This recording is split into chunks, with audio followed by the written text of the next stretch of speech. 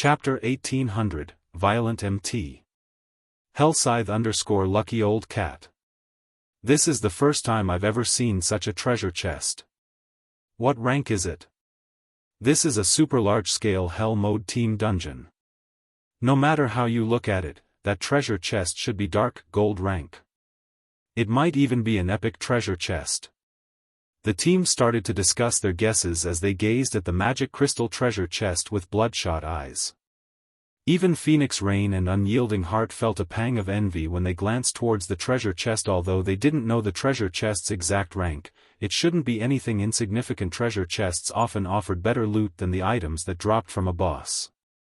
In other words, securing that treasure chest was on par with killing an additional boss in this super large-scale team dungeon. Of course, Shifeng was ecstatic. Unlike his teammates, he knew just how valuable a magic crystal treasure chest was. It was definitely far more valuable than an epic treasure chest. Moreover, this magic crystal treasure chest glowed with golden light. Even superpowers would go mad over the items inside. Could this be a reward for being the first team to raid the Eclipse throne? Shifeng wondered as he looked at the magic crystal treasure chest. He hadn't seen a treasure chest in the dungeon during his visits in the past, even when he had raided the Hell mode version. After the team finished its debate about the magic crystal treasure chest, they shifted their attention to the troll hero standing in the arena. No matter how much they desired the treasure chest, they couldn't reach it since it had been locked away in a cage. To open the cage, they'd need a key, and it was obvious that they could only obtain that key by defeating the boss before them. However, when the Dragon Phoenix Pavilion and Unyielding Souls members looked at the motionless troll hero, they couldn't help but gulp audibly, fear returning to their gazes. Despite having reached Tier 2, they still had an instinctive fear of mythic monsters. Their previous encounters had been traumatizing. Monsters at this rank were simply undefeatable. Moreover, as one of a Hell mode dungeon's bosses, every aspect of the troll hero had been boosted, especially its HP. Compared to hard mode, the Hell mode troll hero should have at least an additional 40% HP.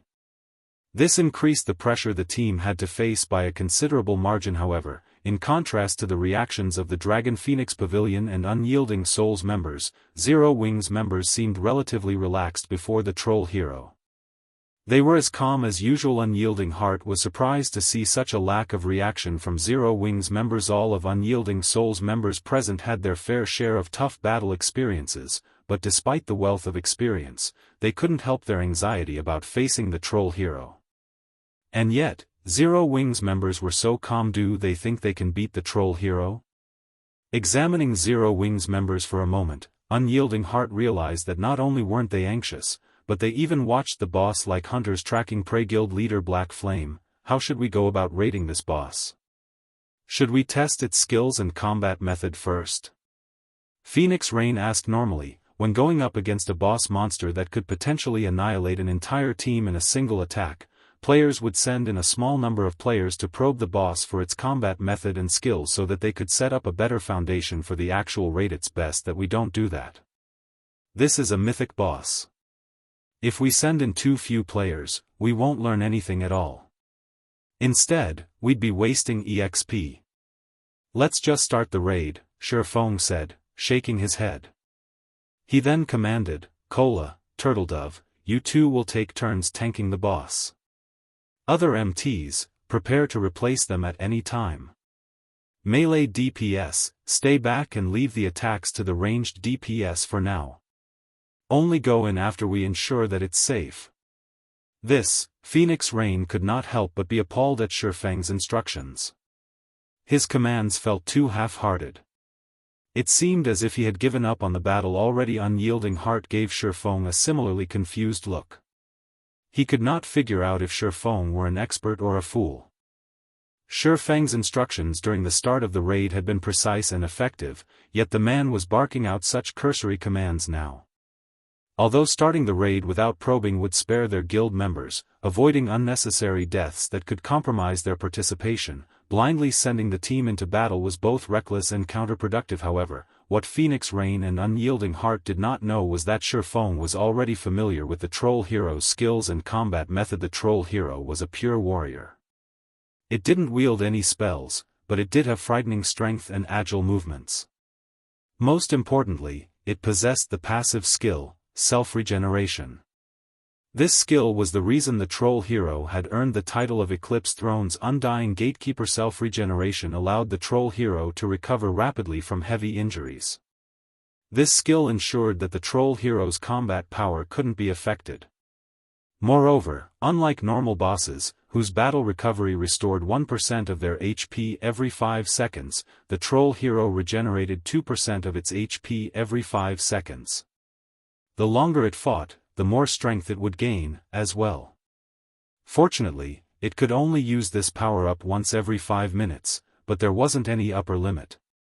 Due to this passive skill, countless teams' progress in the Eclipse Throne had slid to a halt. No other boss in the Eclipse Throne tested a team's raw power like the troll hero. Technique wasn't as important when raiding this boss. Players simply had to attack with everything they had and pray that they had enough DPS without waiting for Unyielding Heart and Phoenix Rain's comments. Cola and Turtledove charged forward. Seeing this, the Dragon Phoenix Pavilion and Unyielding Souls MTs exchanged a few hesitant glances before helplessly following after the two Zero-Wing MTs. When Cola and Turtledove were less than 100 yards away from the troll hero, the latter abruptly opened its eyes. When its gaze landed on the two MTs, the boss revealed a sneer and roared, "Foolish challengers. Do you believe you can defeat the strongest warrior in Lord Armas's army?" The troll hero then threw its axes at Cola and Turtledove. Shwa! Shwa! The two 4-meter-long axes flew from the troll hero's hands, transforming into spinning blades as they soared towards Cola and Turtledove. As the axes sliced through the air, they left behind long, pitch-black lines. Dodge! Unyielding Heart shouted in panic. Attacks that caused spatial tears could even threaten mythic monsters of the same level. If current players received such an attack, even powerful MTs like Cola and Turtledove, they'd likely die instantly. However, just before the axes reached these MTs, Turtledove slid in front of Cola.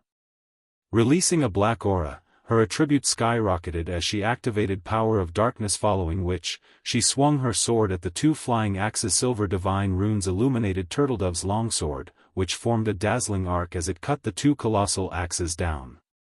Boom! Boom! With two explosions, the axes crashed to the ground. As for Turtledove, she had been forced to take 3 steps back to stabilize her stance. At the same time, 2 damages exceeding -20,000 appeared above her head. However, to Turtledove, who had 140,000 HP after activating Power of Darkness, the damage was tolerable. Meanwhile, the rear-line healers, who had long since prepared for this moment, released several healing spells, instantly restoring Turtledove's HP to fullies. This. What is going on? She blocked both attacks all by herself? I'm not seeing things, right? How did she stop those attacks so easily? Is that really a mythic monster? Didn't you notice that she activated her Berserk skill? Even if that's the case, she shouldn't be able to stand against a mythic monster. Moreover, the boss used a skill. Those attacks had definitely been enhanced. Both the Dragon Phoenix Pavilion and Unyielding Souls members gaped at Turtledove, who had resumed her charge towards the boss when the troll hero charged at her. In return, Turtledove smiled brightly. When less than 30 yards separated both sides, Turtledove activated the Steel Crown's additional skill, Steel Impact. Suddenly, her speed doubled. Raising her shield, she transformed into an afterimage. A moment later, she appeared before the troll hero and slammed her shield into the boss. Immediately, the troll hero flew back by over 20 yards. Chapter 1801, Sturdy Team. Hellscythe_lucky old cat. As they watched the troll hero fly 20 yards across the arena and slam into the ground, the Dragon Phoenix Pavilion and Unyielding Soul members watching from a distance were stunned. She sent it flying? That's a mythic boss we're talking about. Just how much strength does she have? Is she really a guardian knight? For a time, the Dragon Phoenix Pavilion and Unyielding Soul members fell into a heated discussion. None of them could believe their eyes. Unyielding Heart was particularly shocked. Not even Unyielding Soul had an MT with such astonishing strength. Finally, Unyielding Heart, more or less, understood where Zero Wing found the confidence to raid the Hell mode. Eclipse Throne MTs played a crucial role in dungeon raids. Oftentimes, a failed dungeon raid wasn't a result of a lack of DPS, rather, the team's MTs weren't able to survive against the bosses long enough. However, as long as a team had an MT that could tank the boss, even if the first raid attempt failed, the team would use the next few attempts to probe the boss for weaknesses and would eventually defeat. It's the reason that the various superpowers didn't dare to touch a level 50 super large-scale team dungeon at this stage of the game was the lack of capable MTs. How did her strength improve by so much? Phoenix Rain was wrought with confusion as she watched Turtledove. When she had met Turtledove last, the female Guardian Knight had already been very powerful, easily tanking a Grand Lord by herself. However, after not seeing Turtledove for some time, the female Guardian Knight had grown to become capable of throwing a mythic boss. The speed at which Turtledove grew stronger was simply terrifying. Even after this shocking revelation, however, Zero Wing's members were still unsurprised. They knew that Turtledove had upgraded her Steel Crown to epic rank. Meanwhile, the Steel Crown's additional skill, Steel Impact, had also improved. Now, instead of increasing her strength by 300% and speed by 100%, the skill increased her strength by 400% and speed by 150%. With such a boost, it was only natural for her to send a level 56 mythic boss flying. After the troll hero's clash with Turtledove, its HP fell by over 150,000. Turtledove had secured the troll hero's aggro. With an angry roar, the boss's muscles bulged, and it stomped on the ground before transforming into a blur as it charged at the female Guardian Knight. Fortunately, since the troll hero's axes were still stuck in the ground behind Turtledove, it didn't pose much of a threat. In fact, Turtledove did not even bother to avoid the charge. Instead, she thrust the point of her shield into the ground and prepared to receive the troll hero's charge head-on. Tier 2 skill, Backfolding. Backfolding was a Tier 2 skill Turtledove had recently acquired from the primordial Divine Ruin. It was a super rare skill that could reflect an incoming attack from the front. Boom. When the troll hero crashed into Turtledove's shield, its massive frame stumbled 3 steps backward, a damage of over -500,000 appearing above its head. Good. Ranged players, attack. Sherfone commanded one. He saw that Turtledove had solidified her aggro spells and arrows bombarded the troll hero, and damages of over -10,000 appeared above the target's head, one after another. Occasionally, damages exceeding -40,000 also floated above the boss's head. These damages originated from Zhao Yueru, who wielded Frostflame's Wrath. Her attacks were particularly prominent among the bombardment. Her ice and fire-type spells were clearly stronger than the other Tier 2 elementalist spells on the team. What a high damage. Zero Wing actually has such a powerful elementalist. Unyielding Soul's magical class players were stupefied by Zhao Yueru's performance. They were bona fide Tier 2 players and wore the best equipment available at this stage of the game. The fact that they were able to deal over -10,000 damage to a mythic boss was already impressive and would attract the awe of many expert layers. However, Zhao Yueru's attacks had utterly changed their views on the world. Not only did Zhao Yueru's attacks consistently deal over -40,000 damage, but some of her attacks also dealt twice that without a critical hit. Her DPS alone could rival the total DPS of 5 of them. Unyielding Soul's magical class players couldn't figure out what was happening. Despite the fact that they were all Tier 2 players, the difference between them was massive. What these players didn't know was that Frostflame's Wrath improved its wielder's ice and fire-type spells by 1 tier. Now that Zhao Yueru was Tier 2, her Tier 2 spells had been upgraded to Tier 3. Not even Sherfone was confident of beating out Zhao Yueru's DPS. When the team saw the Flame Witch's damage, they became far more confident of defeating the troll hero. Under the unceasing magical bombardment, the troll hero rapidly lost HP. However, after 5 seconds, something happened that stupefied the team. The boss instantly healed all of the damage the team's ranged players had caused. What's going on? Why did it fully recover its HP? Didn't we take more than 1% of its HP in the last 5 seconds? These players were dumbfounded as they stared at the unharmed troll hero. They couldn't understand how the boss had recovered all of its lost HPA passive skill. Unyielding Heart and Phoenix Rain quickly reached the conclusion that this disconcerting issue had been caused by one of the boss's skills. There was no other way to explain how the boss had recovered more than 1% of its HP in the last 5 seconds. This turn of events extinguished the little confidence everyone had gained from Zhao Yueru's performance. This boss's combat method is very simple. If the boss takes about 1 second to charge up when it lifts both axes into the air, it'll execute an AoE attack. You'll be safe from this AoE attack as long as you remain more than 15 yards away from the boss. If it charges up for only half a second, it'll execute a straight-line attack. In that case, you'll be safe if you maintain a distance of more than 25 yards from the boss. So, pay attention to dodging.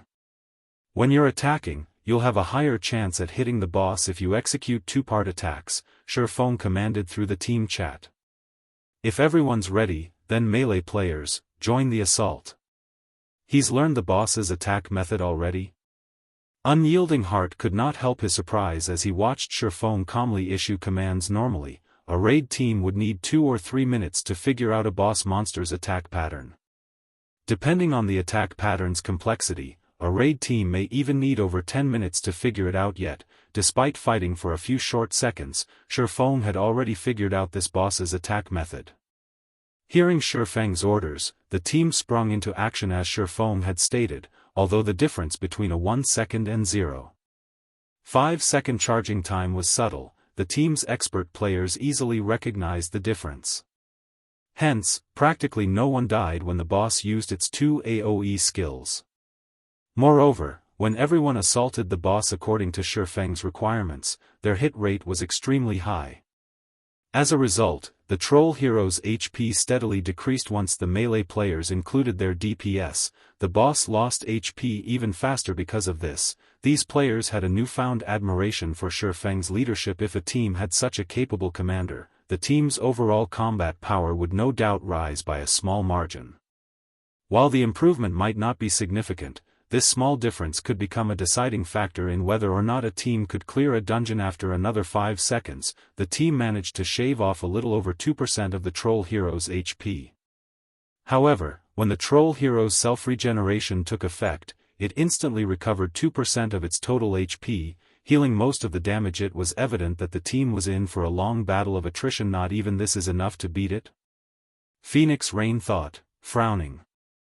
With the team's current DPS, it was possible to whittle the boss down and kill it eventually, but at the current rate that the healers were burning through their mana, they wouldn't last until the battle ended. Unyielding Heart had come to the same realization. It might be fine if they were raiding a 50-man team dungeon, but in super large-scale team dungeons, players were prohibited from using magic arrays to suppress the boss.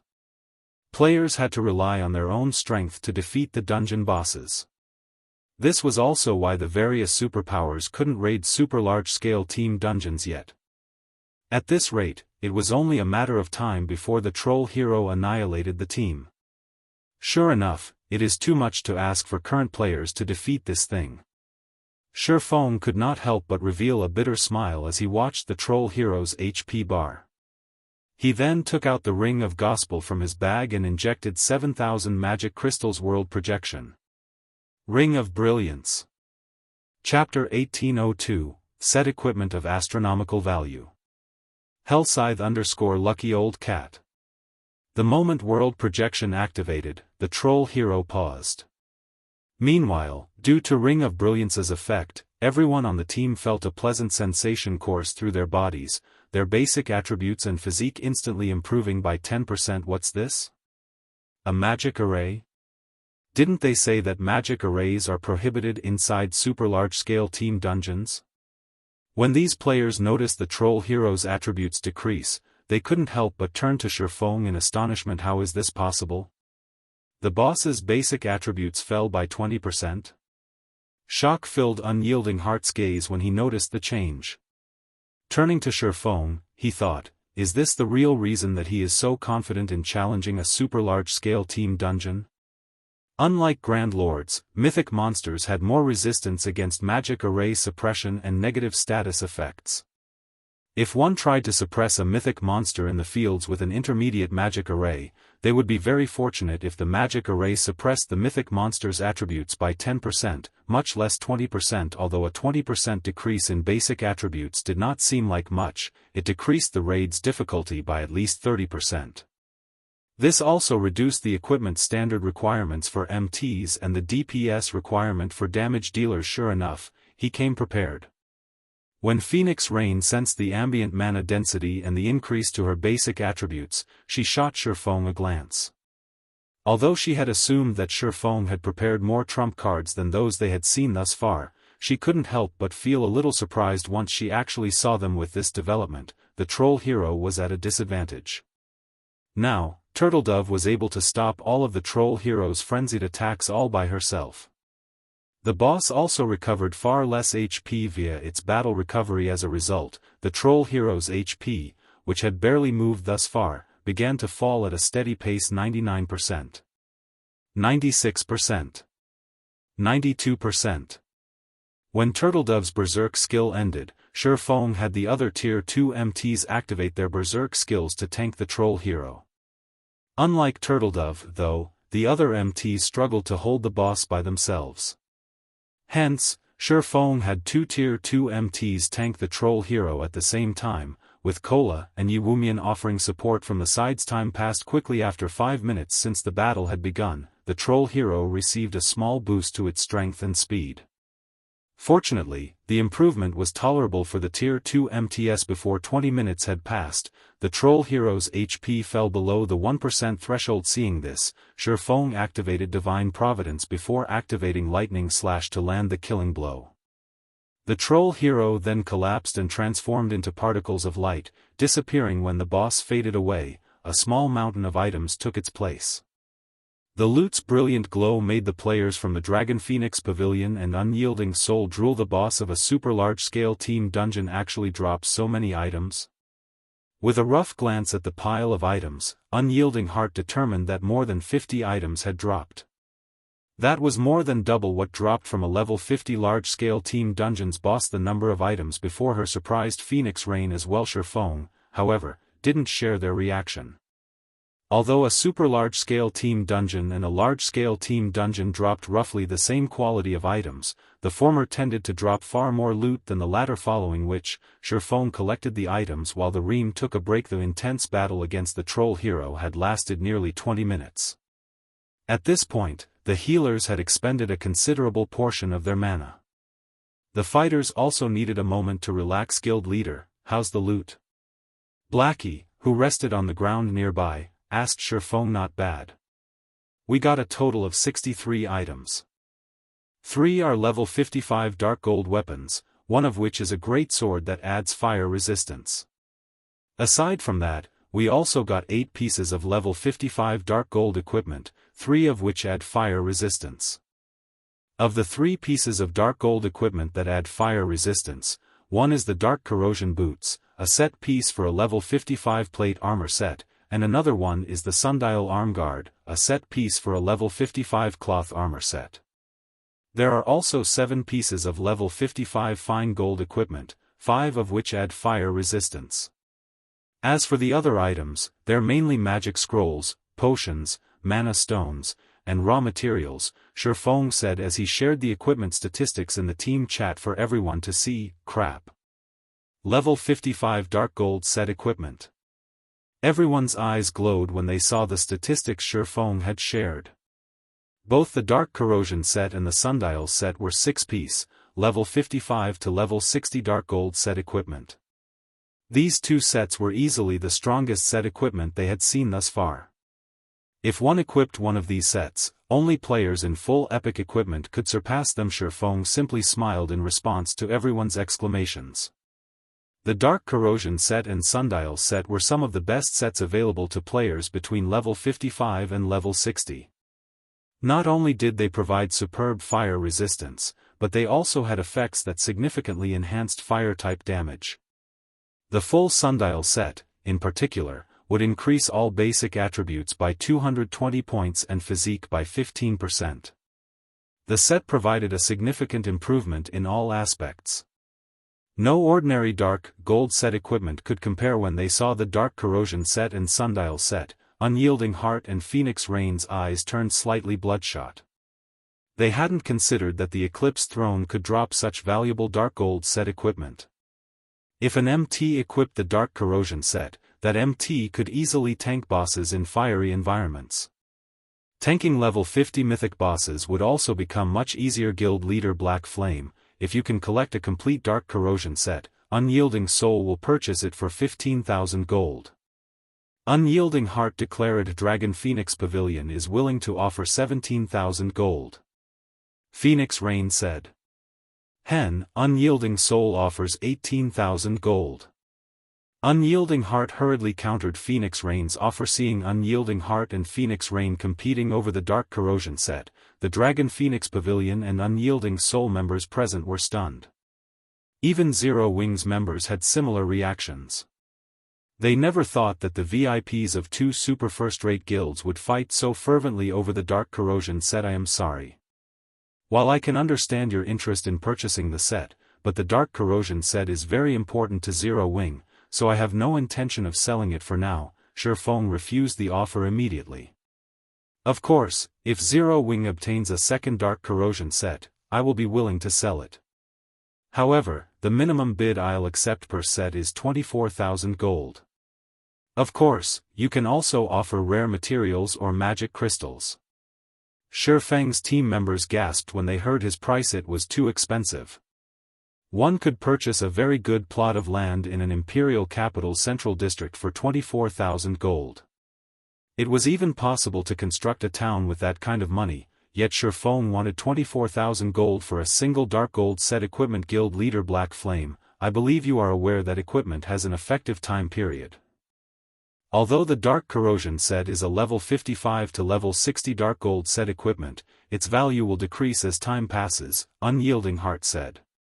If you gather a complete set within 7 days, I am willing to spend 24,000 gold to purchase it. However, if you offer the complete set after a fortnight or a month, I'm afraid that the Dark Corrosion set will no longer be worth that price. Phoenix Rain nodded in agreement with Unyielding Heart's words. As their levels and equipment improved, bosses that they hadn't been able to tackle would become easier to defeat. It was only a matter of time before they would acquire something similar to the Dark Corrosion set. They were only willing to buy the Dark Corrosion set now to jumpstart their plans, but as their time advantage shrunk, the set equipment's value would decrease as well. Rest assured. Zero Wing should have no problem securing a second Dark Corrosion set within 7 days. If we fail to collect a second set, I will put the first up for sale, Shifeng said. Although the Dark Corrosion set was precious, its drop rate in the Hell Mode Eclipse throne was relatively high. He also had the Icarus's Heart. Super large-scale team dungeons reset once a week, and after another 7 days, Zero Wing would have far more Tier 2 experts. While Zero Wing wasn't guaranteed to acquire 2 Dark Corrosion sets after 2 dungeon raids, securing one shouldn't be an issue. After some negotiations, Shifeng decided to hold an auction for the Dark Corrosion set in 10 days. The set's final owner would depend on who offered the highest price, Phoenix Rain or Unyielding Heart. Once Shifeng had organized the loot, he turned his gaze to the magic crystal treasure chest in the gigantic iron cage above. When the troll hero had died, it had also dropped a pitch-black key. This key, without a doubt, was related to the massive cage. Shifeng then activated Gale Domain and flew towards the hanging cage. Chapter 1803, Greatsword Saint. Hellscythe _ Lucky Old Cat. The iron cage above the arena was as large as a house. Although the cage was covered in rust, the divine runes on the iron railings were visible. Due to these divine runes, some kind of invisible energy constantly circulated the cage. When Shifeng landed on top of the iron cage, he discovered that he was unable to use any skills or spells. His body also felt heavy, his movements becoming sluggish. What powerful suppression! Shifeng felt the strange energy suppress his mind as he stood on the cage, becoming a little dizzy. If a Tier 1 player stood in his place, they'd likely pass out. When Shifeng tried to reach the cage's lock, a powerful force shoved him away. He transformed into a blur as he crashed into the arena below. What's going on? Didn't he already get a key? Phoenix Rain and Unyielding Heart were a little surprised when Shifeng's figure slammed into the ground from their position. They had only seen Shifeng fly like a cannonball the moment he had reached the cage's lock. They had never seen anything like it. Once Shifeng stood, he shook his head, still dizzy. He then fell into deep thought as he stared at the iron cage that one blow had dealt -60,000 damage. If a cloth armor or plate armor class with low HP had taken the blow, they would have died instantly. Guild leader, is the key unable to open the cage? Aqua Rose asked curiously as she looked at Shifeng, whose HP had fallen to a critical level. No. We must be missing something, Shifeng said, shaking his head. He realized that they needed more than just the key. I think the rest of the bosses should have what we need. He hadn't heard anyone mention a gigantic cage above the troll hero during his previous life, so he had no idea of what he needed to open it.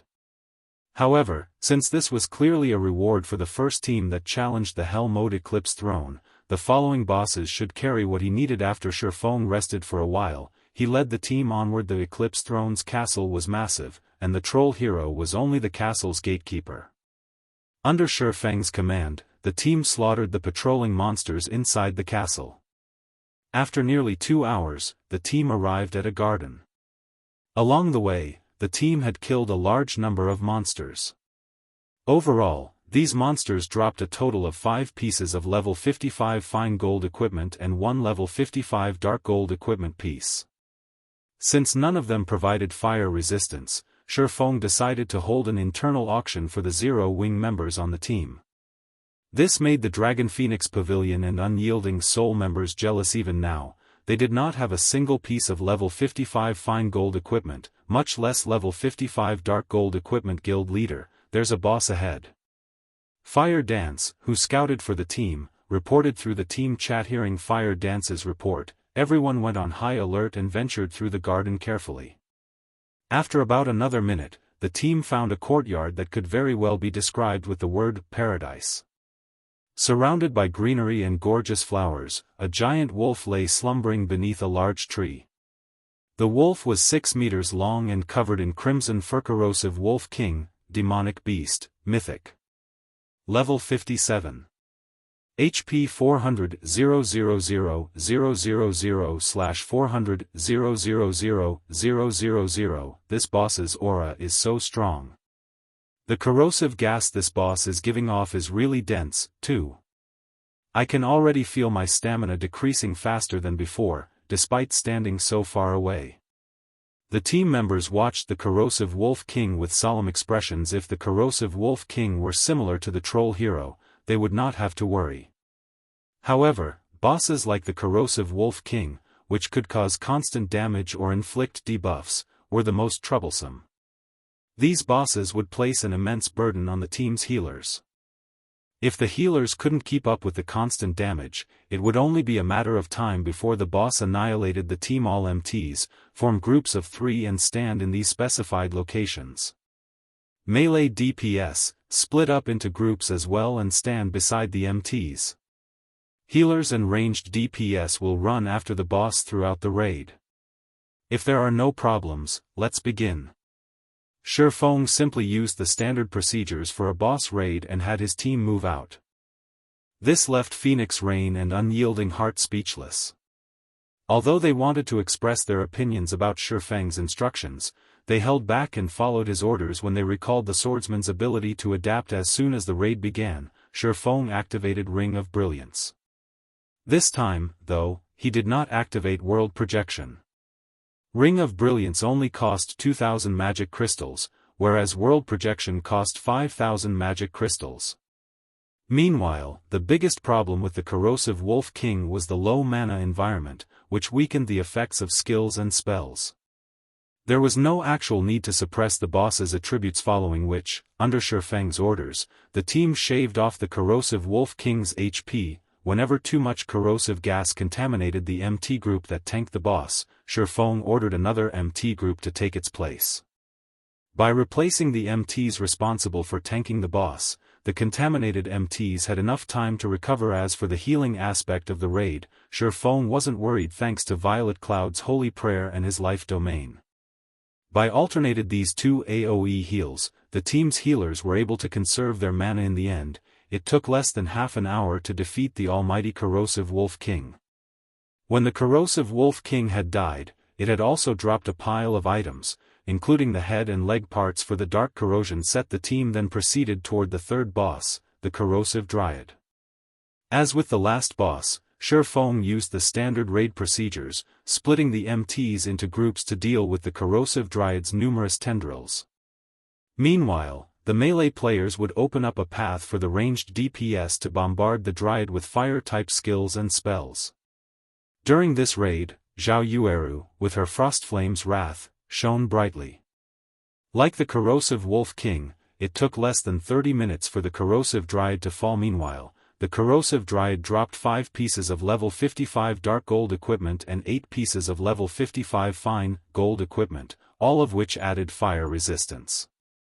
Among the 5 pieces of dark gold equipment, 2 were set pieces for the Dark Corrosion set, specifically the arm guards and belt. By the time the team defeated the Corrosive Dryad, including the 2 other bosses and mobs they killed, everyone on the team had gained roughly 20% more EXP.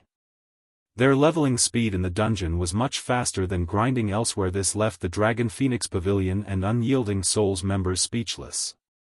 They currently rated a level 50, super, large-scale team dungeons hell mode, yet not only hadn't they died and lost EXP, but their experience bars had also increased faster than grinding monsters outside of the dungeon. If they were to retell this tale, nobody would believe them. What surprised these super first-rate guilds members the most was the fact that they had only used the standard raid procedures to defeat every boss they had encountered. Despite facing mythic monsters, they had managed to defeat these bosses, one after another, without so much as suffering a single casualty. Since when were standard raid tactics so effective in super large-scale team dungeons? The bosses they had raided thus far were much easier compared to the bosses in large-scale team dungeons. However, unlike their companions, Phoenix Rain and Unyielding Heart realized what was happening. Their team hadn't defeated these powerful mythic bosses so easily because the standard raid procedures were so effective in this dungeon, but because Zero Wing's MTs, healers, and DPS were astoundingly powerful. There was also Shifeng's heaven-defying Ring of Gospel, which could weaken the bosses and enhance their entire team. Without these factors, all of these boss fights would have been incredibly difficult or ended in a team wipe. The Eclipse throne had a total of 4 bosses. Now that they had killed 3, only the final boss remained. Both Phoenix Rain and Unyielding Heart felt as if they were in a dream, following which, under Shifeng's command, the team soon reached the throne room housing the final boss. The throne room was also on the castle's top floor. When the team reached the throne room, they encountered a young man lying before the room's tightly shut doors. The young man wore golden armor and carried a great sword that radiated a holy light on his back. If one inspected this young man, they would discover that he was a level 60 mythic NPC. When Shifeng saw this NPC youth's name, he was stunned. Why is he here? Shock filled Shifeng's eyes as he gazed down at the mythic NPC. At this stage of the game, most likely no player, other than himself, knew about this NPC, but during his previous life, every God's Domain player would recognize the youth. This man had been reputed as the Greatsword Saint, known by players as the strongest entity below Tier 6. However, the main reason for this NPC's fame was the weapon he wielded. It was also the easiest weapon to find among the 10 great legendary weapons. The Glorious Will. Chapter 1804, Epic Team Quest. Hellscythe _ Lucky Old Cat. Shifeng had never thought that he would actually come across the Greatsword Saint Edward in the Eclipse throne. From what he remembered, the Greatsword Saint was stationed at the ruined mountain range in the continent of God's Domain. Although the Glorious Will was the easiest of the 10 great legendary weapons to come by, even after 10 years, no player had managed to acquire the real Glorious Will. There had been a player that managed to acquire a replica of the Glorious Will, who had been titled the Glorious Sword Saint. Rumors had it that the Glorious Sword Saint had acquired the replica from a quest. Other rumors claimed that the replica came from the loot of a powerful field boss.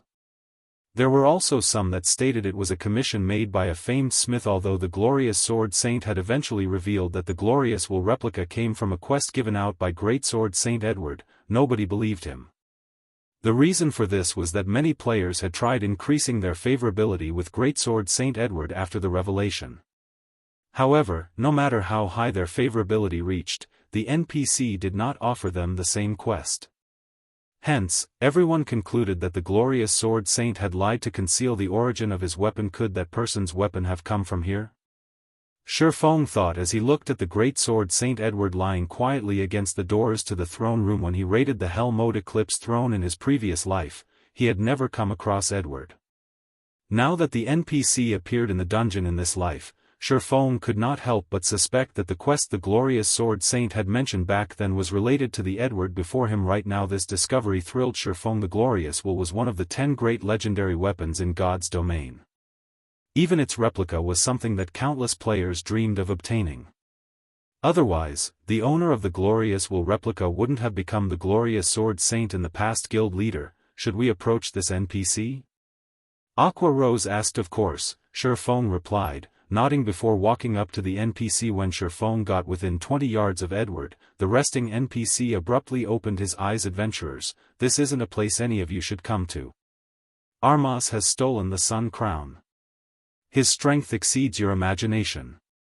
You all had best turn back now, Edward said, somewhat exhausted. Upon hearing Edward's words, Shifeng immediately connected the dots and concluded that the quest to acquire the glorious will replica came from this Edward. Lord Edward, we are not afraid of danger. If there is anything we can help you with, please say so, Shifeng declared. Since you are determined, so be it. Brave adventurers, Armas has only recently stolen the Sun Crown. He has yet to absorb its power completely. I hope that you can help me reclaim the Sun Crown, Edward said after giving the matter some thought. System, do you wish to accept the epic team quest, Sun Crown? Quest content, help Edward reclaim the Sun Crown that Armas stole. Rewards unknown. Shifeng accepted the quest without hesitation. Everyone else in the team gaped in shock when they read the notification. They had never thought that they could receive an epic team quest in such a place. This situation made Phoenix Rain and Unyielding Heart envy Zero Wing even more. This epic team quest was essentially a dungeon raiding quest. Successfully raiding the dungeon meant the completion of this quest. It was basically a bonus reward to Zero Wing. Brave adventurers, follow me. It is time for this evil lich to receive his due, Edward said as he stood up. He then pushed apart the tightly shut steel doors and stepped into the throne room. Everyone, follow the NPC. Shifeng commanded. Everyone trailed Edward into the throne room. Upon entering the throne room, everyone felt as if they had gone outdoors at nighttime. The ceiling of the throne room resembled the starry sky at night. At the far end of the throne room, seated high up on the throne, was a 2-meter-tall skeleton dressed in midnight robes, wearing a fiery crown on its skull and holding a golden staff. This skeleton was none other than the Lich Armas. Currently, Armas was gazing down at Shifeng and the others as if he was the king of the underworld. Meanwhile, standing on one side of Armas's throne was a suit of pitch-black armor that was missing its head, and on the other side was a 6-meter-tall beast that had the body of a scorpion. Armas, Lich, Mythic. Level 60. HP 500,000 000/500 000 Headless Knight, Undead, Mythic. Level 59. HP 360 000/360 000 Scorpion Snake King, Demonic Beast, Mythic. Level 59. HP 420 000/420 000. The statistics of these monsters had everyone gasping. The confidence built up from their success thus far promptly disappeared. Is this a joke? 3 mythic monsters? The system is too shameless. So, this is Hell Mode? No, that can't be right. Even Hell Mode shouldn't be this difficult. This must be due to the team quest. Everyone's heart stopped as they stared in despair at the 3 mythic monsters at the far end of the throne room. It already took everything they had to fight one mythic monster. Fighting 3 mythic monsters at the same time was beyond a 200-man team of Tier 2 players. Phoenix Rain and Unyielding Heart currently wore somber expressions as they looked at the 3 mythic monsters. They felt that the system was playing a big joke on them. Guild leader Black Flame, this quest is a little outside of our capabilities. Why don't we abandon this quest? With our team's current strength, it is simply impossible to go up against 3 mythic monsters simultaneously. Phoenix Rain suggested. Unyielding Heart nodded his head in agreement. This was no longer a feasible challenge for current players. At the very least, their entire 200-man team needed to be fully equipped in level 55 or even level 60 dark gold equipment, with the main members of the team having multiple pieces of epic weapons and equipment. Only then could they cope with 3 mythic monsters at once. At this moment, Shifeng had a gloomy expression. He had never imagined that the epic team quest would be so vicious. If there were only 2 mythic monsters, he still had the means to deal with them. However, with his current team, challenging 3 mythic monsters simultaneously was asking too much. Must I give up? When Shifeng thought about how much he had gone through to obtain this quest, reluctance filled his heart. No, if even my current team can't complete this quest, how could the Glorious Sword Saints team possibly have completed it? As the first team to conquer the Hell Mode Eclipse throne, the Glorious Sword Saints team might be slightly superior to Shifeng's current team in terms of equipment standards, but there was definitely a limit to the difference. Not to mention, he had the Ring of Gospel to improve his team's basic attributes and suppress the mythic monsters. At this moment, the sound of a system notification suddenly entered everyone's ears. System, you have accepted the epic team quest, Sun Crown. Please select your challenge difficulty. System, there are 3 difficulties available: bronze, silver, and gold. Depending on the difficulty selected, the final reward will also be adjusted. Please choose carefully. The difficulty cannot be changed once selected. Chapter 1805, Skyrocketing Combat Power. Hellscythe _ Lucky Old Cat. There are 3 different difficulties? Shifeng, more or less, understood how the Glorious Sword Saint had completed this quest in the past. After seeing the system notification, bronze rank was no doubt the easiest.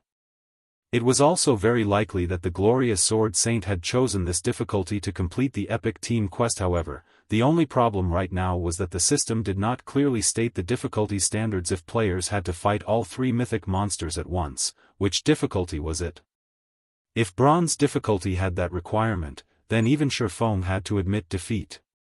When he had raided the Hell Mode Eclipse throne during his previous life, Armas had been the only boss at the end of the dungeon. The Lich hadn't had any subordinates at his side. With his current team, it was simply impossible to take on Armas and his 2 subordinates simultaneously. If, however, the challenge before him was gold rank, then he could attempt bronze or silver. This difficulty selection really is troublesome.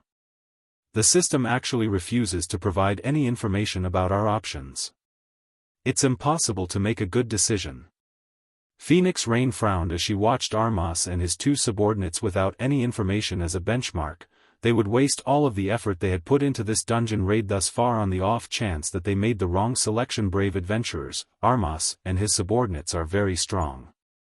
If you can't hold on after the battle begins in a moment, you can gather around me. Although I haven't fully recovered my power yet, I can unfold a domain around me. The domain will, more or less, weaken their power. Edward suddenly said. Power hasn't fully recovered yet? Unfold a domain? Shifeng could not help but turn to look at Edward upon hearing the NPC's words. So, that's the case. Guild leader, did you figure something out? Aqua Rose asked curiously when she saw Shifeng's smile. I now understand this quest's difficulty standards, Shifeng said as he gestured to Edward. The challenge difficulty doesn't refer to the 3 bosses. It refers to the support Edward can provide. The more difficult the challenge, the more limited Edward's help will be. Hearing Shifeng's words, realization dawned on the team. They all felt that Shifeng's guess was likely the right one. However, a gloomy atmosphere descended on the team again. Even if Edward could help, his assistance had a limit. Moreover, after all was said and done, they still had to face 3 mythic monsters simultaneously. After giving the matter some thought, Shifeng decided to choose the silver rank difficulty. He felt that his team's overall combat power was higher than the Glorious Sword Saints raid team in the past. If the glorious Sword Saint had been able to clear the Bronze Challenge, then his team should have a high chance of clearing the Silver Challenge. Although the Gold Challenge's rewards might be abundant, Shifeng didn't think it was worth the risk. Since the system notification had clearly stated that one could not change their difficulty selection once they had made their choice, it was likely that they'd only have one opportunity to challenge this quest. If they failed the quest, they'd walk away with nothing. Hence, Shifeng decided on the Silver Challenge system. You have chosen to challenge the Silver difficulty system. It is detected that you are challenging the Sun Crown quest for the first time. Difficulty selection may be altered to normal mode or hero mode. For normal mode, the boss's attributes will be weakened by 20%. Based on your performance in the battle, the reward will range between bronze rank and silver rank. For hero mode, the boss's attributes will be weakened by 10%. Based on your performance in the battle, the reward given will range between silver rank and gold rank. This privilege is only available on the first challenge. You may also forsake this opportunity and choose the standard difficulties. Please choose wisely. Privilege for the first challenge. Shifeng could not help his grin. He now realized how the glorious Sword Saint had completed the quest, following which, Shifeng chose hero mode. If all three mythic monsters' basic attributes fell by 20%, it would undoubtedly be of great help to the team. It was no wonder why the glorious Sword Saint's raid team had defeated all three mythic bosses. Although hero mode only weakened the bosses by 10%, he should be able to reduce the mythic boss's basic attributes by nearly 30% with the Ring of Gospel Suppression. With Cola, Turtledove, and Yi Wumian's strength, plus the other tier 2 MTs, they should be able to keep all three bosses in check. Hero mode? Unyielding Heart was speechless when he saw Shifeng's selection. Is he insane? Phoenix Rain was similarly surprised. Shifeng's initial decision to choose the Silver Challenge was understandable since they had so little information to work with, and regardless of their choice, they still had to face three mythic bosses at once. However, now that they had concrete numbers, Shifeng had chosen hero mode. This decision was confusing. While she understood that with Shifeng's Ring of Gospel, it was possible to suppress the three bosses further, but the biggest problem wasn't whether or not the team's MTs could tank the bosses. It was whether or not the team had enough DPS. Moreover, since they had to fight three mythic bosses simultaneously, the pressure on the team's healers would be unprecedented. When the raid began, the healers' mana expenditure would be massive. If their healers ran out of mana in the middle of the raid, they'd definitely team wipe. They had to reduce the boss's maximum HP as much as possible to ensure a greater chance of success. Although there was only a 10% difference between normal mode and hero mode, the three bosses had a combined 1,280,000,000 HP. A 10% difference meant that their team had to deal with an additional 128 million HP. Moreover, there was the matter of battle recovery. This would undoubtedly extend the raid's duration by a significant amount of time, which would increase the risk of the team's healers running out of mana mid-battle. Meanwhile, after Shifeng had selected the fight's difficulty, the three mythic bosses lost 10% of their attributes. Good. Cola, Turtledove, Yi Wumian, each of you will tank one of the bosses. The other MTs will support them. Prioritize the Scorpion Snake King, Shifeng said. He then took out the Bible of Darkness and summoned a tier 3 demon. Everyone, release the limiter on your weapons altogether. For the raid, he had armed every participating Zero Wing member with tier 2 and tier 3 mana weapons, especially the tier 2 mana weapons. Of the 85 Zero Wing members he had with him this time, he had armed each with at least 3 tier 2 mana weapons. Initially, he had only planned to use the mana weapons when the team lacked firepower. Now that they were required to go up against 3 mythic bosses simultaneously, he couldn't afford to be stingy with the mana weapons. Hearing Shifeng's words, Zero Wing's members, who had felt a little gloomy, revealed excited expressions. Thus far, only the MTs had been allowed to liberate their mana weapons power. The rest of them hadn't been allowed. Now that Shifeng had given them permission, they could use their mana weapons skill whenever they wanted to exhibit immense power. What's going on with Zero Wing's members? The Dragon Phoenix Pavilion and Unyielding Soul members were confused to see Zero Wings members brim with confidence and fighting spirit. However, after Shifeng used World Projection and Ring of Brilliance, and Kola, Turtledove, and Yi Wumian had stabilized their aggro, the scenes that followed thoroughly dumbfounded Dragon Phoenix Pavilion and Unyielding Soul members. After Edward activated his domain, the domain reducing the three bosses' reaction speed by 30% and attack power by 20%. This greatly reduced the pressure Kola and the others faced after the Scorpion Snake King and Headless Knight lost nearly 30% of their attributes. The two bosses were a joke. Even the team's regular Tier 2 MTs could tank the two bosses' fierce assaults on their own, let alone Turtledove and Yi Wumian. This allowed the DPS to attack the two bosses freely. The Dragon Phoenix Pavilion and Unyielding Souls Tier 2 experts were fortunate if their attacks dealt more than -10,000 damage, yet Zero Wings experts dealt over -30,000 damage with each attack. The latter's magical class experts even landed multiple attacks that dealt over -50,000 damage. The damage Zero Wings members dealt was simply ridiculous. Moreover, a Tier 3 demon bombarded the bosses in a frenzy, rapidly devouring their HP. This stupefied the players from the two super first-rate guilds. They had never thought that Zero Wing could summon a demon that was as strong as an ordinary Grand Lord of the same level. After the team defeated the first two mythic bosses and focused on Armas, the raid became considerably more difficult. Armas was a lich that could use spells of all of the four major elements. Each of his spells could instant kill a non-plate armor class. Hence, even though Armas's attributes had been suppressed, he was extremely difficult to deal with. Fortunately, Shifeng had his forbidden domain to stop the occasional large-scale destruction spell the lich cast. On the rare occasions when forbidden domain was on cooldown, the other players disrupted the lich's spellcasting with powerful skills and spells, significantly reducing the threat Armas posed. When Armas's HP fell to 30%, however, the lich began to double speedcast, catching everyone off guard. As a result, over a dozen players died in the blink of an eye. The rest of the players were startled. How is this possible? The boss actually knows how to double speedcast? Phoenix Rain and Unyielding Heart were just as stunned. Double speedcasting was a technique that many expert players found extremely difficult to accomplish, but once they could execute the technique, they'd undergo a qualitative transformation. Players would be able to enhance their offensive and defensive capabilities. Everyone, activate your berserk skills. With the exception of MTs, I want everyone to keep moving around. Do not let the boss lock on to you. Shifeng hurriedly commanded. After seeing Armas going berserk, hearing Shifeng's command, the team went into action. Everyone activated their berserk skills and ran in random patterns, making it difficult for Armas to target them with his spells. As a result, the lich could only target the relatively immobile MTs.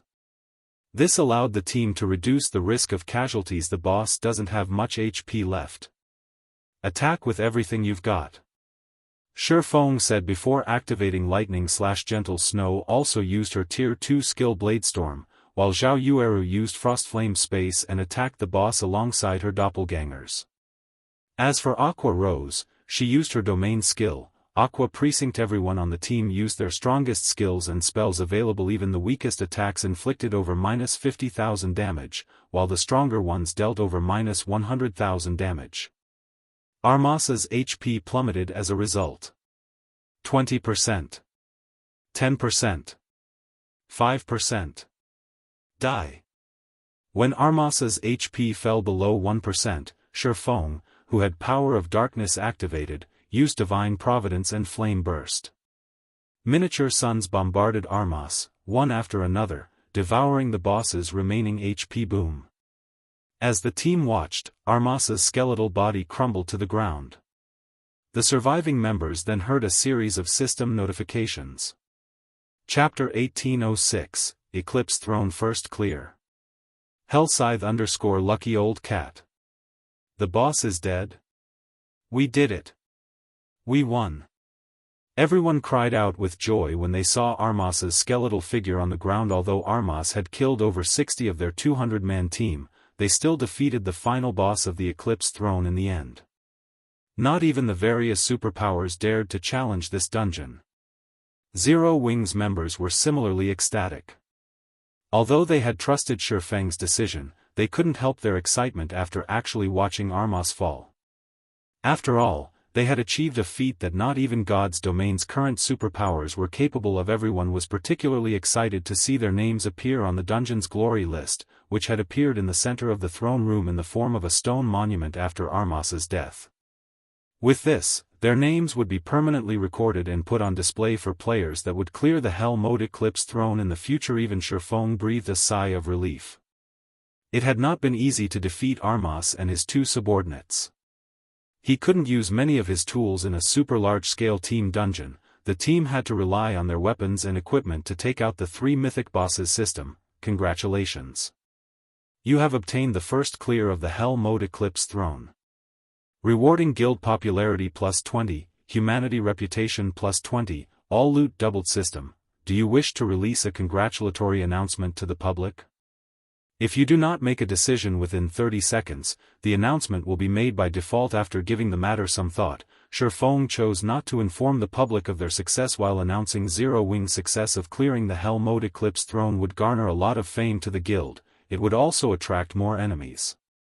Furthermore, Zero Wing had stood out quite a bit lately thanks to Silverwing Town, earning a few superpowers envy. If the various superpowers knew that Zero Wing also had the strength to raid a super large-scale team dungeon, even if it had the help of the Dragon Phoenix Pavilion and Unyielding Soul, they would definitely relate this success to Silverwing Town at that time. The various superpowers would likely do everything they could to capture the town. Although Silverwing Town's development was coming along quite nicely right now, its defensive capabilities weren't strong enough yet. More time was needed to fortify the town properly. Phoenix Pavilion Master, Vice Guild Leader Hart, I hope that you will keep this matter a secret for the time being. I don't want too many people to know about what happened here, Shi Feng said as he looked at Phoenix Rain and Unyielding Heart. That won't be a problem. The people I've brought today are my trusted subordinates. None of them will speak a word about today's raid, Unyielding Heart said, nodding. There aren't any problems on my side, either, Phoenix Rain said, smiling. Publicizing their success today would only be a detriment. After all, they still had important business with Shi Feng. If the various superpowers learned of the Dark Corrosion set, an intense struggle over the set would definitely ensue. Hence, both Unyielding Heart and Phoenix Rain welcomed the fact that Shi Feng wanted to keep today's achievement confidential. Shortly after Shi Feng decided against the congratulatory announcement, Armas's golden throne abruptly shattered. A small mountain of items took its place, radiating a glow that illuminated the throne room at a glance. There were easily over 100 items in that pile. The Dragon Phoenix Pavilion and Unyielding Soul members stared at the loot with bulging eyes. Adventurers, thank you for your help in giving Armas the punishment he deserves, Edward said sincerely as he walked up to Shi Feng. Edward held the golden crown that previously graced Armas's skull. Although Armas has died, his power has not vanished completely. Half of his power has gathered in one of his eyes, while the other half is stored in the sealed cage above the arena. If you wield his eye, you should be able to acquire his remaining power. Hopefully, it will be of some help. After Edward had said so, a magic array appeared beneath his feet. The Greatsword Saint then transformed into a streak of light and left the throne room system. Congratulations. You have completed the epic team quest, Sun Crown. Total deaths, 63. Time spent, 47 minutes, 28 seconds. Awarding Grade A evaluation, plus 30% EXP, for legacy skill points, and 1 Armas's I Grade A. When Shi Feng read the system notification, he was satisfied with the outcome, seeing as they had challenged hero mode. He then plucked Armas's eye from the ground and inspected it. Armas's eye, necklace, epic rank item. An Eye of Time formed of nearly half of the Great Lich Armas's power. The Eye of Time can view both the past and the future. Level 50, level 100. Equipment requirement, Intelligence 1200, Vitality 800, Intelligence plus 57, Vitality plus 54, Endurance plus 44, level 50. Casting speed increased by 15%. All spell effectiveness increased by 15%. Cast range plus 2. Spell completion rate increased by 1%. Additional skill 1-. Eye of Future, when activated, allows the user to maintain an hour of simulated combat cooldown, 10 hours. Additional skill 2-. Eye of Past, tracks the target's movement and location for 3 hours cooldown, 6 hours. What heaven-defying skills! Shurfeng was astonished after reading Armas's Eye's attribute panel. Armas's Eye's basic attributes were average at best, but the two skills were incredible. Eye of Future, in particular, was simply heaven-defying. With the Eye of Future, players could participate in a system-simulated battle before the actual fight. If this skill were used to raid bosses, players could test various strategies without sacrificing team members. If used in a PvP battle, although the main god system wouldn't be able to replicate enemy players' movements perfectly, it could mimic players with an 80% to 90% accuracy. If players could practice against their simulated opponents before the actual battle, they would be more confident during the actual battle. Most importantly, Eye of Future could reveal an enemy's true strength. Meanwhile, the simulated player would remain wholly ignorant of their trump card's exposure. The only downside was that Eye of Future had a very long cooldown. Even so, it was amazing. After Shurfeng finished marveling over Armas's Eye, he examined the rest of the loot. A total of 131 items had dropped from the throne. Over half were rare materials, magic crystals, and mana stones. Only 23 items were weapons and equipment. Among the weapons and equipment dropped, the best was the epic weapon, Nether Scepter, a top-tier staff for summoners. The staff enhanced summoned creatures using Nether Spirit, which increased their basic attributes by 25%.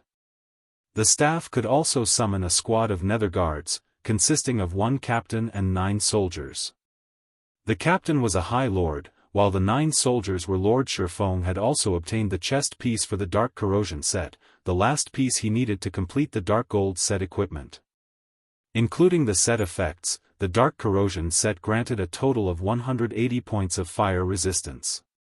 With such high fire resistance, players would have no trouble against a fire-type boss. Moreover, the set offered higher basic attribute bonuses than ordinary Dark Gold set equipment of the same level. Shurfeng had Kola equip the Dark Corrosion set without hesitation. Upon equipping the set, Kola's basic attributes skyrocketed. His HP also reached 87,000. With this fire resistance, a Tier 1 player's fire-type attacks will likely have no effect on me, Kola said, astonished when he saw his fire resistance. He now had more than 200 points. Wearing the red and black metallic armor, Kola looked like a war god that had just stepped off a battlefield of fire. Heat wafted off of him in waves. Seeing this, Unyielding Heart and Phoenix Rain raised their evaluation of the Dark Corrosion set. Shurfeng didn't leave the team dungeon immediately after he tidied up the loot. Instead, he led the team back to the castle's arena. Now that Armas was dead, as Edward had said, he could retrieve the other half of Armas's power, which was inside the locked steel cage. When Shurfeng thought about the glorious Will replica, his heart pounded with elation. Chapter 1807, Glorious Will's Replica. Hellscythe _ Lucky Old Cat. Once more, Shurfeng stood before the rusted cage in the bloodlust-saturated arena. The mysterious power that previously protected the cage was now gone. This allowed Shurfeng to approach the cage and unlock it with the key he had acquired from the troll HeroClick. After opening the cage, the magic crystal treasure chest appeared before Shurfeng in full. Curiosity overwhelmed the other players in the arena after seeing Shurfeng unlock the cage. They were all eager to learn what the treasure chest contained. After all, this magic crystal treasure chest was the epic team quest's true reward. Please let the glorious Will replica be inside. Shurfeng inwardly prayed as he carefully opened the magic crystal treasure chest. Although the glorious Sword Saint had claimed that he had acquired the replica from a quest, he hadn't stated which quest. It was possible that he hadn't obtained the replica from this team dungeon. Hence, Shurfeng wasn't certain that he would find the glorious Will replica in this magic crystal treasure chest. As the loading bar slowly filled, Shurfeng grew increasingly nervous. After the 20-second activation progress completed, the magic crystal treasure chest's lid slowly lifted on its own. Golden light then illuminated the entire arena. The arena's ambient mana even grew slightly denser. What's going on? Opening the treasure chest can actually increase the arena's mana density? This treasure chest is amazing. Could it be a legendary treasure chest? How is that even possible? Why would the system award players with a legendary treasure chest just for completing an epic team quest? At the very least, you'd have to complete a legendary quest to get something like that. I guess that's true. Even so, that chest definitely has an epic item. That's right. I had never thought that it was possible to acquire such a huge harvest by raiding a super large-scale team dungeon. We got so many more items than we could from a large-scale team dungeon. Zero Wing struck gold this time. With all of the weapons and equipment it earned from this raid, its main force will definitely become a lot stronger. Zero Wing will have a much easier time raiding super large-scale team dungeons in the future. As the light from the magic crystal treasure chest started to dim, the Dragon Phoenix Pavilion and Unyielding Soul members chatted among themselves. They could already see Zero Wing growing even stronger in the future. Even if the guild had a numbers problem right now and would not be able to raid other super large-scale team dungeons for some time, the guild should have no problems raiding large-scale team dungeons in kingdoms and empires with all of the loot it had acquired from the Eclipse throne cycling. Once we return, notify the guild's upper echelons and tell them that I'm holding an emergency meeting. Unyielding Heart whispered to the male cleric beside him. Vice guild leader, you couldn't possibly be thinking of inviting them, right? Cycling Light asked in surprise. Isn't that a little too risky? Aside from the other vice guild leaders, I'm afraid the guild leader won't agree to it. Zero Wing might be an outsider, but you've witnessed the guild's strength personally. Zero Wing's main force is no weaker than a super first-rate guild's. I believe that with this strength, the guild leader will be very happy to get Zero Wing's assistance, Unyielding Heart said, smiling. We truly have to thank Xianxia for this. If she hadn't sent us to help Zero Wing, we'd likely remain ignorant of Zero Wing's strength. Indeed. We really have to thank Miss Xianxia. Cycling Light nodded. Miss Xianxia likely discovered Zero Wing's strength a while ago, so she asked us to do everything we could to help the guild. He hadn't understood why Mu Xianxia had wanted them to help Zero Wing, but now, he had to admire her excellent insight. It was no wonder why Unyielding Soul's board of directors had voted to make Mu Xianxia the guild's current honorary elder. When Mu Xianxia was first conferred the position, the decision had displeased many of the guild's upper echelons and elders. After all, Mu Xianxia was simply too young. She also wasn't very familiar with God's domain, and she wasn't particularly famous in the virtual gaming world. It simply wasn't fair that she should have so much authority in the guild. Looking at it now, however, Cycling Light thought that Mu Xianxia definitely deserved the position. Standing nearby, Blue Phoenix glanced at Unyielding Heart and Cycling Light. Big Sis Rain, it seems Unyielding Heart has become very interested in Zero Wing, Blue Phoenix said quietly. That's normal. The power Zero Wing displayed truly exceeded everyone's expectations. Zero Wing's strength is nothing like what a first-rate guild should have, Phoenix Rain said, chuckling. Nine Dragons Emperor is still trying to find a way to eliminate Zero Wing. I'm really curious to see what kind of expression he'll make once he learns that Unyielding Soul wants to deepen its relationship with his rival. The struggle for the position of Great Pavilion Master had grown more intense lately, and thanks to the wonderful misunderstanding that Zero Wing was one of her subordinates, she had gained the upper hand in the competition for the position. Although she had tried multiple times to refute the misunderstanding, she no longer felt that it was a bad thing to let the misunderstanding continue. The stronger Zero Wing became, the greater her chance would be of becoming the next Great Pavilion Master. However, she was surprised when she considered how fast Zero Wing developed. When she had first encountered Zero Wing, it had been just another small guild in the kingdom. Now, however, even a veteran super first-rate guild like Unyielding Soul considered Zero Wing important. This development speed was a little scary. Meanwhile, when the magic crystal treasure chest opened fully within the iron cage, Sherfone was stunned by what he saw. He had to admit that a gold magic crystal treasure chest was indeed amazing. The items inside were far more impressive than the contents of an epic treasure chest. Although this gold magic crystal treasure chest didn't have as many items as the one he had found in the Lost Town, the items' quality was just as high. There were a total of 5 items inside the treasure chest. The first was an epic consumable called Frost Hell. It was a domain tool that could be used to alter the weather. However, it could only be used 5 times. The second item was a warrior summoning order. When used, it would gather a group of powerful NPCs. Players could then choose a personal guard from among these NPCs, the weakest of which would be secret silver rank. If one were lucky, one of the NPCs could be fine gold rank. The warrior summoning order was easily worth tens of thousands of gold. The third item was an advanced smithy design. As an advanced construction, the advanced smithy possessed abilities that a basic smithy definitely did not.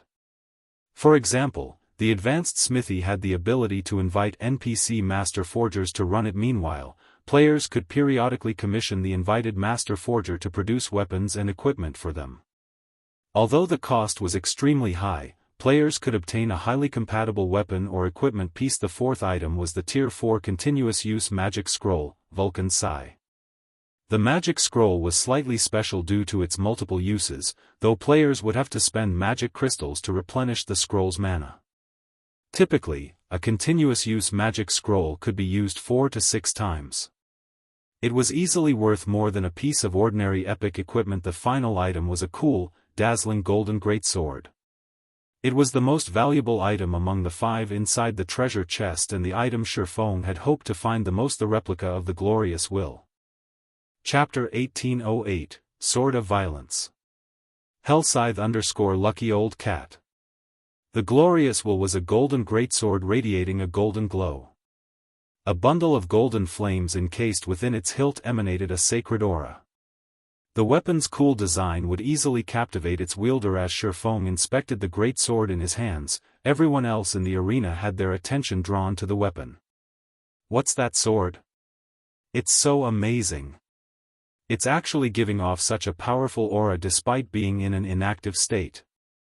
Why does that sword look somewhat familiar? Huh. That looks like the great sword the NPC from before had.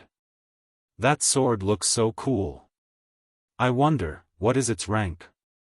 I'm guessing it should be an epic weapon at the very least. There's no way a dark gold weapon would feel this powerful. Everyone discussed quietly among themselves as they looked at the glorious will Shifeng had retrieved from the magic crystal treasure chest. Many swordsmen and berserkers, the only 2 classes capable of using two-handed weapons like greatswords, in the team stared at the greatsword greedily, their eyes turning bloodshot. Sure enough, it really is amazing. Shifeng was astonished as he checked the glorious will's attributes. Glorious will, replica, two-handed sword, epic rank. Level 50, Level 100. Equipment requirement, Strength 2000. Attributes adjust according to user's level. Attack power plus 2320, Level 50. Strength plus 285, Endurance plus 240, Agility plus 265. Attack speed plus 10. Attacks have 20% chance to transform into a sword of light and penetrate through all defenses. 30% chance to trigger Scorching Radiance, increasing strength by 40% and damage by 10% when equipped. Increases strength by 30% and agility by 10%. Attack range plus 2. All weapon-related skills plus 2 levels. Ignore levels plus 15. All item level requirements reduced by 5 levels. Additional passive Skih. Radiance domain. Increases the wielder's movement speed, attack speed, and reaction speed based on the number of creatures within a 50-yard radius. Each additional creature provides a 1% boost, up to a maximum of 30% additional active skill 1-.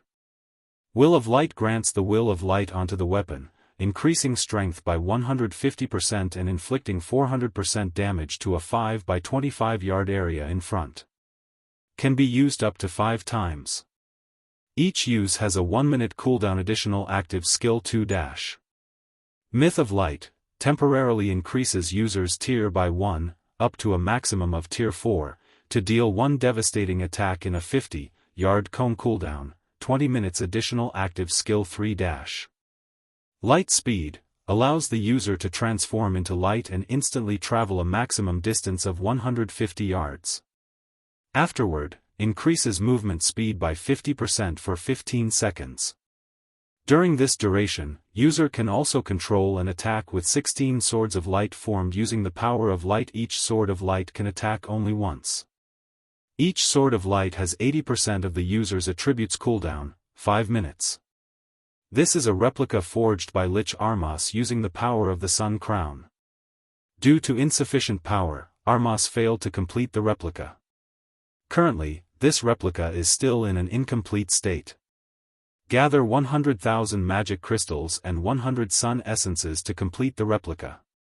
The replica has currently absorbed 0 magic crystal and 0 sun essence. Looking at the glorious will in his hands, Shifeng felt that the weapon was basically a sword of violence. It possessed paramount strength. Ordinary epic weapons simply could not compare to it. Moreover, this great sword was even useful for chasing fleeing or swiftly moving targets. The skill light speed, in particular, allowed its wielder to cross a distance of 150 yards instantly. With the ability to traverse such a distance in a heartbeat, players would be able to execute many feats. This great sword was perfect for berserkers and swordsmen lacking in survivability when grinding in the fields in the past. Thanks to Glorious Will, the Glorious Sword Saint had managed to escape many fatal situations. Moreover, despite the current Glorious Will already being very powerful, it was still incomplete. In its completed state, the weapon's life-saving capabilities would be much better. This was also the reason why the Glorious Sword Saint had become one of the most difficult Sword Saints to kill in God's domain in the past. Even when going up against Tier 6 God-ranked experts, the Glorious Sword Saint had been able to attack and flee as he wished. However, the upgrade conditions sure are stringent. It actually needs 100,000 magic crystals and 100 sun essences. Shifeng frowned at the upgrade requirements. Even for the current Zero Wing, 100,000 magic crystals was a considerable amount. Not to mention, in order to defeat the bosses in the Eclipse throne, he had already spent tens of thousands of magic crystals. Right now, he had only a little over 20,000 magic crystals left. As for sun essence, it was even more valuable than magic crystals. Right now, one sun essence was worth around 50 gold on the market. It was so valuable because it served as the power source of many mechanical tools. For example, practically all engines used by Mysterious Iron-ranked ships needed sun essence.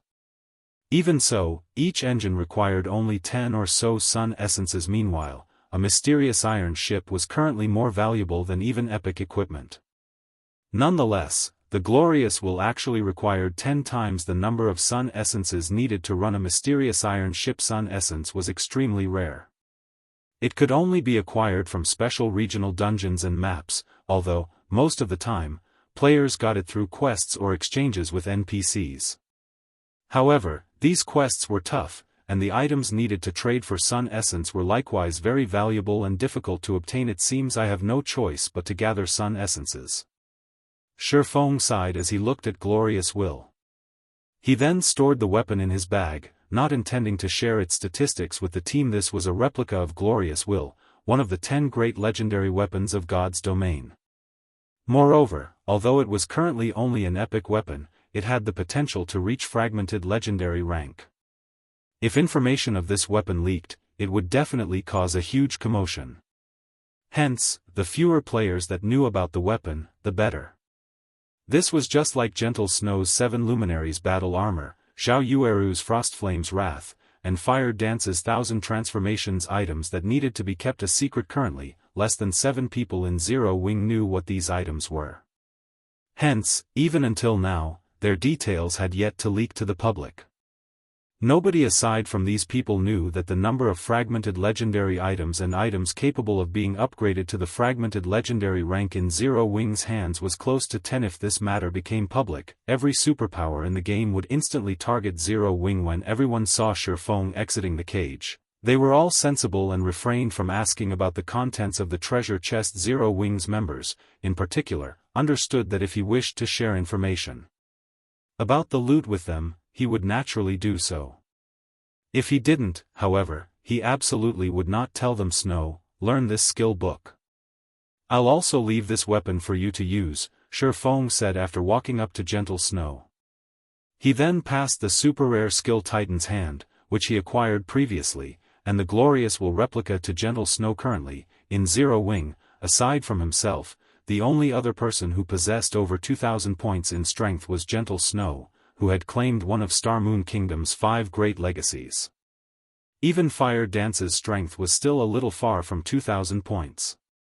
Moreover, Fire Dance was an assassin and, thus, incapable of using two-handed weapons. As for the other players in Zero Wing, while some berserkers might be close to attaining 2,000 strength, their techniques were far from equal to Gentle Snow's. Besides, Gentle Snow was the vice guild leader managing Zero Wing's branch in the Black Dragon Empire. She would need greater power to have others submit to her commands. As for Titan's Hand, it was a useful skill that would boost Gentle Snow's combat power. Titan's Hand allowed berserkers to temporarily wield two-handed weapons simultaneously. Although only one weapon's basic attributes would apply, the skills and effects of the inactive weapon could still be used like normal for me. Gentle Snow was slightly confused as she received the Titan's Hand skill book and Glorious Will. However, after she inspected the items, she was dumbfounded, especially when she saw the attributes of Glorious Will. Guild Leader, this. You are the only person in the entire guild who has enough strength to use this weapon. Nobody else can use it. Letting it sit inside the guild warehouse would be a huge waste, Feng said. Understand. I'll make sure to put it to good use. As an expert sword user, Gentle Snow could not help but be excited as she held Glorious Will. After trading Glorious Will to Gentle Snow, Feng had everyone exit the team dungeon. The team disappeared from the arena and appeared outside the Eclipse Throne's entrance in the blink of an eye. Guild leader Black Flame, we'll be leaving first, then. Once you collect another Dark Corrosion set, you must remember to contact us, Unyielding Heart said. Of course. Once I have the second set, I'll contact both of you immediately. Feng nodded. He was also very eager to sell the Dark Corrosion set. After all, this was a huge money-making opportunity. However, right when the Dragon Phoenix Pavilion and Unyielding Soul members were activating their return scrolls, a magic array suddenly appeared in the sky. In the next moment, the activation process of everyone's return scrolls was forcibly halted. You've made us wait for quite some time now. Do you think you can leave this place so easily? Just as everyone was trying to find the caster of the magic array, a cold laugh suddenly entered their ears.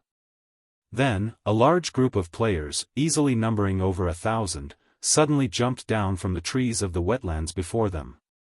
A short moment later, a level 55 middle-aged man holding an ancient black horn bow walked out of this group. Black Shark. Unyielding Heart's complexion darkened when he saw this middle-aged man. Chapter 1809, Wrong Opponent. Hellscythe _ Lucky Old Cat. The sudden appearance of over 1,000 players put Feng and the others on high alert. The 1,000+ players that had just emerged from the marshy jungle were by no means ordinary players. The lowest leveled player among them was level 53, and the weakest piece of equipment they wore was level 50 secret silver rank. Quite a few of these players even had level 50 fine gold equipment at this stage of the game. This was an equipment standard could only be found in expert teams. Vice guild leader, this is bad. They used a darkness seal. We won't be able to use our return scrolls for the next 2 hours, Cycling Light commented worriedly as he eyed the middle-aged man carrying the ancient, pitch-black bow. Compared to the 1,000+ players that had emerged from the forest, Cycling Light deemed this middle-aged man to be most concerning. This was because this middle-aged man was Black Shark, the commander of the Dark Hunters adventurer team. Black Shark had fought Unyielding Souls members many times before. Not only did the ranger possess superb combat standards, but he also had the ability to transform into a monster. Not even Unyielding Heart, Unyielding Souls guild leader, was capable of defeating Black Shark. In addition, the Dark Hunters adventurer team also had quite a few monstrous existences. According to Unyielding Souls investigations, Dark Hunters should possess around 300 troublesome experts. With a glance at the 1,000+ players surrounding their team, Unyielding Heart could see that the Dark Hunters had come prepared. Including the fact that they were caught in a darkness seal, they'd have to fight if they wanted to leave this place. Immediately, he warned Shifeng through the team chat, Guild Leader Black Flame, these people are from the Dark Hunters, a dark adventurer team with many powerful players. Some are even capable of transforming into monsters and drastically increasing their combat power. Even if they are at Tier 1, they have enough strength to face ordinary Tier 2 players. Although their side currently had 200 Tier 2 players, they shouldn't take on the Dark Hunters carelessly after the Dark Hunters Tier 1 players transformed into monsters. Although they couldn't compare to Tier 2 players in basic attributes, they could employ certain unorthodox combat methods. If one weren't careful with these players, they could easily take a hit. Furthermore, the Dark Hunters had a decent number of Tier 2 players normally. This ambush wouldn't have been much of an issue, but their team had just finished a demanding battle and had used their berserk skills already. Fighting a force of transformed Tier 2 players in such a state would be troublesome. They re the Dark Hunters. Phoenix Rain gave Black Shark a second look after hearing Unyielding Heart's introduction. Although she did not know exactly how powerful the Dark Hunters adventurer team was, she knew that the adventurer team was one of the reasons for the Starline Corporation's rapid rise in God's domain based on the few reports she had received. The corporation used the Dark Hunters as a trump card to destroy and assassinate its opponents. Crimson Emperor and Unyielding Soul had also suffered significant thanks to the adventurer team. Although the Dark Hunters seemed to have the numerical advantage, their 200-man team wasn't to be trifled with. Their team was the combination of 3 powerful guilds' main force members. An adventurer team like the Dark Hunters couldn't do much to them. While both sides cautiously eyed each other, a sweet, melodious voice rang out from the jungle. What a lively scene. How could you possibly leave Shadow Claw out of the fun? A moment later, a woman in beautiful, dark blue mage robes slowly stepped out from the forest, leading a group of well-equipped experts. Like the Dark Hunters, this group had well over 1,000 members. Why is she here? Unyielding Heart frowned when he saw the woman in dark blue. Others might be unfamiliar with this beauty, but he knew her well. This woman was named Veiled Spirit, the leader of the dark forces plaguing the Copper Eagle Kingdom, which neighbored the Dark Knight Empire. She was also the commander of Shadow Claw, a dark adventurer team. He knew of this woman because Veiled Spirit had personally destroyed Unyielding Soul's subordinate first-rate guild, which used to rule over the Copper Eagle Kingdom as one of Unyielding Soul's subordinated guilds. Unyielding Soul had dispatched many experts to assist the first-rate guild. In the end, however, Unyielding Soul failed to change the first-rate guild's fate. On the contrary, Veiled Spirit's Shadow Claw adventurer team had slaughtered the dozen or so peak experts Unyielding Soul had sent and the legion of several thousand players that had accompanied them. Spirit, your timing sure is impeccable, Black Shark said as he eyed the approaching woman. 3 powerful guilds' main forces have gathered here. How could Shadow Claw possibly miss such a rare opportunity? Veiled Spirit said, chuckling fine. I'll leave the Dragon Phoenix Pavilion's members to you. I'll take Zero Wing and Unyielding Soul's members. Black Shark said, is that alright? That's the main force of 2 large guilds we're talking about, Veiled Spirit asked, flashing Black Shark a confused look. Although their 2 adventurer teams greatly outnumbered their opponents had quite a few players wearing Tier 2 class insignias. The enemy team should have some Tier 2 players who weren't wearing their insignias as well. Such a team should not be easy to defeat. Relax. None of them should even think of escaping. Black Shark said confidently as he licked his lips. During his previous investigations, he had learned that the 3 guilds had come together to raid a dungeon, so he had come prepared. In fact, his original plans had never taken Shadow Claw's participation into account. He had been fully intent on devouring all 3 guilds. Now that Shadow Claw had arrived, he'd have an easier time taking down Zero Wing and Unyielding Soul's forces, although he would have to share some of the profits due to the Alliance's rules. Fine, then. I'll take a little loss this time, Veiled Spirit said, nodding after she saw Black Shark's confidence. Although she wasn't all too willing to let Black Shark monopolize the items of Zero Wing and Unyielding Soul's members, the Dragon Phoenix Pavilion's Phoenix Rain and other experts weren't exactly easy opponents. After Black Shark and Veiled Spirit reached an agreement, the Dark Hunters and Shadow Claw's members began to tighten their circle around Shifeng and his companion's guild leader Black Flame, dealing with both Dark Adventurer teams will be very difficult. You could say that Unyielding Soul and these Adventurer teams are old rivals. I'll have my men open a path in a moment. Use the opportunity to get out of the encirclement, Unyielding Heart hurriedly said as he watched the approaching Dark players. As far as he was concerned, this ambush was definitely related to Unyielding Soul. The guild was, after all, waging an all-out war with the Starline Corporation. Expert assassination attempts were expected. You want to escape? Black Shark smiled when he noticed Unyielding Heart prepare to break past his people. Do you think the Dark Hunters would ambush you without preparing? Move out. As soon as Black Shark said so, over 300 Dark Hunters transformed into monsters.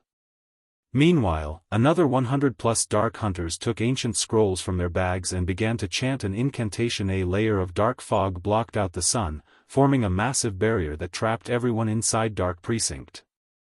In the next moment, the 300+ transformed players inside the barrier doubled in size, and their attributes skyrocketed. Their HPs, in particular, had tripled. These players no longer looked human. They had completely transformed into monsters. Today, none of you shall escape. You will all die here. Black Shark, who had also transformed, said, laughing, seeing the 300+, 3-meter-tall transformed players and sensing their frightening auras. Unyielding Heart and Phoenix Rain's expressions darkened. They could sense that the transformed players' basic attributes had increased by at least 50%, likely due to the magic barrier. Even the transformed Tier 1 players had higher attributes than theirs. The difference between their basic attributes and the 20+ transformed Tier 2 players was even worse. Not even Unyielding Soul was confident of charging ahead. Veiled Spirit, who stood beside Black Shark, was also slightly surprised. She hadn't expected Black Shark to have such a trump card. It was no wonder why the man was confident that his adventurer team could take on 3 guilds' main forces by himself. Is that so? Feng said as he glanced at the dark precinct that had formed around him. He then took out Frost Hell, the epic consumable he had just acquired from the dungeon, and continued, "It's a pity that you've picked the wrong opponent." After saying so, Feng activated Frost Hell. Suddenly, the world around him turned snowy white as the temperature plummeted. The wetlands ahead visibly froze, and the Dark Hunters and Shadow Claws members felt an intense pressure weigh on them. Not only did their movement become sluggish, but their stamina also began to fall so sharply that others could clearly sense the change. Even their attributes rapidly decreased. Chapter 1810, Taboo Potion. Hellscythe _ Lucky Old Cat. Why is this domain skill so powerful?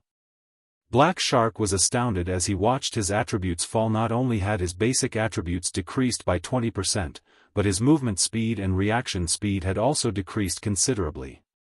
Most importantly, the Dark Precinct he had used failed to suppress this domain skill. Dark Precinct was far more powerful than a domain skill because the magic array formed a separate world within itself.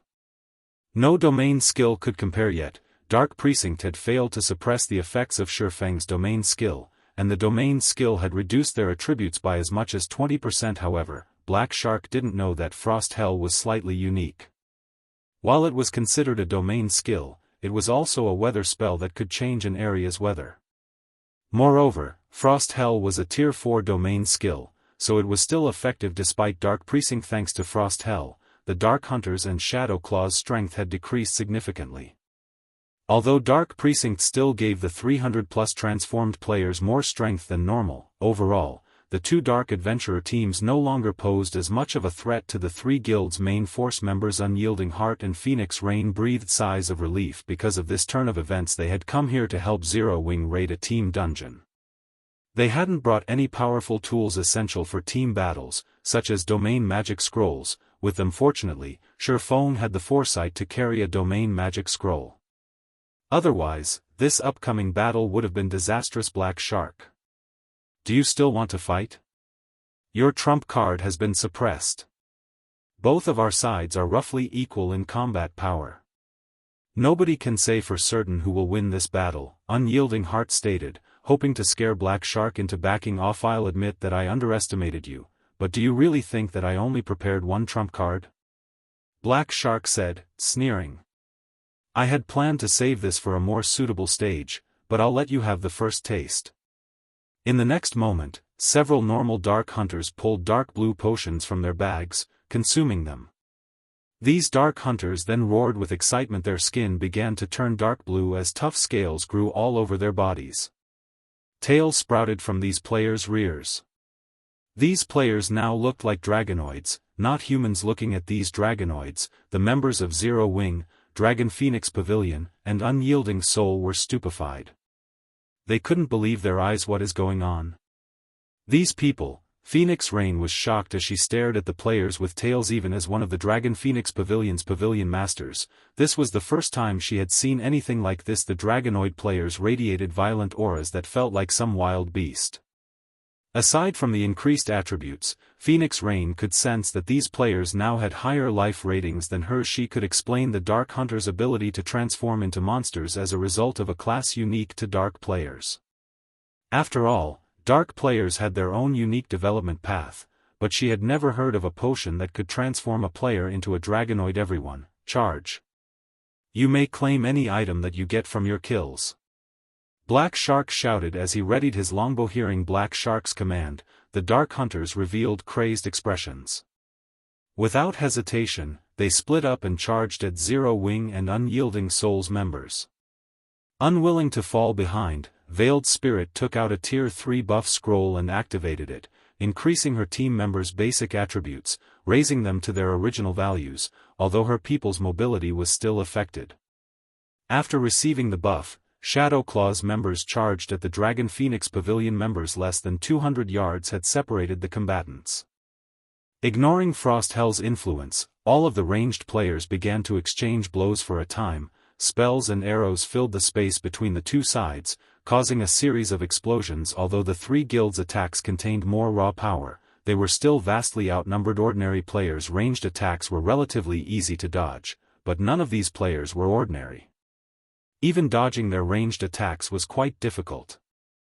Moreover, the Dark Hunter's defense had increased significantly after transforming into dragonoids. Even when they received a Tier 2 spell, they only took around -8,000 damage. In contrast, the Tier 1 dragonoid spells dealt nearly -6,000 damage to the three guilds' members.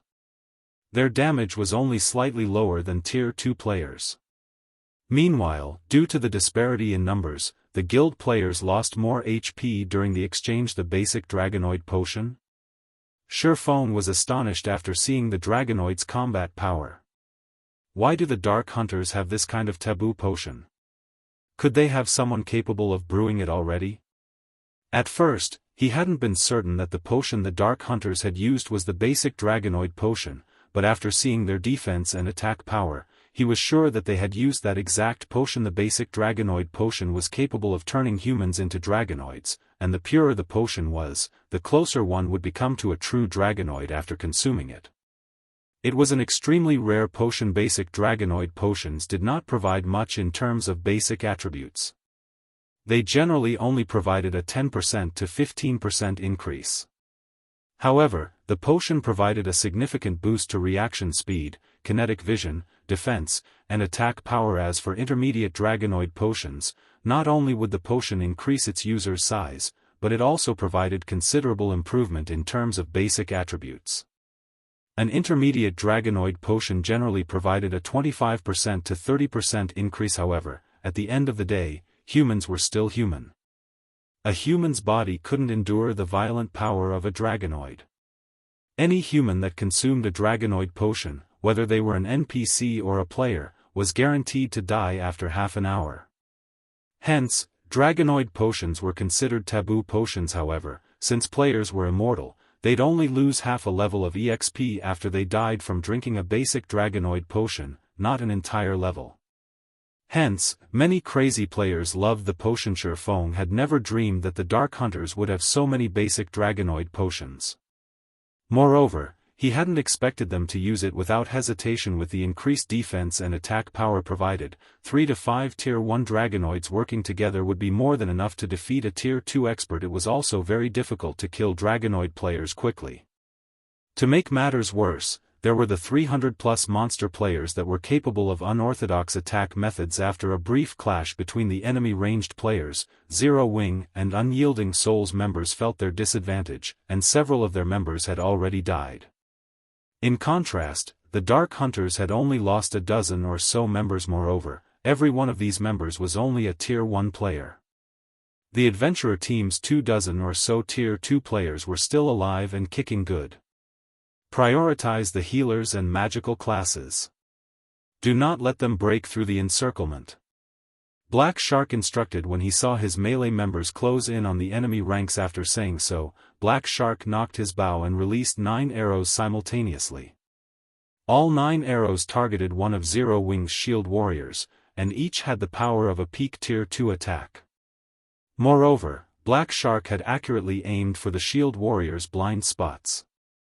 Even if the shield warrior tried to block the arrows with his shield, he would be monetarily paralyzed. The several Dragonoid players before him would then take advantage of the gap, and the shield warrior would fall just before the arrows struck. A white light flashed before him.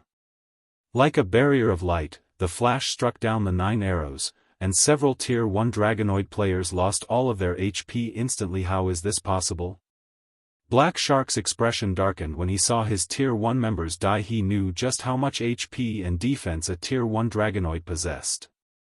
Not even he could kill a Tier 1 Dragonoid player with one hit, yet several of them had died in the blink of an eye. Before Black Shark could react, another golden flash blinded him. In the next moment, a lithe figure wielding 2 greatswords appeared before him. One of those greatswords was dark blue and radiated a freezing chill, while the other greatsword was a radiant gold and had a cool appearance. Rotating behind this figure were 16 swords of light. This figure was none other than Gentle Snow, who had just learned Titan's Hand and equipped Glorious Will Disappear. Swinging Glorious Will, Gentle Snow sent 16 swords of light flying at Black Shark. Chapter 1811, Overpowered Equipment. Hellscythe _ Lucky Old Cat. So fast. The members of Dark Hunters couldn't help their surprise as they watched Gentle Snow attack Black Shark. Gentle Snow was simply too fast. Not only had she broken through their defensive lines without much effort, but she had also reached their commander in the blink of an eye.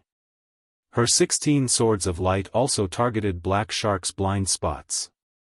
Defending against so many attacks at once was impossible for a ranger. You want to kill me? Black Shark sneered at the 16 swords of light. Before the swords of light struck the ranger, Black Shark swung his longbow horizontally, forming a barrier of wind around him. The wind pushed all 16 swords of light away, and they harmlessly brushed past Black Shark. The ranger did not receive a single point of damage. Tier 2 skill, Wind Armor. Although Gentle Snow hadn't harmed Black Shark with her 2 greatswords this time, he couldn't attack while under Wind Armor's protection. When Wind Armor was about to disappear, Black Shark activated Backward Jump. He fired 5 arrows, which formed a magic array and shot towards Gentle Snow like a comet, while he soared backward through the air. Tier 2 skill, Starburst. This was the Ranger class's most powerful Tier 2 skill. The skill combined the power of 5 arrows, and the attack was even strong enough to force a Great Lord of the same level stumbling backward despite the approaching attack. However, Gentle Snow didn't bother to dodge. Instead, she countered the attack with a swing of Glorious Will of Light. Buffed by Will of Light, Glorious Will released a golden brilliance as it transformed into a streak of light and clashed with Black Shark's Starburst. Boom. Gentle Snow's counterattack sliced Starburst in half on the spot, stupefying the other players present from afar. It had looked like a beam of light slicing apart another beam of light.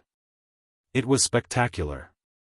A heartbeat later, an intense shockwave slammed into the surrounding players. After cutting down Starburst, Glorious Will continued to slice the area in front of its wielder.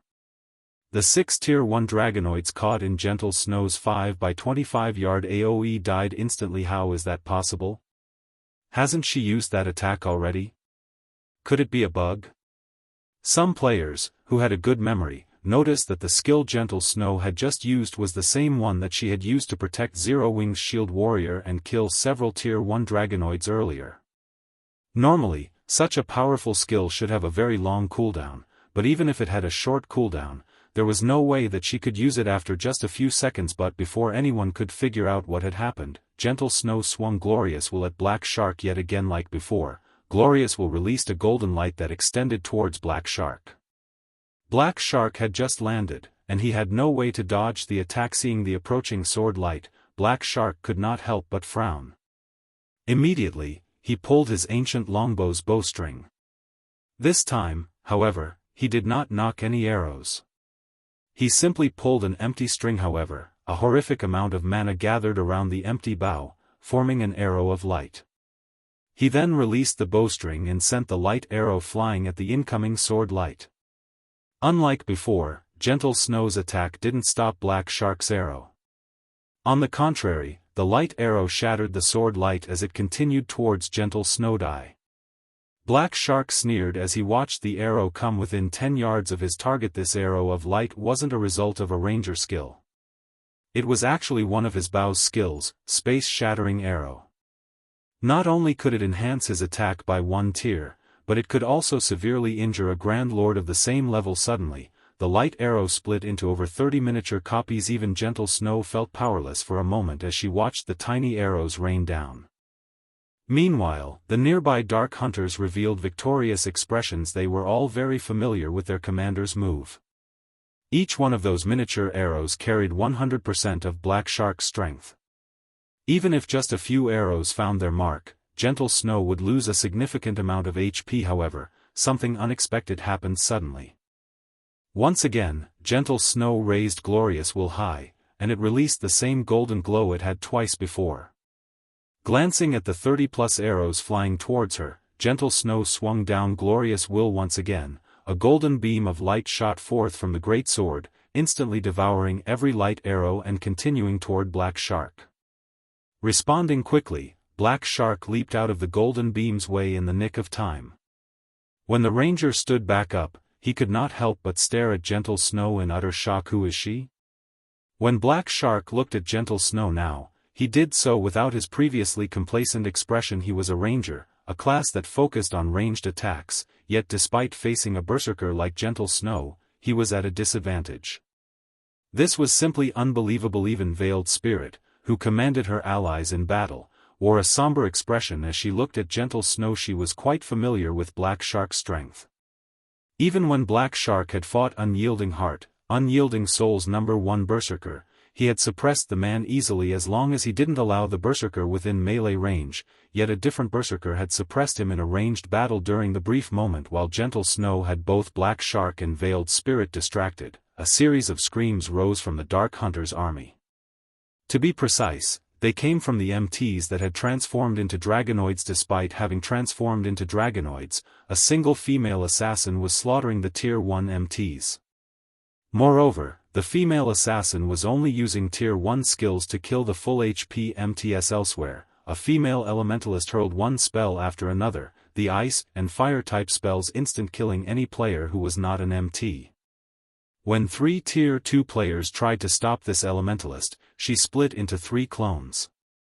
Each copy easily suppressed the 3 Tier 2 players that assaulted her, and in the end, she killed all 3 in fewer than 5 moves. This startled the nearby Dark Hunters. A short distance away, a Guardian Knight rampaged among the Dark Hunters' frontline. With a single charging attack, the Guardian Knight sent more than 10 players flying. Even when the player took Tier 2 attacks directly, the Guardian Knight only lost a little over 2000 HP. The Guardian Knight's defense was even higher than the Dragonoid players. So many of Zero Wing's members displayed ridiculously high combat power. Just one of these Zero Wing members could contend with 2 or 3 Tier 2 Dark Hunters. Because of these Zero Wing players, the Dark Hunters, which had the upper hand initially, suffered constant casualties. So strong. Cycling Light, who currently fought a Tier 2 player, was stunned when he saw Fire Dance and her companions fight from the corner of his eye. Shark. We can't let this continue. Even if we win, we'll likely suffer severe losses.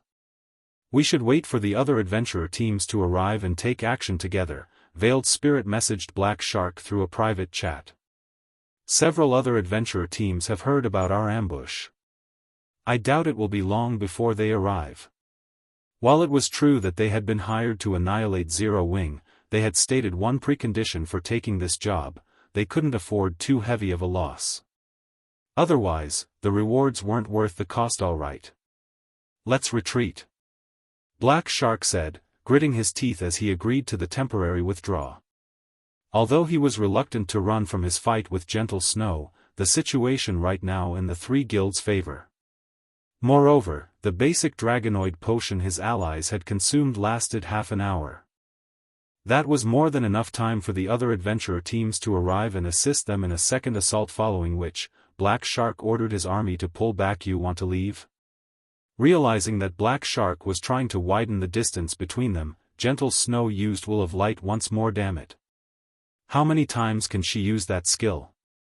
Black Shark felt as if he were going a little mad when he saw the approaching beam of light. Despite the fact that Gentle Snow was only a refinement realm expert, she had suppressed him thoroughly in a ranged battle with her powerful skills and basic attributes. There was too little distance between them, and Black Shark had no time to dodge the incoming attack. As a result, he was forced to use a life-saving skill to protect himself. After using his life-saving skill, however, Black Shark noticed Gentle Snow radiate a rainbow glow. In the next moment, a powerful pressure weighed him down, reducing his speed. Now, he had lost the advantage in speed he should normally have. Before Black Shark noticed, 3 sacred spears flew towards him. Black Shark desperately tried to block the attack with his bow. However, the moment one of the sacred spears encountered his ancient bow, Black Shark felt as if he had been hit by a truck. Unable to resist the powerful force, Black Shark stumbled backward, his HP instantly falling by over 3,000. While Black Shark dealt with the 3 sacred spears, Gentle Snow, who was less than 15 yards away, executed Will of Light, whose cooldown just so happened to have ended Will of Light. This time, Black Shark had no spare energy to stop the approaching beam of light. The attack devoured him, and his body transformed into particles of light as he vanished from the battlefield.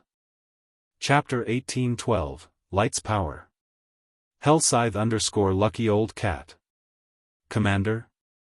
The commander got killed. Is she a monster?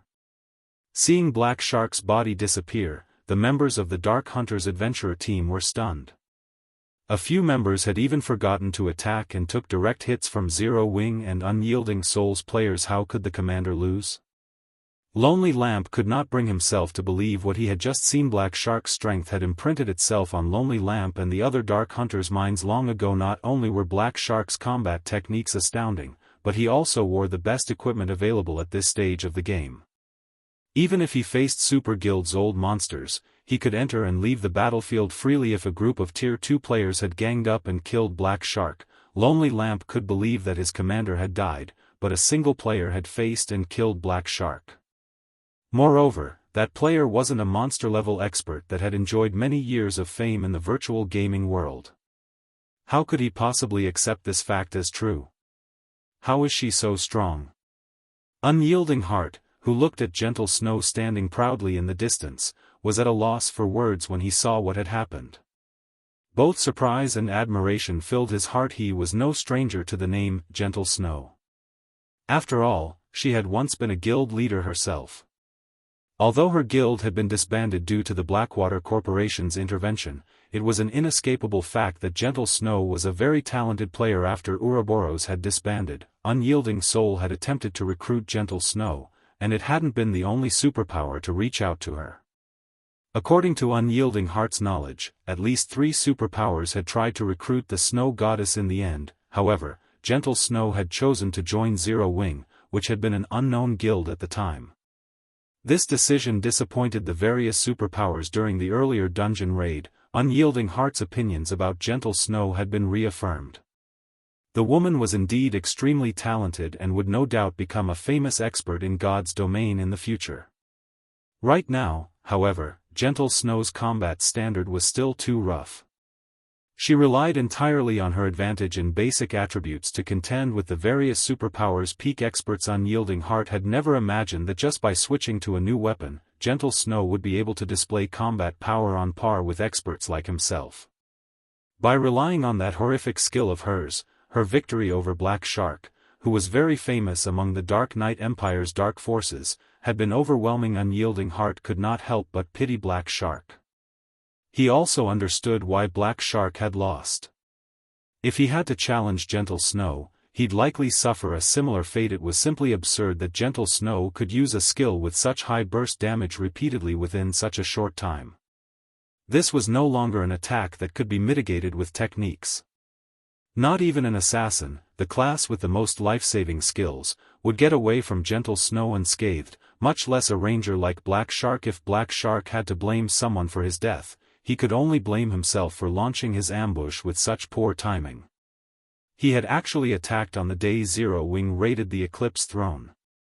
Moreover, the ambush had taken place after Zerowing had cleared the super-large-scale team dungeon. Thanks to the dungeon's loot, Zerowing's members had improved their weapons and equipment considerably. What immense power! Just what is that weapon? Phoenix Rain was a little astonished as she looked at the glorious will Gentle Snow wielded. Although she knew that any weapon from the magic crystal treasure chest would be extraordinary, she had never thought the weapon would be this powerful. Glorious Will had elevated Gentle Snow's combat power to a whole new level. This was especially true for her PvP capabilities. Moreover, Cola's performance on the battlefield was also eye-catching. Equipped with the Dark Corrosion set, Cola's entire body radiated a scorching aura. While in battle, this aura became even more intense. Any player that came close to the Guardian Knight would felt a stinging pain, losing their focus in the fight. Without enough fire resistance, players even took damage from this burning aura. Even against multiple Tier 2 melee experts, Cola easily sent them all stumbling backward with a single charging assault. When struck by a Tier 2 fire-type spell, Cola would only receive around -2,000 damage. As for Tier 1 spells, they did less than -1,000 damage. To Cola, who had over 85,000 HP, this was barely a scratch. By himself, Cola had torn a hole through the Dark Hunter's defensive net. The Dark Corrosion set performed better than she had imagined. After a brief moment of silence on the battlefield, the Dark Hunter's adventurer team snapped out of their daze, but unexpectedly, the Dark Hunters didn't turn and flee.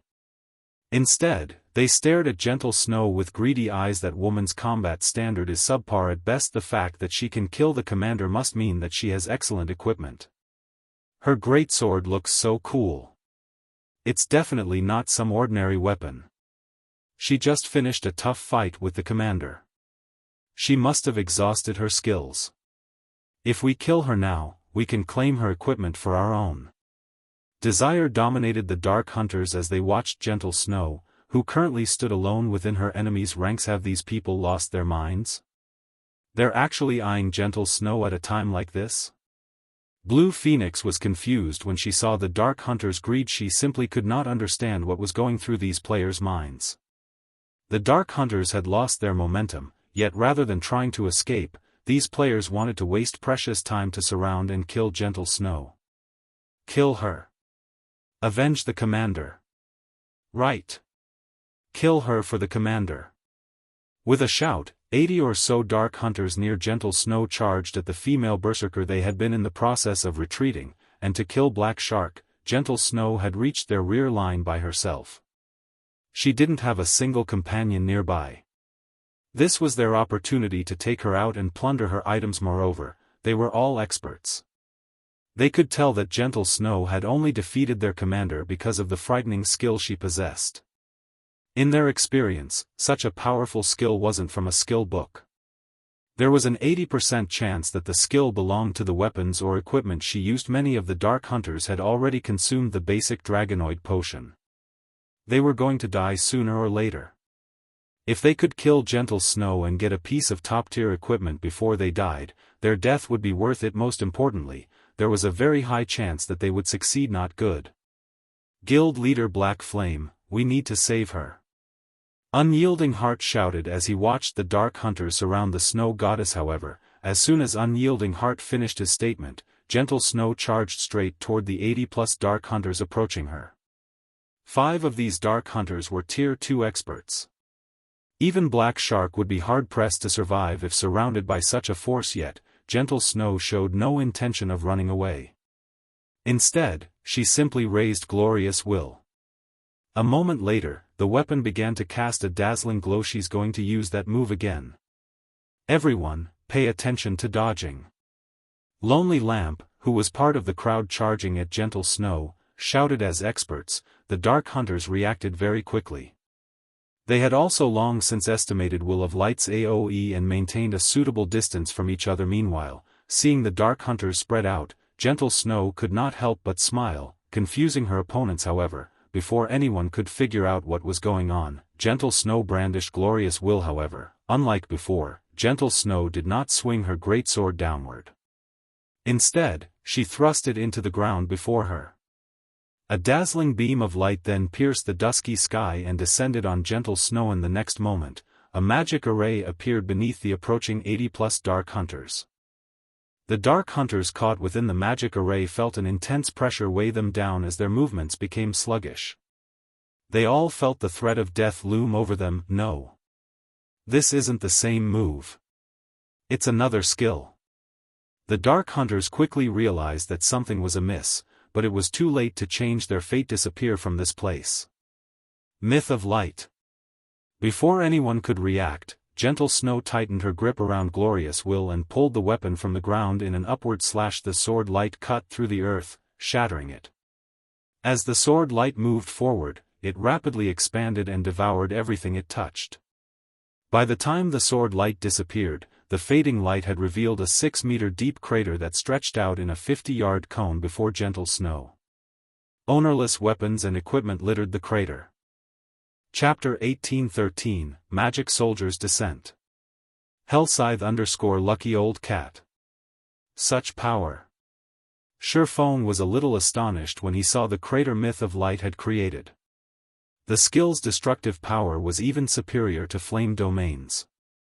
Flame Domain only caused massive amounts of damage. It couldn't change the terrain like Myth of Light had. While the ability to affect the surrounding terrain might not seem much, it had a lot of uses in specific situations.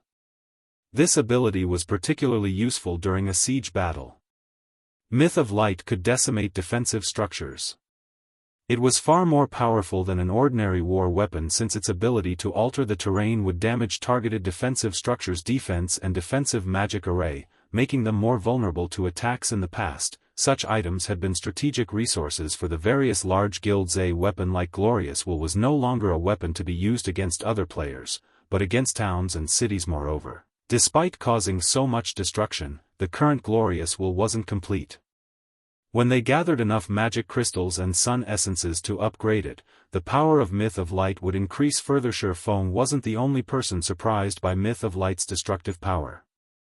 Even Unyielding Heart and Phoenix Rain, who stood nearby, were stunned.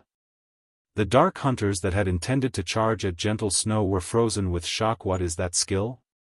How is it so powerful? Although they had seen quite a few high-tiered spells that could change the terrain, none of those spells had caused as much destruction as Myth of Light had. The 6-meter-deep crater's walls had even turned into molten lava. The skill's power was astonishing. After watching over 80 of their allies burn to ash, the remaining Dark Hunters hesitated, a little afraid. At least they could attempt to dodge Gentle Snow's Will of Light, but against such a super-large AoE, their deaths were guaranteed unless they had an invulnerability skill. They had no hope of dodging the attack. The Dark Hunters quietly re-examined Gentle Snow. Although their greed hadn't faded, fear was now the prevalent emotion in their hearts. Furthermore, the crater Myth of Light had formed prevented them from charging at Gentle Snow. The crater had also split their path of retreat in two. Now, all these players could think of was escape. No one knew whether or not Gentle Snow could use Myth of Light again, as she had with Will of Light. These players weren't fools. While they weren't afraid of death, they wouldn't die for nothing. If they died a natural death while under the effects of the basic Dragonoid potion, not only wouldn't they lose any weapons or equipment, but they'd also only lose 50% EXP. However, if they were killed, they'd lose a weapon or equipment piece and a full level. How does Zero Wing have such a powerful player? Veiled Spirit, who was in the midst of retreating, could not help her shocked when she saw the Dark Hunter's fear. According to the information Shadow Claw had gathered, while Zero Wing was very powerful, it definitely wasn't this strong. Gentle Snow, in particular, was like a completely different person from what the reports had described. The female berserker had single-handedly killed over 100 Dark Hunters. The Dark Hunters were not your average Joe. They were experts that had been hand-picked and recruited from among the various Dark players. Moreover, they had received a lot of specialized training after joining the adventurer team. In addition, as Dark players, they were adept at fighting other players. In PvP, they were much stronger than ordinary expert players of the same combat standard. Yet, Gentle Snow had single-handedly killed off 1/10 of the Dark Hunters. This outcome was truly scary. Commander, the other adventurer team's commanders have messaged us, stating that they're almost here. 2 are very close and will reach us in around 2 to 3 minutes. They are hoping we can stall Zero Wing for a little while longer. A level 55 female cleric wearing exquisite, blue robes and wielded a silver staff suddenly reported, 2 or 3 minutes. Veiled Spirit fell into deep thought upon hearing this. A brief moment later, she responded, notify the Dark Hunters and tell them that reinforcements will arrive soon. Tell them to do everything they can to stall for time.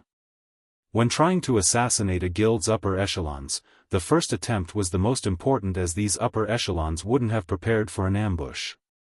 If the first attempt failed, subsequent attempts were even less likely to succeed. Now that Black Shark had prohibited Zero Wing, Dragon Phoenix Pavilion, and Unyielding Soul's teleportation abilities and physically prevented these upper echelons from leaving the Dark Precinct, this was the perfect opportunity to kill these 3 guilds' upper echelons.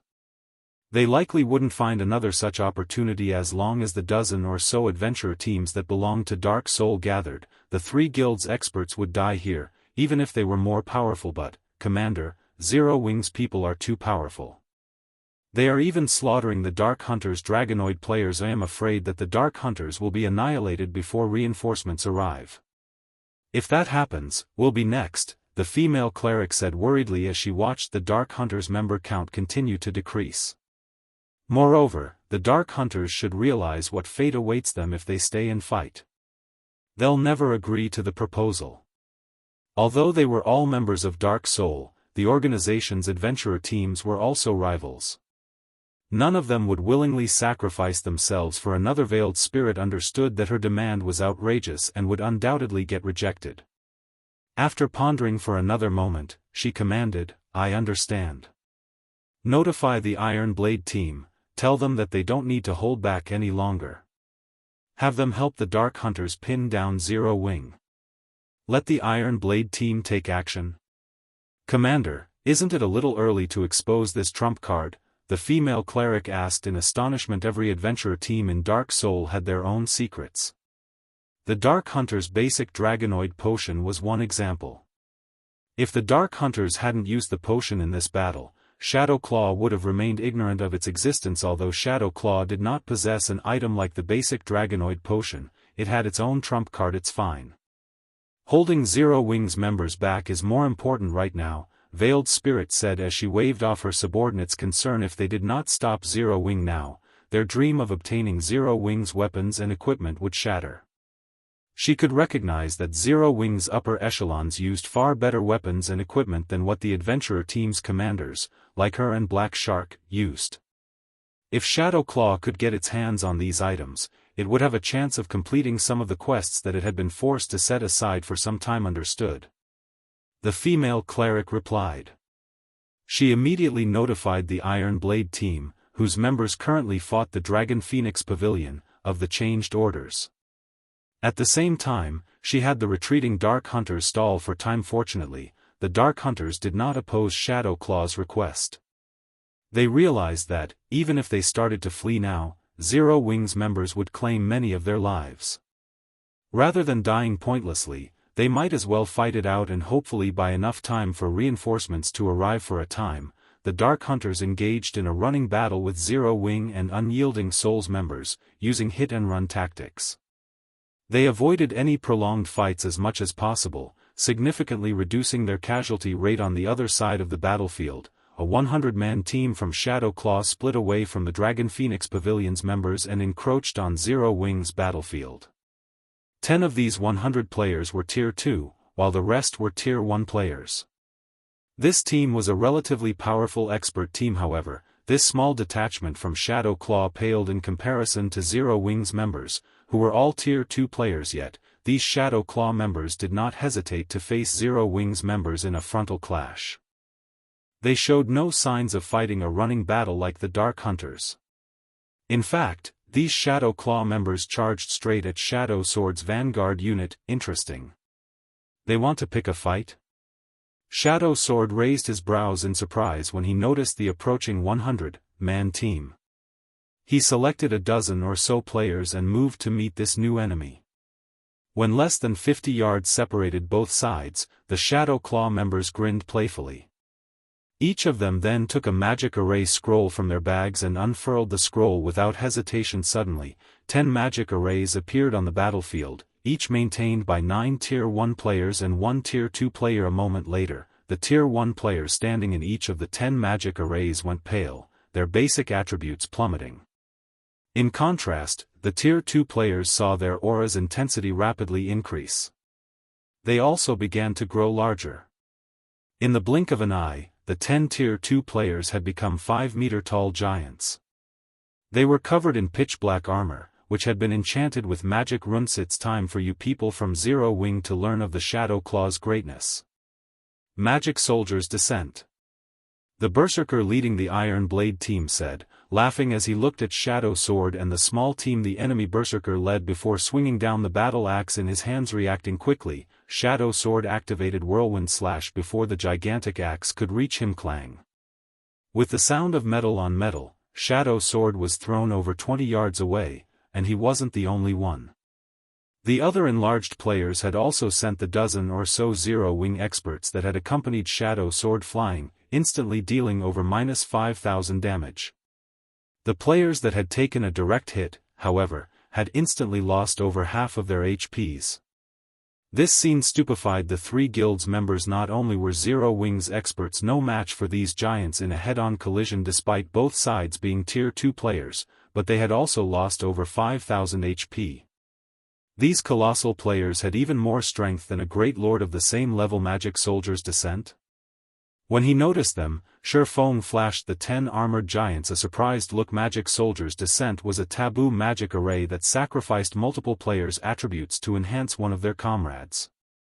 Even the basic Magic Soldiers Descent could strengthen a player to the Tier 3 standard. However, the target had to be a Tier 2 player. Due to the 10 giants, the remaining Dark Hunters regained some confidence as they began to launch attacks alongside the giants. Unyielding Heart and Phoenix Rain watched the 10 gigantic players with somber expressions. Even an MT as powerful as Kola could only tank one of these giants. The only other player in Zero Wing that could do so was Gentle Snow. After a brief clash, Zero Wing's members began to retreat. Just before the giants shattered the formation of Zero Wing's vanguard, splitting it in two, a figure appeared before one of the massive enemy players. It was none other than Shifeng. Shifeng swung Killing Ray at the giant before him. Lightning Slash. Seeing the massive lightning bolt approaching him, the armored giant, who had the physique of a Tier 3 player, reacted very quickly and raised his battle axe to block the attack. Boom. The impact shoved the armored giant back by over 20 yards, the armored giant taking over -7,000 damage. Chapter 1814, Appearance of the Black Dragon. Hellscythe _ Lucky Old Cat. When the 5-meter-tall armored giant got pushed back by over 20 yards, the entire battlefield suddenly fell silent. Even the 9 other armored giants fighting some distance away shifted their gaze to their repulsed companion guild leader. When Zero Wing's members saw Shifeng appearing on the front lines, they all became very excited. Although Shifeng had already displayed superb combat power in the team dungeon, fighting in a battle against other players was another story. While inside a dungeon, the contribution an individual player could make was very limited. If one were to say that players only needed combat standards at the Trial Tower's 5th floor to raid a particular dungeon, then the maximum combat power that players could exhibit in a dungeon was the 6th floor standard. In that case, the combat standard that peak experts, who had reached the Trial Tower's 7th floor and beyond, could exhibit would be no different from that of 6th floor experts. They would not be able to display any additional strength in a dungeon despite their advantage in actual combat standards. However, a field battle against players was a different story. Depending on one's opponent, there was almost no limit to the combat standards one could exhibit. What great strength! Veiled Spirit, who was commanding the battle from afar, was startled when she saw the armored giant being pushed back. So, he is Black Flame? She knew very clearly what kind of strength the armored giants possessed. The armored giants had not only tier 3 physiques but also extraordinary strength and defense. They could easily suppress a Grand Lord of the same level. The magic soldier's descent was made using a production scroll Shadow Claw had obtained from an ancient ruin. However, as the materials needed to make the magic array were extremely precious and difficult to acquire, Shadow Claw had only managed to make 10 of the magic arrays thus far. Originally, she had intended to keep the magic array as a trump card for when the Starlight Corporation launched an all-out war against Unyielding Soul. She had never thought that a lone player could push back one of the armored giants by such a long distance. However, after a brief moment of surprise, Veiled Spirit and the other members of Shadow Claw regained their calm. While it was indeed surprising that Shifeng had dealt over -7,000 damage to the armored giant despite the attack being blocked, the armored giant currently had 320,000 HP. They didn't even need a healer to handle this minuscule damage. The armored giant's battle recovery alone would suffice. What with the occasional heal sent by the rear-line healers, it was simply impossible for Shifeng to kill the armored giant all by himself. Just then, the fallen armored giant stood back up and charged at Shifeng with its great axe raised. Despite the armored giant's massive frame, its movement speed was actually superior to even a tier 2 player's. The armored giant took only an instant to cross 20 yards and launch an attack on Shifeng. You simply relied on a skill to push me back. Now, it's time for you to realize the power of the magic soldier. The armored giant shouted. In the next moment, the black smoke circulating around the armored giant's battle axe turned into a gigantic lion exuding a frightening aura. The lion then pounced, slamming its paws down on Shifeng. Tier 3 skill, Magic Lion's Stomp. At this distance and with the lion's attack speed, Shifeng couldn't dodge the lion's blow. Not daring to be careless, Shifeng met the attack with both his swords. Purgatory Pentaslash. In the next moment, Shifeng's two swords met at a single point and slashed at the descending battle axe. Boom. Immediately, dazzling sparks scattered into the surroundings. The ground beneath Shifeng's feet cracked and sank under the immense pressure. After the clash, Shifeng had actually sunk half a meter into the ground with a small crater around him. Meanwhile, a damage exceeding -5,000 also appeared above his head. The difference in strength between the two sides was obvious at a glance. Zero Wing's members turned somber at this situation. Meanwhile, Unyielding Heart and Phoenix Rain, who were currently fighting their own battles, were also astonished by this outcome.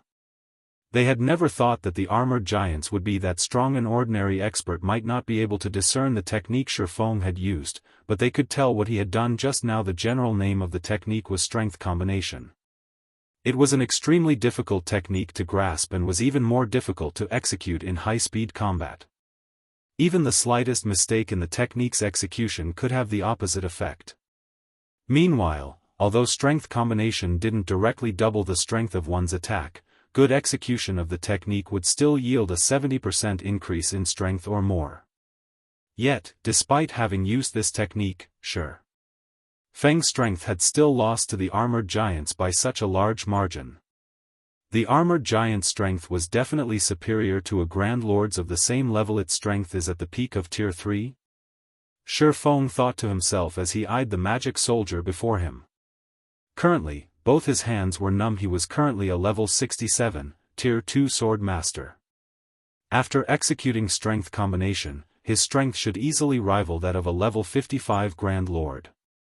Yet, even with such strength, he was still inferior to the magic soldier before him. While part of the reason for this disparity was the difference in skills used, a large part of the reason was the difference in attributes.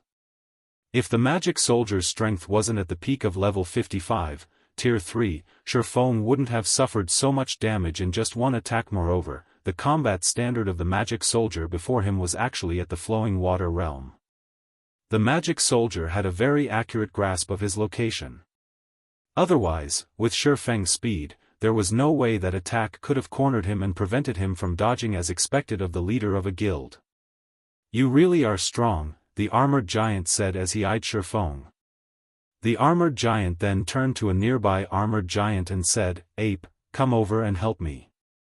I want to see how long our dear guild leader here will be able to last against two of us. Sure thing. The armored giant wielding a great sword nodded. The battle axe wielding armored giant launched a frenzied assault on Sherfong. Relying on his high HP and defense, the armored giant completely abandoned all forms of defense and simply focused on trading blows with Sherfong. The armored giant named Copper Ape dashed over from over 100 yards away. Do not let that giant get close to the guild leader. MTs, stop him. Aqua Rose hurriedly instructed. One armored giant was already more than enough to push Sherfong to his limits. If another armored giant joined the battle, the consequences would be unimaginable. However, the Dark Hunters and Shadow Claw members gave Zero Wings members no opportunity to assist Sherfong. They all persistently pinned down Zero Wings members. Cola, Turtledove, Yiwumian, and Fire Dance, players capable of holding their own against the armored giants, were similarly tied up in battle and couldn't move away from their positions for the moment. In the end, Zero Wings members could only watch as the greatsword-wielding armored giant closed in on Sherfong. Upon seeing that the armored giant named Copper Ape was about to reach him, Sherfong could not help but sigh. Due to the recent dungeon raid, he had already used all his berserk skills, which were still on cooldown. If he could use a berserk skill, even if his strength couldn't rival the armored giants, he could rely on his techniques to suppress his opponent. Now, however, the disparity in strength was simply too great. I originally wanted to keep this a secret, but it seems there's no other choice now. Following which, Sherfong used Phantom Kill immediately after summoning his doppelganger. Sherfong sent it charging at Copper Ape. You want to stop me with a measly doppelganger? Copper Ape sneered.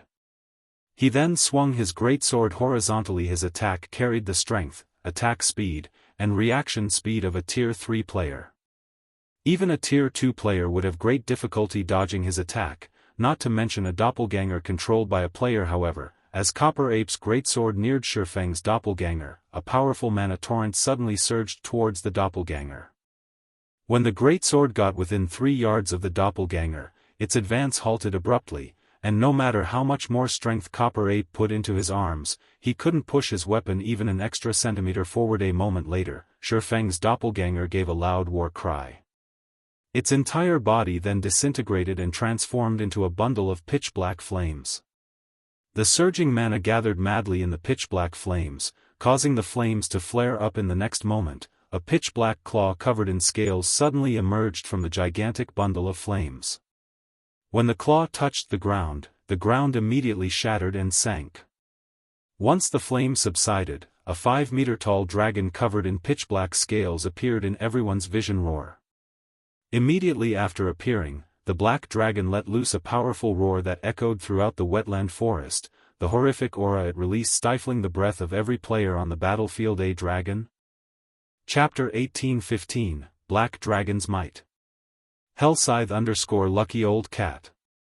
The black dragon's sudden appearance forced a gasp from the players on the battlefield. Although the black dragon was a lot smaller than an actual dragon, its aura was terrifying.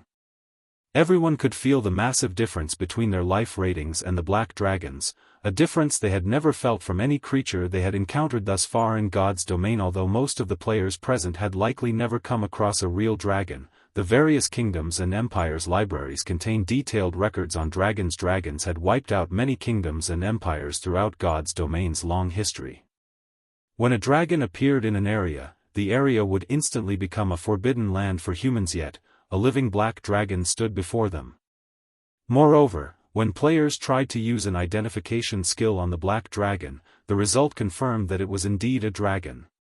Why wouldn't these players be shocked and afraid? Black Dragon, High Lord. Level 67. HP 24,000,000/24,000,000. Wait. This dragon is only a High Lord. That's right. Although the dragon is high-leveled, it's only in the upper standards of Tier 2. It isn't even a Great Lord. That spooked me. I really thought that someone had summoned a powerful dragon. It turns out it's only a High Lord. Even our party can easily kill it." The Dark Hunters and Shadow Claw members who had trembled slightly with fear quickly realized that although the black dragon was a real dragon, it wasn't like the dragons in the records they had read. According to historical records, real dragons were Tier 4 mythic creatures at the very minimum. If such a dragon actually appeared before them, they'd likely run for their lives. None of them would have dared to linger, but since this was only a High Lord, the adventurer team's members discarded their worry. They had slain countless High Lords, including High Lord-ranked archaic species, and here I thought you had summoned some kind of amazing monster, but it's just an immature dragon," Copper Ape said, revealing a confident grin as he swung his greatsword at the black dragon. Scram! The black smoke around the greatsword formed a crescent as it sliced towards the black dragon. Tier 3 skill, Explosive Slash. The crescent energy beam tore through space itself as it moved. From afar, it looked as if the crescent beam had just cut through a sheet of black paper. The attack's immense aura was even stifling to nearby players. Just before the crescent beam devoured the black dragon, the creature extended a scaled claw to meet the attack. Pitch black flames then emerged and enveloped the massive claw. When the crescent beam crashed into the flaming claw, it seemed as if the beam had slammed into an adamantine wall. Not only had the attack abruptly halted, but the black dragon's claw also remained unharmed and stationary. Following which, the black dragon lightly pinched the crescent beam. Pung! Suddenly, the crescent beam shattered and dissipated as if it had never existed. That is impossible.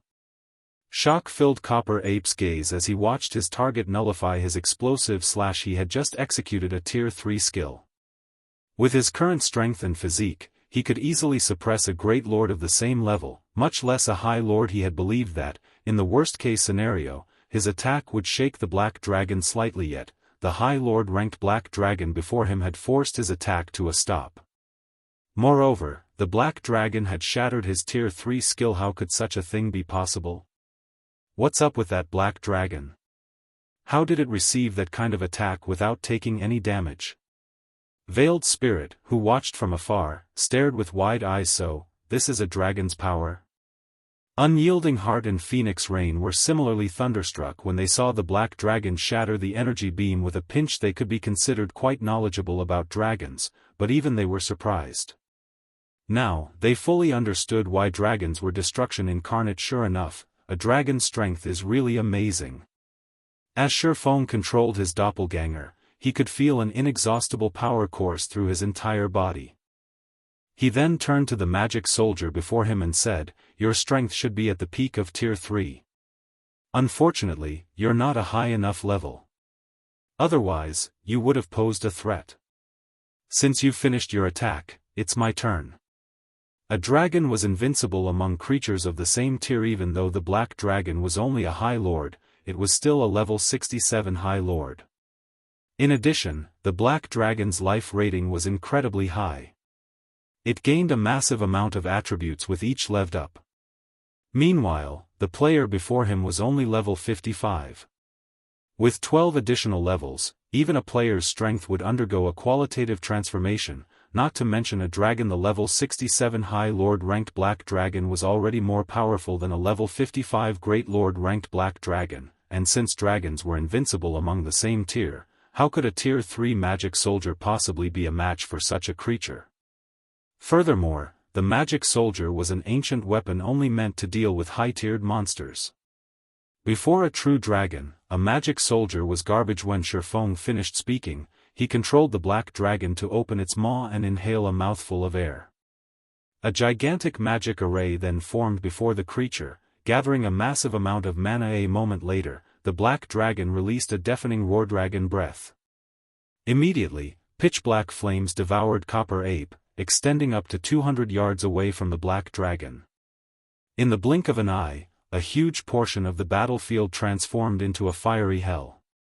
Agonized screams echoed across the field as streaks of white light rose from the fiery hell. A single breath attack had burned over 100 players to ash.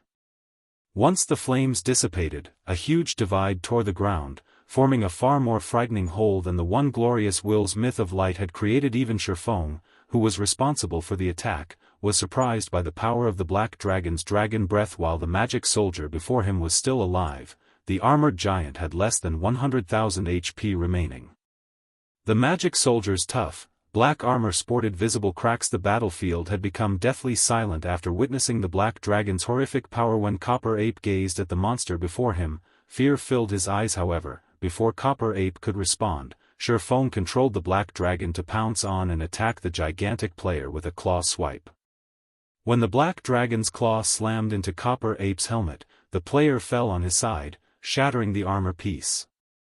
Copper Ape instantly lost over 30,000 HP, flames then erupted on the Black Dragon's other claw before the monster thrust it into the magic soldier's armored chest. The flaming claw penetrated the armor like a hot knife through butter, and Copper Ape screamed in pain as the Black Dragon's blazing claw thrust into him. Flames devoured Copper Ape's entire body, his remaining 44,000 HP plummeting in the blink of an eye. Copper Ape's HP vanished, his body transforming into fire before it vanished. When the flames eventually subsided, only a deep crater remained. Chapter 1816, Level Suppression. Hellscythe_Lucky Old Cat. The Black Dragon had turned the armored giant that was undefeatable just a moment ago into a pile of ashes. This scene caused the Dark Hunters and Shadow Claw members to fall into a daze. Many seconds later, they still couldn't wrap their minds around the fact that a magic soldier got killed. In contrast, Zero Wing's members were ecstatic. Amazing. All hail the guild leader. The powerful Black Dragon rekindled the Zero Wing members' hope of victory. With the Black Dragon's strength, the remaining 9 armored giants would be no problem. As for the other dark players, these people had been at a disadvantage previously. If not for the armored giants' interference, both the members of Dark Hunters and Shadow Claw would have long since been crushed already. So, this is the trump card Black Flame has been hiding all this time? Unyielding Heart could not help his shock at the defeat of one of the armored giants. He had never thought that Zero Wing actually possessed such a powerful foundation.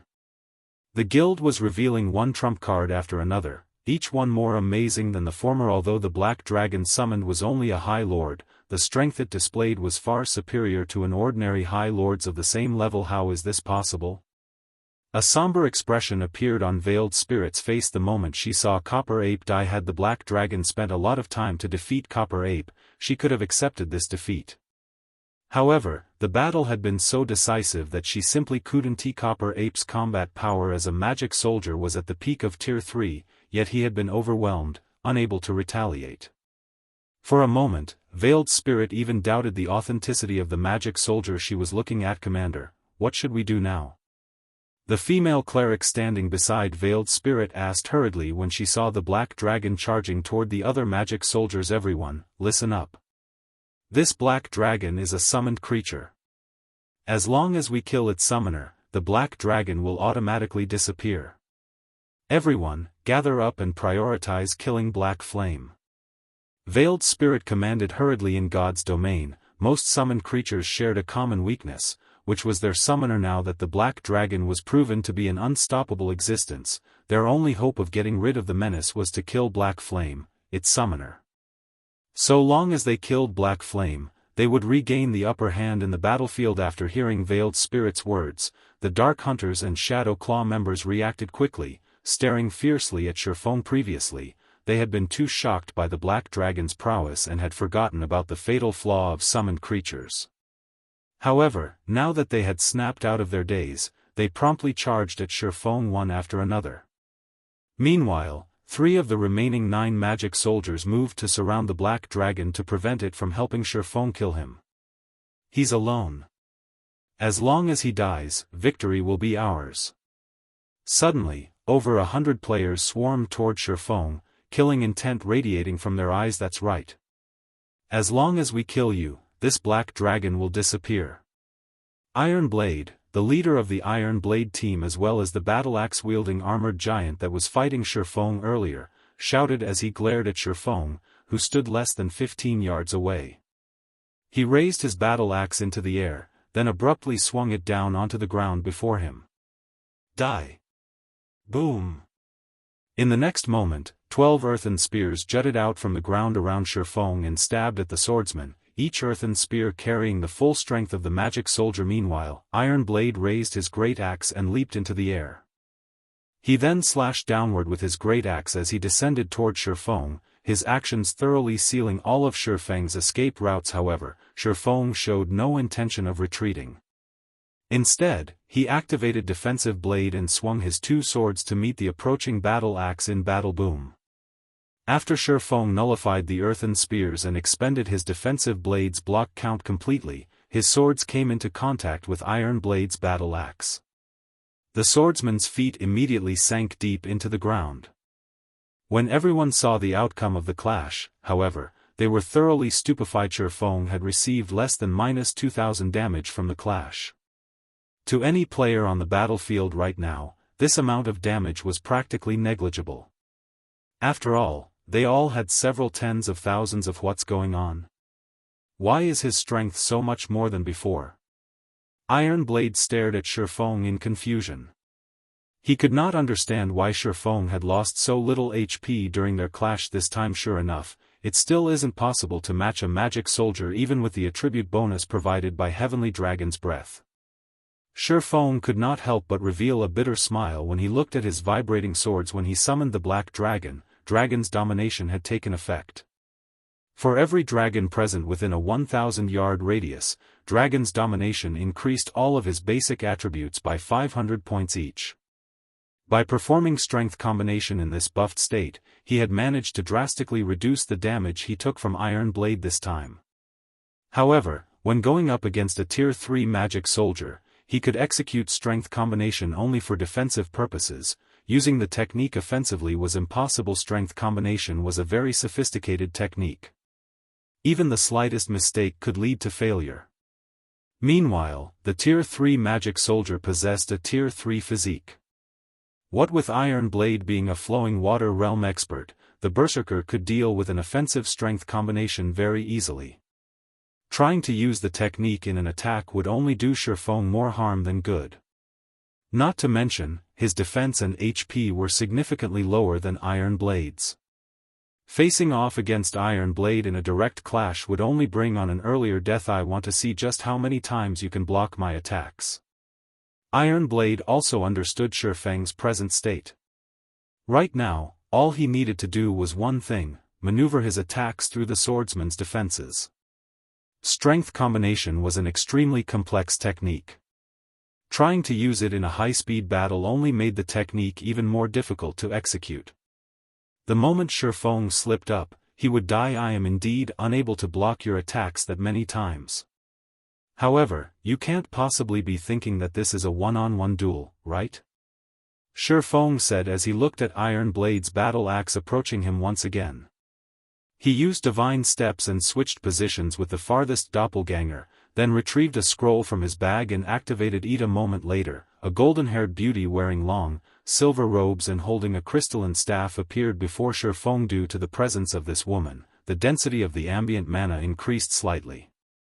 Meanwhile, the woman herself gave off a pressure that instilled fear in those enveloped in it. This new arrival was none other than Anna, Shifeng's personal guarda's personal guards also took up a slot when entering a team dungeon. Shifeng couldn't summon Anna to his raid team of 200 players while raiding the Eclipse throne, which was a 200-man team dungeon.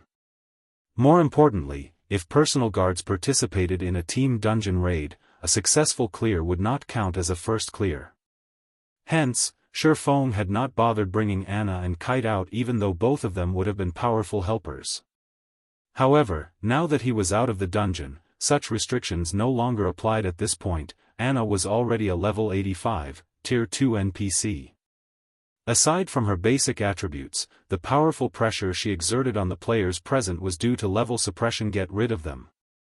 Shifeng commanded, pointing at the magic soldier before him. As you wish. Anna nodded and started chanting an incantation. Reacting to the situation, Iron Blade immediately swung his battle axe at Anna.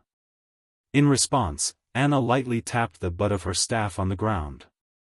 A golden barrier spread out from her staff, pushing Iron Blade over 20 yards away. By the time Iron Blade shattered this barrier, Anna had already summoned a level 85 Golden Giant and 10 level 85 Rock Guardians. She then proceeded to buff their attributes with just one punch. The level 85 Golden Giant sent the level 55 Magic Soldier stumbling backward by several steps. The disparity in strength resulting from the difference in levels was massive. The enemy players charging towards Shifeng gasped involuntarily at this scene. Meanwhile, the 10 level 85 Rock Guardians stood guard around Shifeng, their posture daunting the approaching Dark Hunters and Shadow Claw members, who halted their charge. Although the level suppression system had been tuned down over several system updates, it had not weakened to the point of negligibility. After the difference exceeded 15 levels, the effects of level suppression would become significant. Meanwhile, there was currently a gap of 30 levels between the Dark players and the Rock Guardians. Do you think you all can come and go as you please? Shifeng sneered as he glanced at the members of the two Dark Adventurer teams that were previously charging at him. All of you should just stay here forever. He then had the 10 Rock Guardians attack the backtracking players faced with a bunch of level 50+, Tier 1 Dragonoid players. The level 85 Rock Guardians were able to send a couple flying with every punch. Due to the level suppression, the players' defense had weakened considerably. Even Tier 1 Shield Warriors and Guardian Knights couldn't withstand the blows of the Rock Guardians and were sent flying with a punch. Meanwhile, after fighting for some time, the Black Dragon Shifeng controlled finally killed one of the 3 magic soldiers, pinning it down.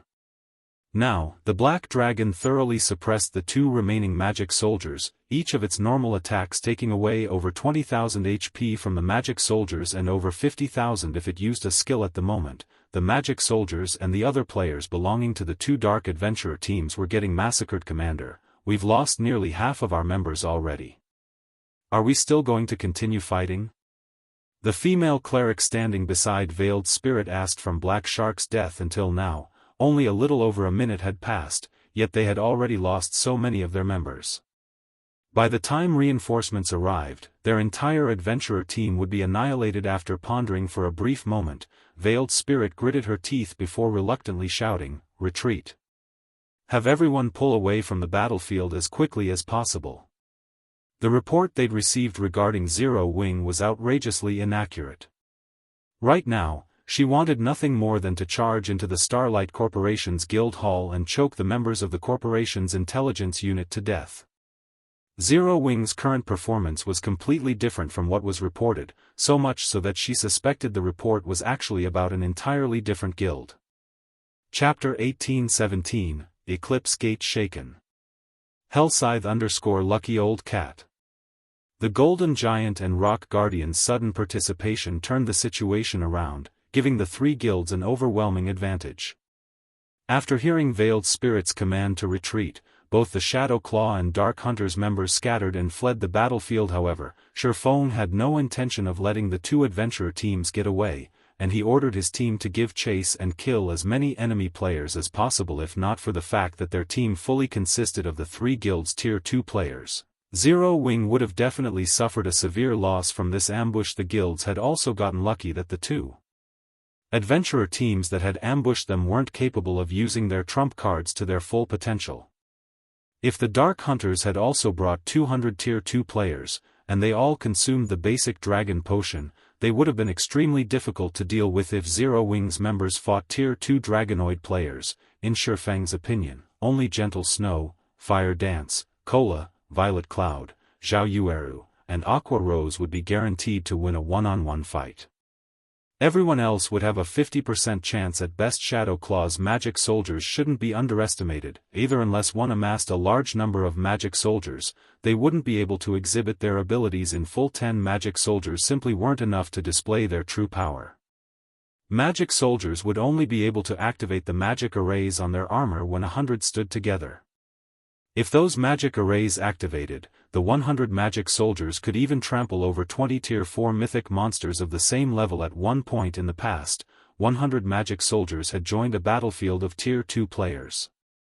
The magic soldiers had been killing machines, allowing a first-rate guild to fend off a sieging superpower and defend its town successfully. When players fought each other in God's domain, it was practically impossible for one side to push the other to the brink of extinction in a single battle. After all, the world of God's domain was not reality. Players could resurrect after dying. Hence, players generally had to undergo a long fight, whittling their opponent's strength down until their opponent could no longer resist. Although it was impossible to exterminate the adventurer teams, now that the two adventurer teams had scattered and run, Shifeng needed to do everything in his power to weaken the adventurer teams. This way, it would take the two adventurer teams a lot more time to recover. However, after the removal of Dark Precinct, it became extremely difficult to catch up with the escaping Dark players. To make matters worse, the marshy forest's layout was extremely complex. As a result, the fleeing Dark players escaped the three guilds' pursuit very quickly. Only the guild's rangers and assassins could continue the chase. The other classes had to watch on, powerless, as their targets disappeared in less than a minute. The two Dark Adventurer Team's members had thoroughly disappeared into the dense forest. Commander, the other Adventurer Team's commanders say that they'll arrive soon, and they're asking about the battle situation, the female cleric following Veiled Spirit reported. How should we respond to them? What's the situation? Veiled Spirit frowned, fury on her face as she continued, tell them that they can fight all they want. Shadow Claw will take no part in this. The female cleric was speechless. However, she more or less understood her commander's mood. Shadow Claw had suffered severe losses in this battle. This was the first time their adventure team had suffered so drastically. Moreover, the information the Starline Corporation had given to them had been painfully inaccurate. It was only natural for Veiled Spirit to be furious. The female cleric immediately conveyed Veiled Spirit's reply, word for word, to the commanders of the various approaching adventurer teams. Commander, it seems Shadow Claw's commander is somewhat angry, saying that Shadow Claw is pulling out of this hunt, and that we can go ahead and continue the fight if we want. The Dark Hunters have also left the area. Should we continue forward? This is interesting. It seems both Shadow Claw and Dark Hunters have suffered quite a loss at the hands of Zero Wing. Since that is the case, let us return. When the other approaching adventurer teams received Veiled Spirit's reply, they all gave up on the thought of encircling Zero Wing. Both Shadow Claw and Dark Hunters were top-ranking adventurer teams in Dark Soul. If even these two adventurer teams had suffered a major loss after attacking Zero Wing, then their adventurer teams would definitely fail. Naturally, there was no longer a need to assault Zero Wing. Meanwhile, before the forest surrounding the Eclipse throne. Guild leader, they are simply too fast. They're like monkeys. We lost track of them as soon as they entered the forest, Blackie said, stomping his foot in frustration and anger when he could no longer see the two Dark Adventurer teams. This really is awful. I barely managed to kill 20 people. Hearing Blackie's words, Unyielding Soul and Dragon Phoenix Pavilion's members shot the Cursemancer scornful looks. Every one of their opponents had been an expert, not an ordinary player. They had been fortunate to kill 3 to 5 players in this battle. Defeating an expert and actually killing one were two different things. Normally, one would be hard-pressed to stop an expert's escape. Some experts even had life-saving tools to help them flee dangerous situations. If the two adventurer teams heard Blackie's words, they'd cough blood in anger. All right, the battle's over. Everyone, loot the battlefield quickly. It's best if we don't linger, Shifeng said through the team chat. He knew a little about the Dark Hunters and Shadow Claw, both of which belonged to the Dark Alliance known as Dark Soul. The adventurer teams capable of joining Dark Soul were all top adventurer teams. During its peak, Dark Soul had included over 40 adventurer teams. The alliance had been stronger than any one of the 6 great dark guilds in God's domain in the past. Although Dark Soul had yet to reach its peak, it should have around 10 or so adventurer teams at the very least. Since 2 of Dark Soul's adventurer teams had appeared here, he could not rule out the possibility that the alliance's other adventurer teams would as well. His team was already exhausted. There were fewer than 140 players still alive. Trying to fight several more Dark Adventurer teams now would result in greater losses. Unyielding Heart and Phoenix Rain nodded in agreement. They then instructed their subordinates to clean up the battlefield swiftly and leave the area. Shortly after Shifeng's team left the area, several dozen players emerged the dense forest. However, these players were from the various Dark Adventurer teams. Rather, they were independent players that had come to the jungle to grind energy essence. Zero Wing is too amazing. That was the first time I've seen such an amazing battle. Indeed. Despite only having a 200-man team, Zero Wing repelled an army of over 2,000 experts. This result is simply absurd. Rumors really can't be believed. Zero Wing is way stronger than the rumors make it out to be. Some of my friends have been urging me to join a first-rate guild, but looking at it now, it seems that Zero Wing would be a better choice. Ha ha ha. I recorded the entire battle. Once I return, I'm going to boast the heck out of this at the bar. These independent players' eyes glowed with excitement as they looked at the direction Sherfong and the others disappeared to. While they did not know the identities of the two adventurer teams that attacked Zero Wing's team, they knew that those players had been experts based on their combat standards. Yet, despite these 2,000-plus experts revealing one trump card after another, Zero Wing's victory had been decisive. Naturally, the independent players had no intentions of keeping the battle a secret. Immediately, they posted the videos they had recorded on the official forums, allowing every player in the Eclipse gate to view them. What's going on? Two superpowers are fighting near the Eclipse throne. Wait, isn't that Zero Wing? Did some superpower try to ambush their team? Zero Wing's gentle snow is so strong. She killed nearly 100 people in one hit. When the public saw the independent players' video, their blood boiled with excitement. The standard of the battle between Zero Wing and the two Dark Adventurer teams was unprecedented. The battle had completely shattered their understanding of guild wars. Other kingdoms' independent players, in particular, gained newfound recognition of Zero Wing. They had never thought that Star Moon Kingdom's ruling guild would be so powerful. News of this battle also reached the various major powers' intelligence members. These intelligence members relayed the information to their respective upper echelons immediately. Chapter 1818, comparable to a first-rate guild? Hellscythe _ Lucky Old Cat. Dark Knight Empire, Light Shadow Citadel. A lofty tower sat in the middle of the city, and hovering above this tower was a gigantic, dark purple crystal. The crystal created a magic barrier that enveloped the city, and the crystal could be seen clearly by the large number of players walking throughout the streets.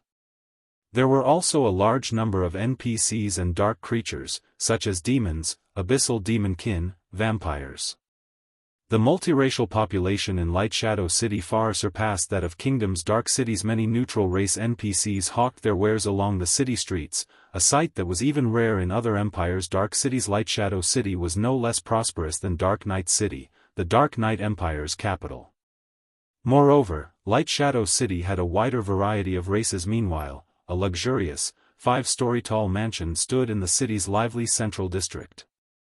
A large number of players came and went from the mansion, and all of them were either extravagantly dressed merchant players or level 54+ experts. When the players in line outside of the mansion saw these merchant and expert players, they couldn't help but feel a little envious. These players' levels and equipment are amazing.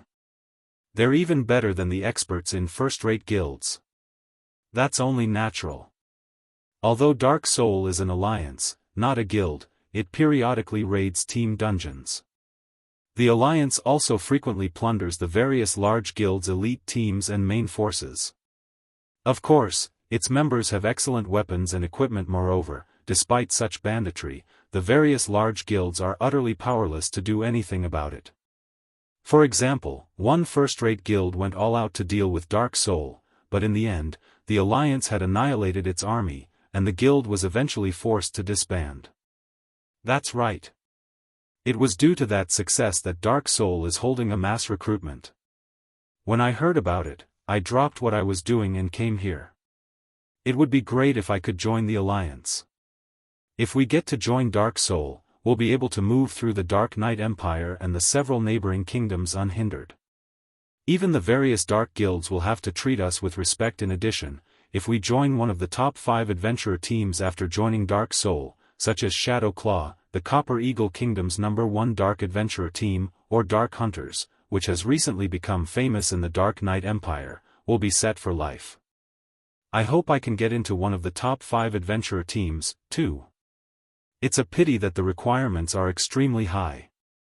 At the very least, you'll need to reach the Trial Tower's 6th floor or reach the 5th floor's late stage and have a specialty.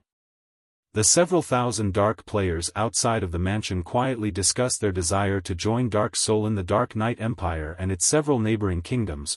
Dark Soul enjoyed a status rivaling that of super first-rate guilds and super guilds. Moreover, unlike most Dark guilds and Dark adventurer teams, Dark Soul wasn't afraid of a confrontation with the various large guilds. It even dared to challenge 2 super first-rate guilds simultaneously to Dark players, who were always forced into hiding. This was a freedom they hungered for now that Dark Soul was recruiting members. Independent Dark players like themselves couldn't miss this opportunity. Meanwhile, inside an office on the mansion's topmost floor, a young man stood by the office's window. As the young man observed the independent players outside of the mansion, a grin spread across his face. This man was none other than Tiger Breaker, Dark Soul's Alliance Master. Since we announced the recruitment, over 2,000 players have passed our test already. In addition, over 30 well-known adventurer teams have applied to join us. With these new recruits, once we receive the resources the Starline Corporation promised, we'll be able to nurture 2 or 3 well-equipped expert legions quickly. A level 55 male elementalist wielding a withered wooden staff reported. Good. Pathless, you've done well this time. As long as the other adventurer teams deal with Zero Wing, we won't have any problems acquiring the promised resources, Tiger Breaker said, smiling. Alliance Master, you can rest assured. I've heard that Black Shark and the others have discovered the whereabouts of Zero Wing's upper echelons. The Dark Hunters and Shadow Claw have already left to set up the ambush. I believe Zero Wing will suffer severely. Once we receive the confirmation, the Starline Corporation will definitely be satisfied with our performance and pay us a portion of the agreed resources up front, the level 55 elementalist named Pathless said, smiling. Once the Starline Corporation delivered the promised resources, Dark Soul would become the Dark Knight Empire's Dark Overlord. Once it achieved that goal, Dark Soul could then secure its sovereignty over all of God's domain's dark forces. While Tiger Breaker and Pathless conversed, Pathless received a message. After reading it, however, his complexion paled. Has something happened? Tiger Breaker asked curiously when he noticed Pathless' gloomy expression. I just received a message stating that the adventurer teams that went to Star Moon Kingdom to deal with Zero Wing are preparing to return. Pathless said. Return? They've dealt with Zero Wing already? Tiger Breaker could not help his surprise. No, that's not right. Zero Wing is a large guild, comparable to a first-rate guild. It is impossible to deal with it so quickly. What happened? Zero Wing has dealt a heavy blow to the Dark Hunters and Shadow Claw. Both adventurer teams have lost over half of their people. According to Veiled Spirit, the information Starline provided was horrendously inaccurate. The Zero Wing they encountered was an entirely different guild than what the reports had mentioned. Due to this unexpected development, the various adventurer teams' commanders have decided to return to Light Shadow City and discuss the matter further. Pathless said quietly. How is that possible? That's Dark Hunters and Shadow Claw we're talking about. They simply left to deal with Zero Wing's main force. How could they possibly lose? They even lost over half of their teams. Tiger Breaker stared at Pathless in shock. Also, what does Veiled Spirit mean that Zero Wing is a different guild? Alliance Master, these are the battle videos some of the players had recorded. Why don't you take a look? The situation confused Pathless as well. Following which, he forwarded the videos he had received from his subordinate to Tiger Breaker battle videos. Tiger Breaker began to examine the videos after he received them. The first video showed the 2,000+ members from the Dark Hunters and Shadow Claw adventurer teams using trump cards that even surprised Tiger Breaker. Another video showed a female berserker killing Black Shark in a matter of seconds. Said female berserker had also killed nearly 100 players with one attack. The final video showed Shifeng summoning a black dragon and killing a magic soldier in just a few seconds. The Swordsman had also summoned his personal guard, rampaging and slaughtering the two dark adventurer teams and forcing them into a disadvantageous position. This is Starline's so-called comparable to a first-rate guild? Tiger Breaker's face flushed with anger as he watched the videos. Are Starline's intelligence members sleeping on the job? How is this comparable to a first-rate guild? A first-rate guild's main force can wipe out two of Dark Soul's top-ranking adventurer teams? Pathless, contact Lu Xinglua and tell him that if he wants to get rid of Zero Wing, he'll have to triple the pay we agreed on. Otherwise, this transaction is over. Understood. I'll contact him right away. Pathless was just as furious after watching the videos. He felt that the Starline Corporation had toyed with Dark Soul. Chapter 1819, Advanced Smithy. Dark Knight Empire, Dark Knight City. Hellscythe _ Lucky Old Cat. The city's central district bustled with activity and traffic. Players also crowded the shops along the streets. Players from other cities and kingdoms constantly visited these shops to purchase items. The Dark Knight Empire's businesses were far more popular than those in the neighboring kingdoms. In those kingdoms' capitals, level 50 secret silver equipment was rare on the market, but in Dark Knight City, such equipment was common. Some shops even sold level 50 fine gold equipment only. The prices for those items were absurdly high, way above market value. Due to Dark Knight City's prosperity, many players from neighboring kingdoms brought their treasures here to sell. This made the city a hub for precious treasure. The various large guilds operating in the neighboring kingdoms had even stationed some players in Dark Knight City long-term to search for purchase opportunities. Kingdom's capitals simply couldn't compare to the Dark Knight City's liveliness. Meanwhile, a towering guild hall loomed in the center of the city's central district. The guild residents occupied an area large enough to house a stadium that could accommodate tens of thousands of people. Not only would one need a high enough status to purchase such a large plot of land, but they'd also need a frightening number of coins. The land's base price was 50,000 gold, and it was one of the few spacious lands available in Dark Knight City's central district. This guild residence is so luxurious. The owner has even built a 5-story restaurant in it. This is ridiculous. I've heard it costs quite a lot to build a restaurant in a guild residence. Such a massive restaurant should cost at least 10,000 gold to build. 10,000 gold? Aren't you looking down on Starlink a little too much? The Starline Corporation established the guild. Including the building's various accessories, Starlink has spent a total of 20,000 gold to build this restaurant. The guild also built training rooms with magic array enhancements. I've heard that the mana density inside these training rooms is much higher than that of the outside world. You'll be far more efficient when training in those rooms. It's a pity that only Starlink's members can enjoy this benefit. Then, why don't we just join Starlink? A newcomer like you? Join Starlink? Starlink is one of the top 3 guilds of the Dark Knight Empire. It's no weaker than super first-rate guilds like Crimson Emperor or Unyielding Soul. Although Starlink is mass recruiting right now, it is still out of reach for a newbie like you. While the players near Starlink's residence discussed the guild, a team of 100 players atop leopards turned onto the street. The 100-man team wore exquisite uniforms and radiated majestic auras. Many experts watched the team of players enter Starlink's residence in awe, dreaming of joining that team in the future. The 100-man team was Starlink's main force, and not long ago, the main force had defeated a level 50, 100-man team dungeon's 4th boss.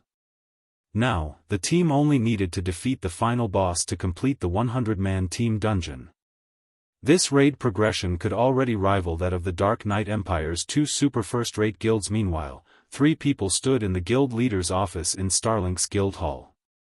These 3 watched the guild's main force, which had just returned from a dungeon raid. From a window. Guild leader, we have now caught up with Unyielding Soul's raid progress.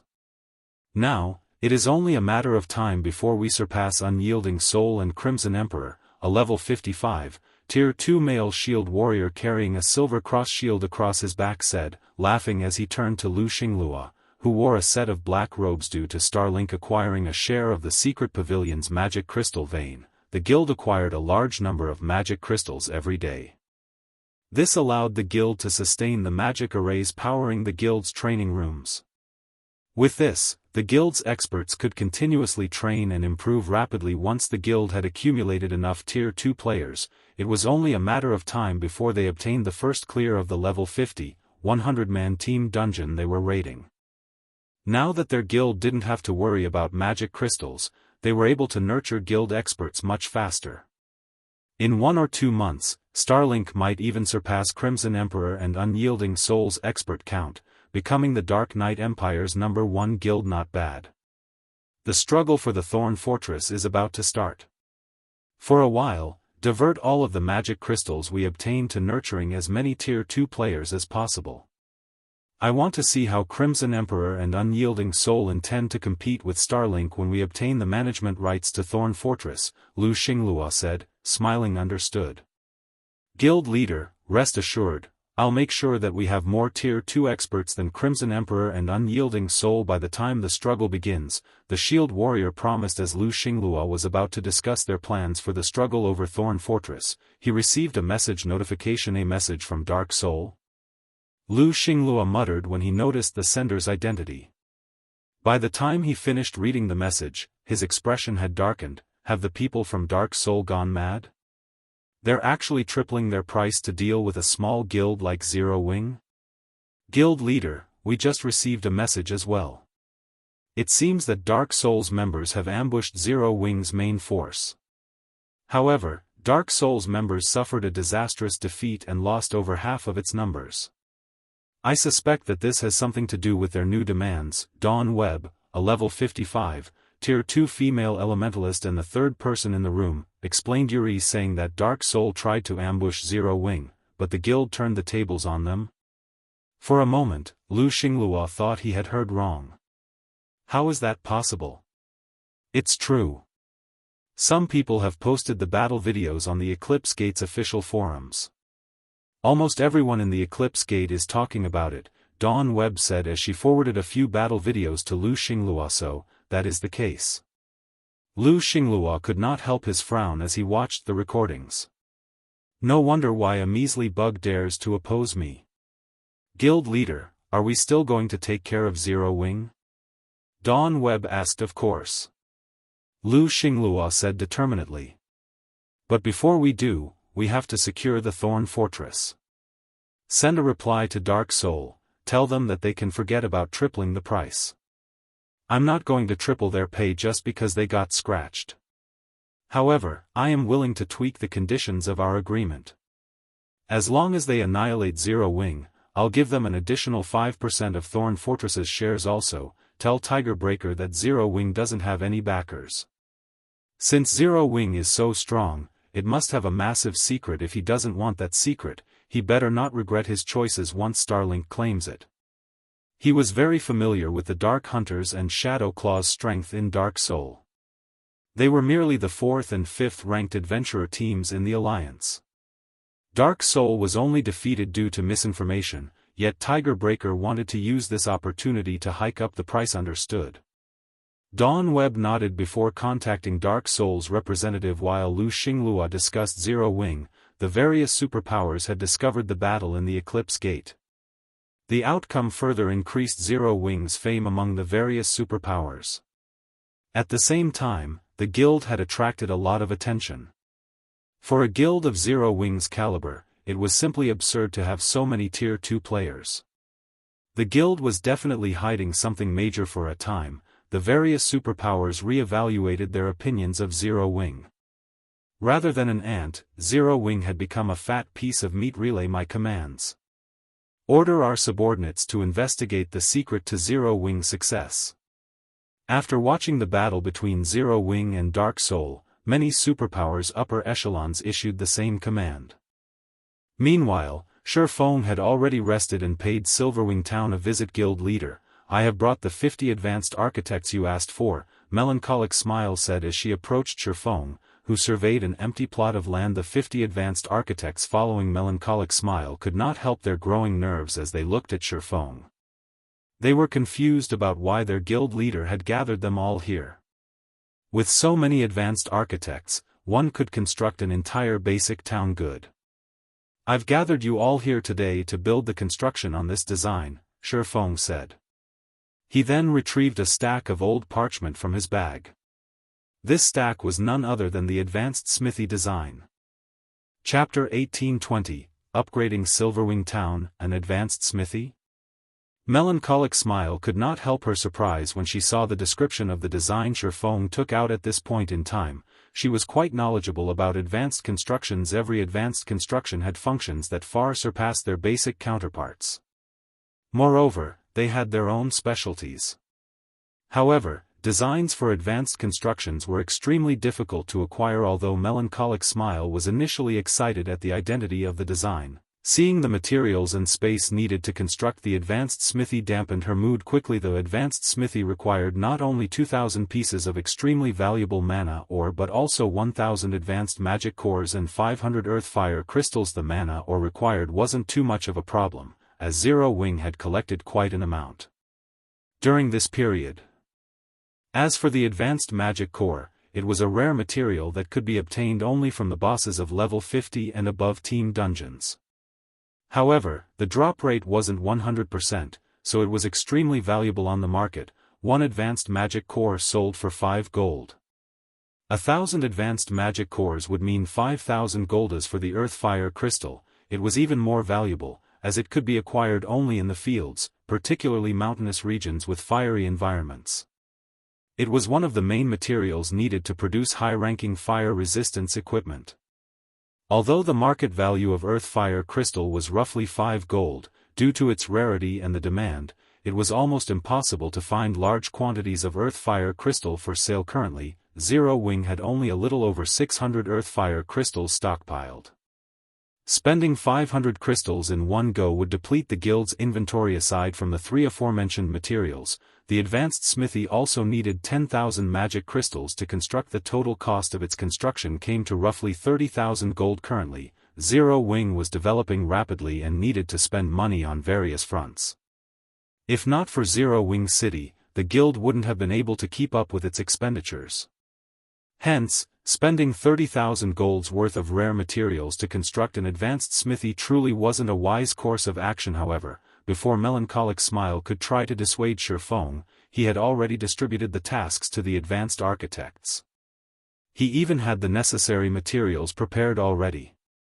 All the 50 advanced architects needed to do was build the structure. Although Zero Wing's main force had suffered some casualties and lost 20-odd pieces of equipment in the battle with the 2 Dark Adventurer teams, the spoils of war they gained were far more valuable. The members of Dark Hunters and Shadow Claw were experts among experts. They were all geared in excellent equipment that was only slightly inferior to Zero Wing's. However, while the quality of the equipment Zero Wing looted was indeed slightly inferior to the equipment it lost, the quantity easily made up for the poorer quality. In total, Zero Wing had gained over 400 pieces of level 50 secret silver equipment and 60+ pieces of level 50 fine gold equipment. After deducting the compensations and rewards given out, Zero Wing had still netted more than 10,000 gold from that single battle. However, even if one had 10,000 gold, they would be hard-pressed to acquire so many pieces of up-to-date top-tier equipment. Although the profits from this battle were not enough to cover the construction cost of the advanced smithy served a great purpose as an advanced construction. It could elevate the prosperity and popularity of a town by a significant margin. At this point, Silverwing Town already possessed sufficient basic constructions and security to get upgraded into an intermediate town. Now, it just had to accumulate sufficient popularity and prosperity. However, constructing the advanced smithy wasn't an easy task. Aside from advanced architects, it needed one player capable of drawing advanced magic arrays because the advanced smithy required the inscription of many magic arrays for the following period. Shifeng could be seen busily inscribing magic arrays onto the constructed walls and floors of the advanced smithy. Someone looking at Silverwing Town from some distance away would notice that a section of the town's outer area had suddenly been cordoned off and something big was under construction there. This situation immediately attracted the attention of many resting players. Nowadays, Silverwing Town had already become the most popular town in the Orc Empire. Many guild players seeking to grind in the Orc Empire or raid the teleportation war fortresses chose to rest in Silverwing Town. Even though the war fortresses in question were very far away from Silverwing Town, players still chose Silverwing Town over other guild towns in the Orc Empire. One reason for this was the EXP buff that players could accumulate by resting in Silverwing Town, which would help greatly in leveling up. Another reason was the battle arena in the town. However, contrary to expectations, the high mana environment of Silverwing Town wasn't the reason why its battle arena was popular. Instead, the main reason for its popularity was the fact that the town was now a hub for players originating from various kingdoms and empires. Due to this situation, experts from different countries could spar with each other. Being able to spar with a large number of different experts of the same combat standard was a tremendous benefit for experts seeking to improve themselves. Now that Silverwing Town had already become the #1 town in the Orc Empire, if not for the limited space, its player population could easily exceed 1,500,000. Damn. Silverwing Town is already crowded enough, yet Zero Wing is actually wasting such a large, empty space on another building. That's right.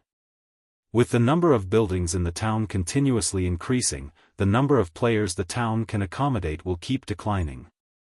I'm not even sure if I can squeeze my way into the town tomorrow. The players resting in a nearby bar could not help but frown when they saw the stadium-sized structure under construction. There were simply too many players trying to enter Silverwing Town right now.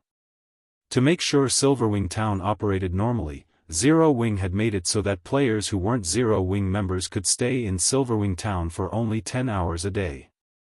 If players refused to leave the town once their allocated time was up, the NPC soldiers would either forcibly remove them from the town or outright kill them. Yet, despite this restriction, Silverwing Town was still packed all day round.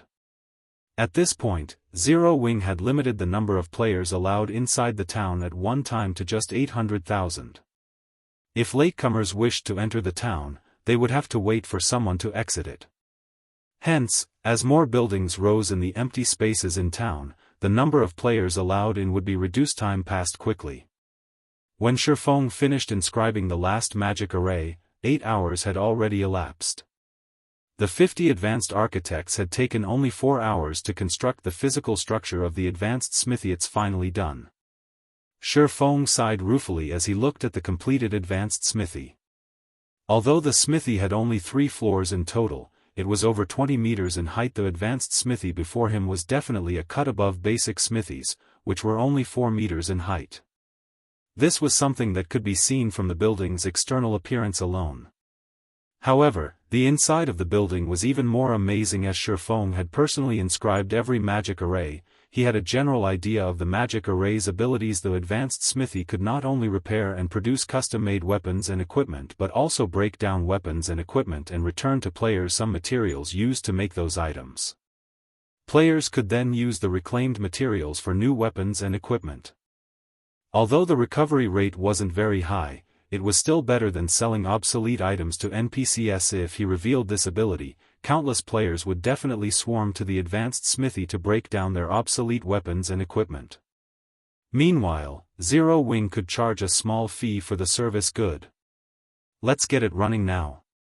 Shifeng then called up the advanced smithy system interface and chose to open the building to the public. In the next moment, the magic curtain surrounding the construction site disappeared, exposing the massive building to the public.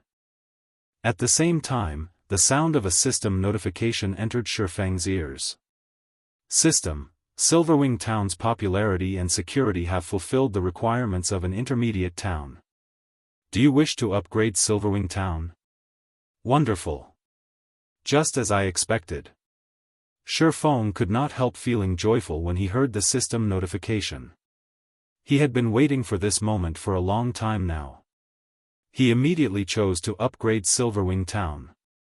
Chapter 1821, Crimson Flame Fortress. A series of system notifications assaulted Shifeng's hearing after he chose to upgrade Silverwing Town. Orc Empire Region System Announcement: Congratulations to Silverwing Town for becoming the first intermediate town in a neutral map.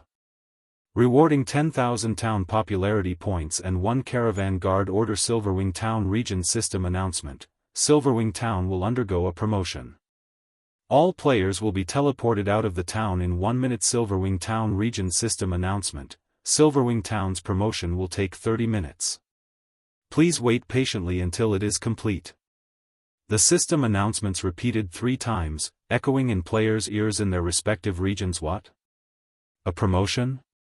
They're already upgrading Silverwing Town. How did Zero Wing do it? Amazing! Once the town is upgraded, we'll have a much easier time getting in. For a time, Silverwing Town's players were in an uproar over the sudden promotion.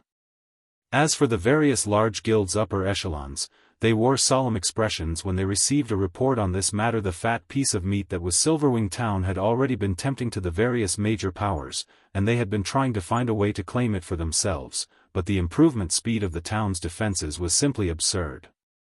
The NPC soldiers the town had recruited were also becoming increasingly powerful. Including the 5 magic towers, none of these superpowers felt powerful enough to capture Silverwing Town.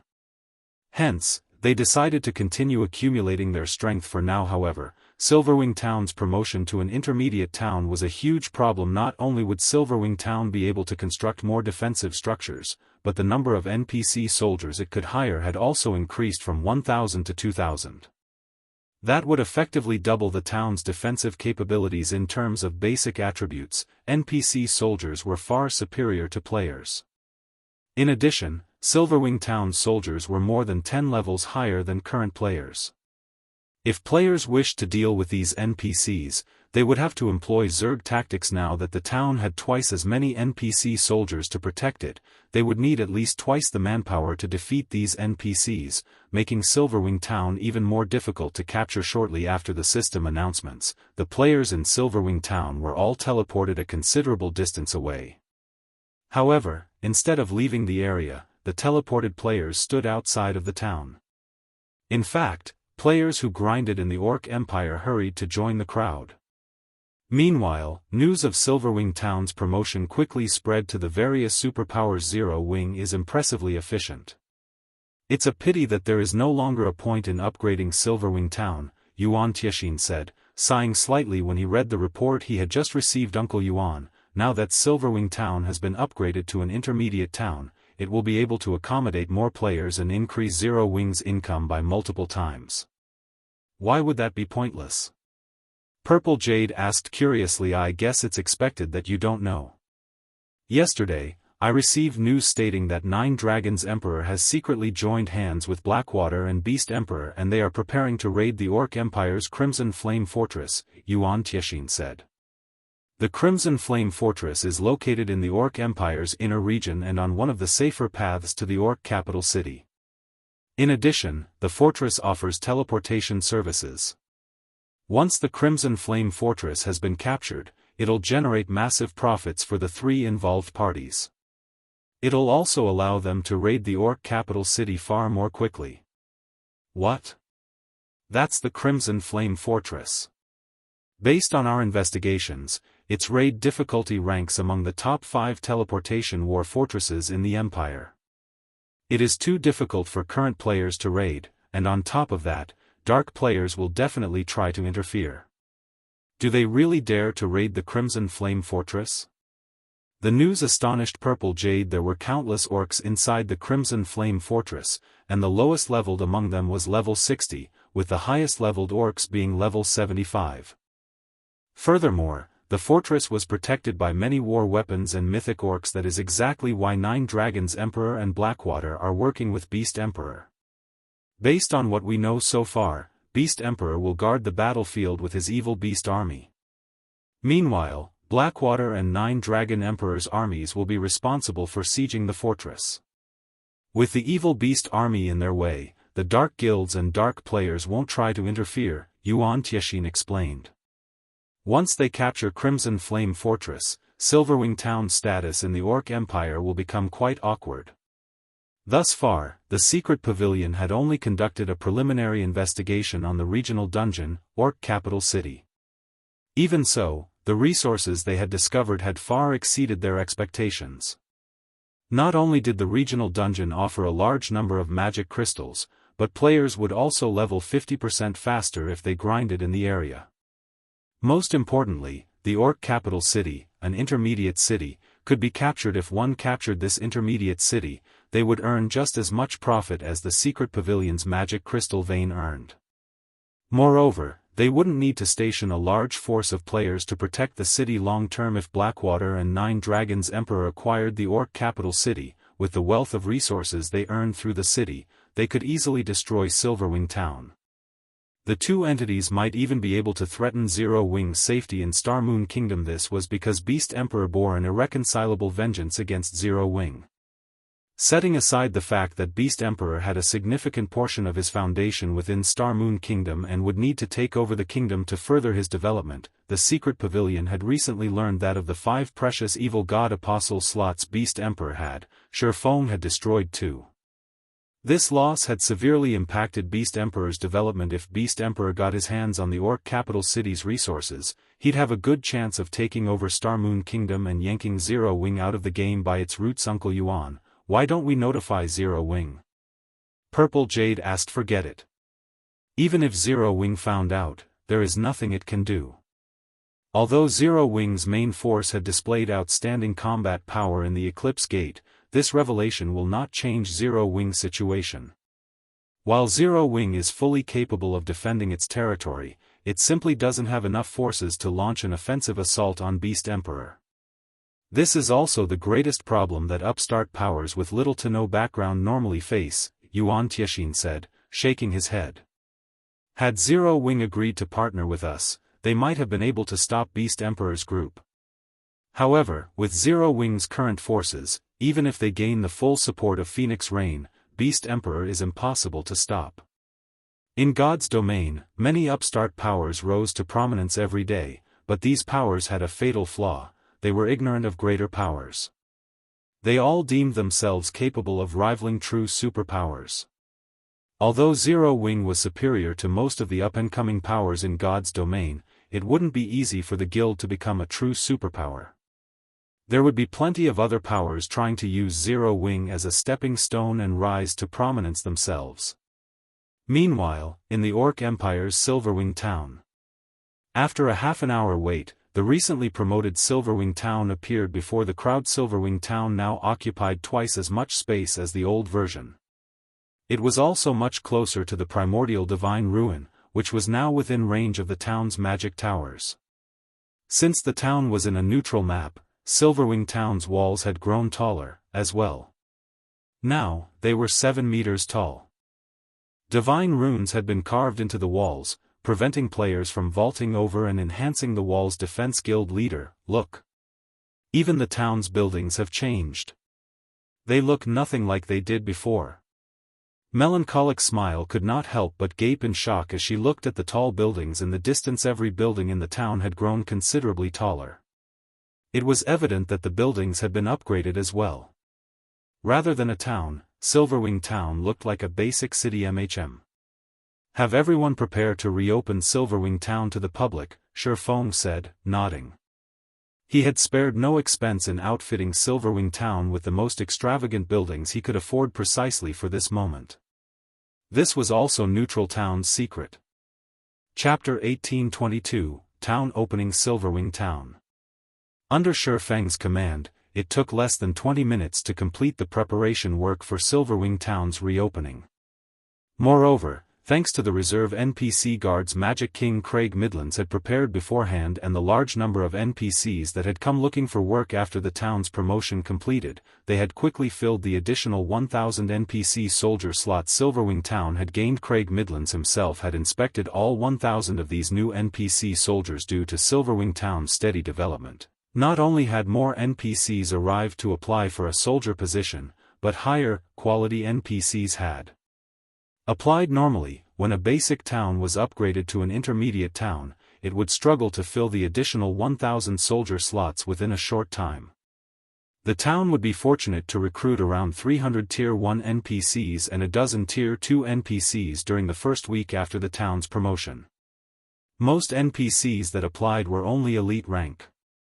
The town would slowly have to accumulate, nurture, or replace its NPC soldiers to increase the number of Tier 2 NPC soldiers it had. Yet, due to Craig Midlands' fame, over 3,000 NPCs had applied to work for Silverwing Town as soon as the promotion was complete.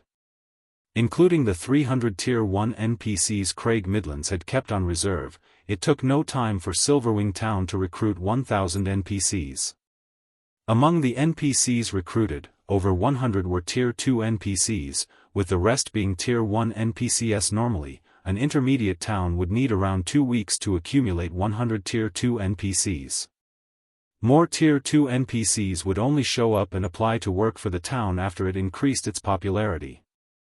After all, Tier 2 NPCs were not abundant in God's domain. Even Zero Wing City only had a little over 2,000 Tier 2 NPC soldiers thus far, while the rest were Tier 1 NPCs. However, although Silverwing Town had plenty of high-quality NPC soldiers, Zero Wing had spent over 20,000 gold to outfit these NPCs with proper weapons and equipment in God's domain. NPC soldiers did not come with their own items.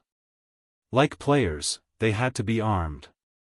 This was an important factor in strengthening a town's defenses. Of course, some NPCs would bring their own weapons and equipment when applying to become soldiers, but their items were usually low quality.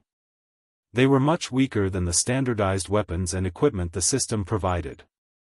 Naturally, the combat power these NPCs would be able to display would depend on the quality of their weapons and equipment.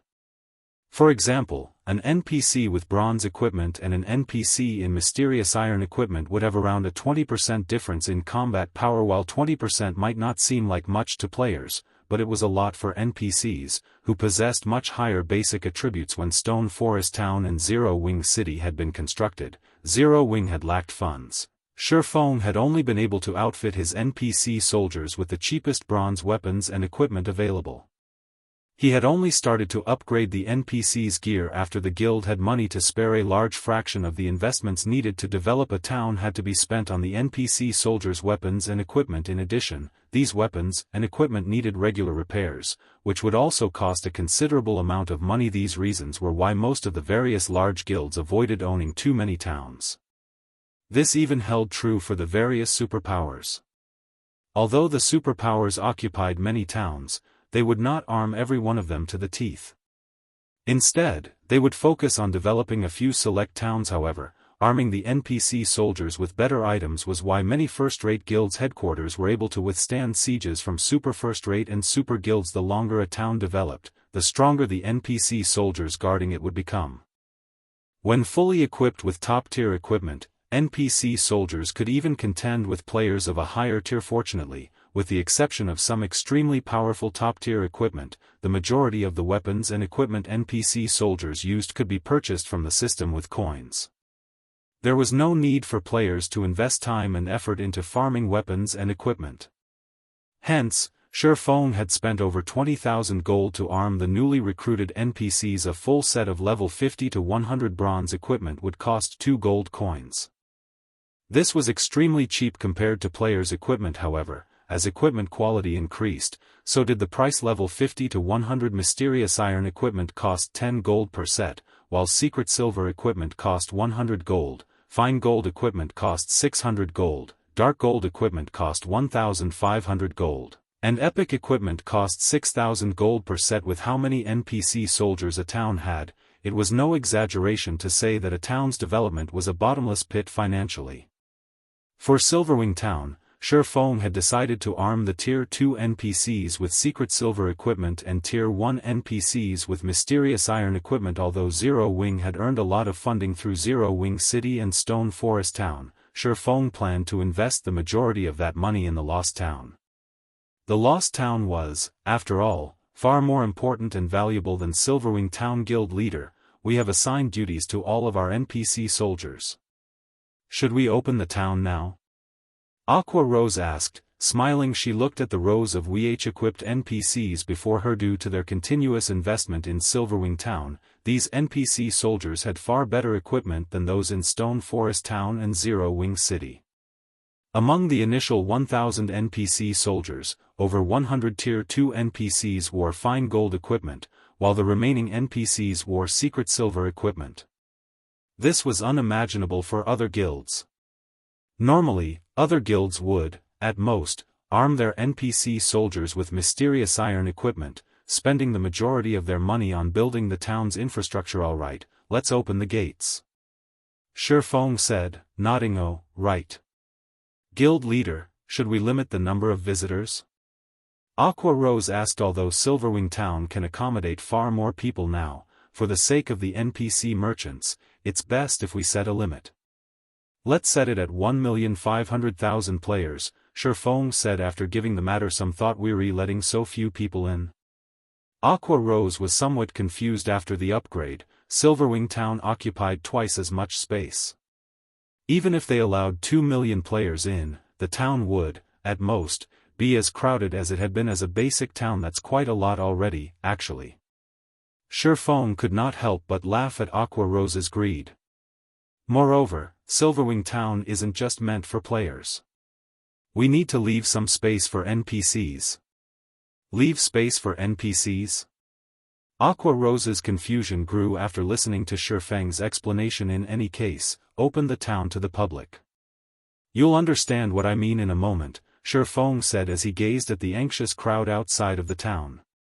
He did not bother to explain further. In God's domain, while players were important to a guild town's development, NPCs were equally important, but in a neutral map, NPCs were even more so. This was because NPCs could increase a town's popularity. Most importantly, they could create opportunities that would allow some players to get rich overnight or instantly become peak experts. However, players had only discovered this later in the game. Shifeng had to focus on preparing for that inevitability now. This was especially true now that he had the Caravan Guard order. Aqua Rose said nothing more after receiving Shifeng's order. Immediately, she had some guild members gather at the town's entrance and open the gates. When the town finally reopened, a swarm of players surged into Silverwing Town. When these players saw the various buildings inside the town's walls, they were stupefied. Is this really Silverwing Town? Crap! This is too extravagant. This place can rival a small NPC city. Everyone exclaimed in shock when they saw the town's tall buildings. Quick, come over here and take a look. There's a 5-story tall smithy. Amazing! What kind of smithy is this? It's actually run by NPC master forgers. We can place custom orders and break down our old weapons and equipment here. Even if I never raid team dungeons, I can now get my hands on top-tier equipment. Stop dreaming. Didn't you see the price for custom-made items? You also have to provide the required materials. It's still better than having no access to top-tier weapons and equipment. Look, you can even order level 50 dark gold weapons and equipment. Do you think the various large guilds would sell level 50 dark gold equipment to independent players like us? When the independent players discovered the advanced Smithy's abilities, they went crazy with excitement. The services even tempted quite a few guild players. While the players in Silverwing Town discussed the advanced Smithy, Shifeng paid a visit to Star Moon Kingdom, Star Moon City.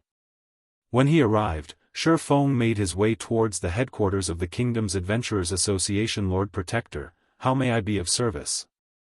Elk, an NPC senior administrator, respectfully asked as he approached Shifeng. I wish to commission the association to set up a trade route to Silverwing Town, Shifeng stated as he took out a token made of black iron. This token was none other than the Caravan Guard order. Chapter 1823, Setting up a trade route. Setting up a trade route? Senior Administrator Elk was surprised when he saw the black iron token in Shifeng's hand.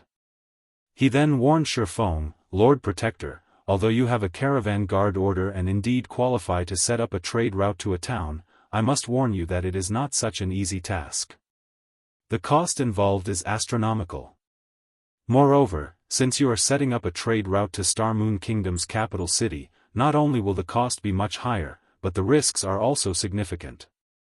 If you abandon the operation before it is complete, this Caravan Guard order will become useless. I understand.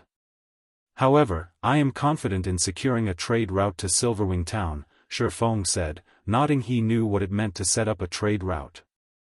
After all, he had done so many times during his previous life. If a guild town wanted to become more attractive to NPC merchants and increase the town's development speed, it had to have trade routes.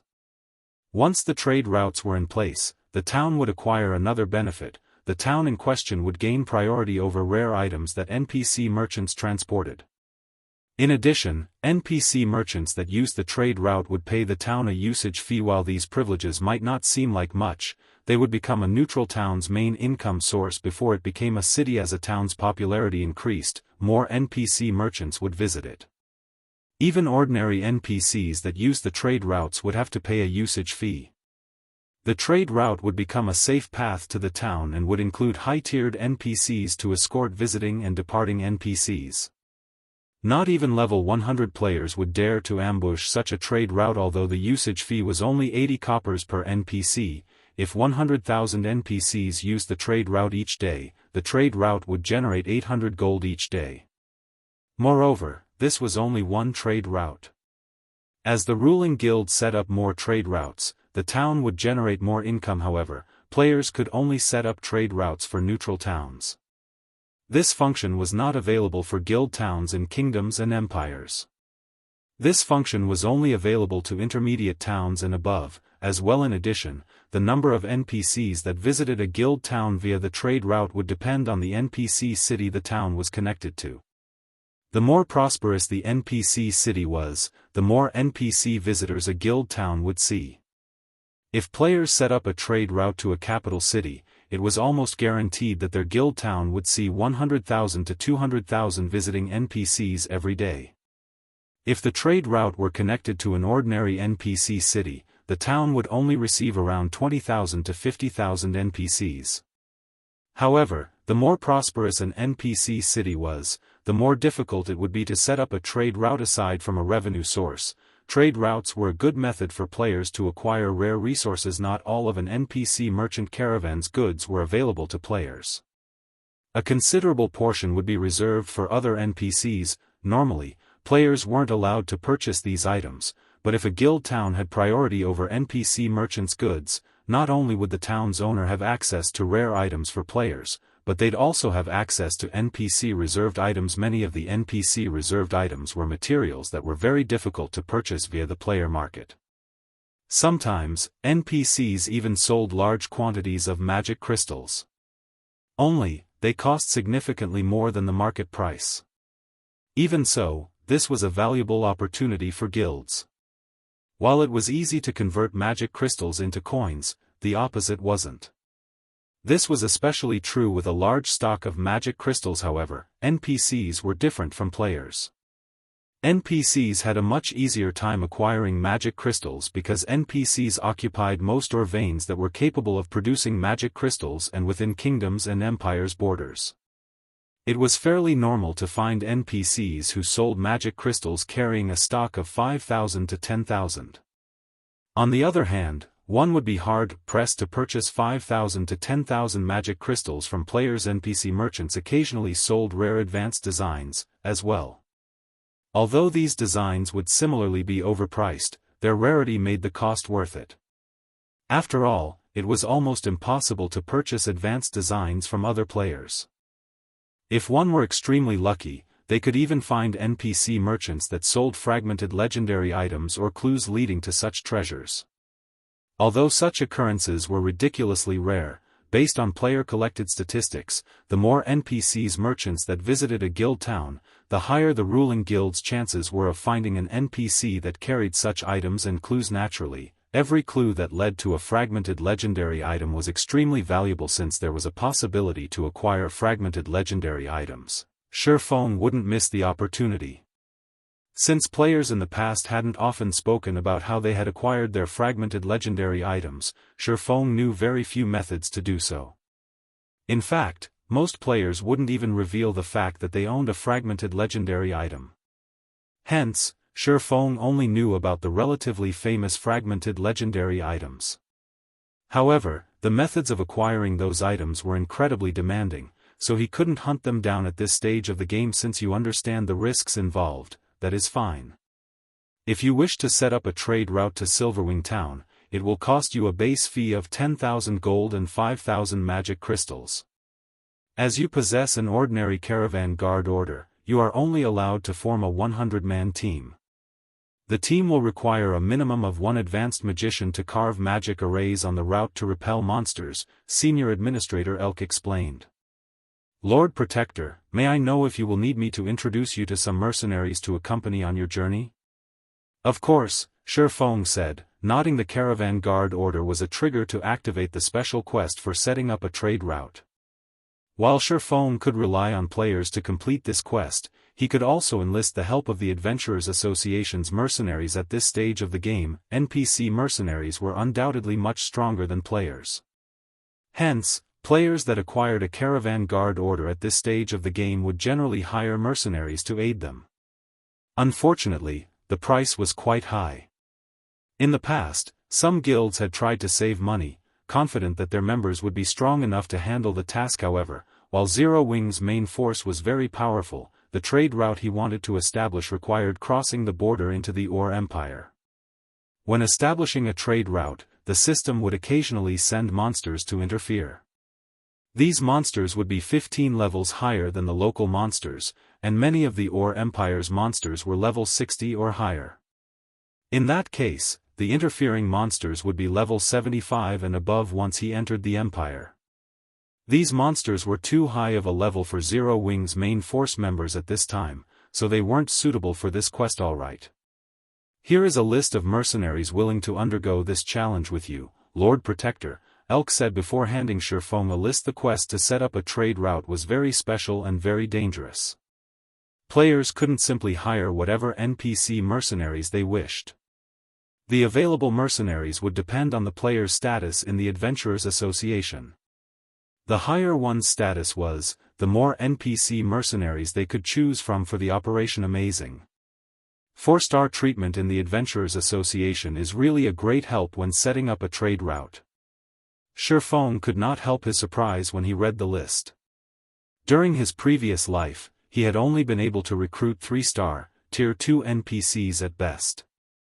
As a result, he had struggled to set up trade routes for Shadow's neutral towns. Now, however, even 2-star, Tier 3 NPCs had applied to join his quest, not to mention 3-star, Tier 2 NPCs. He had to admit that the Spirit Slayer advanced title came with some awesome benefits. Without hesitation, Shifeng spent over 15,000 gold to hire 97 mercenaries, spending almost every coin he had on hand.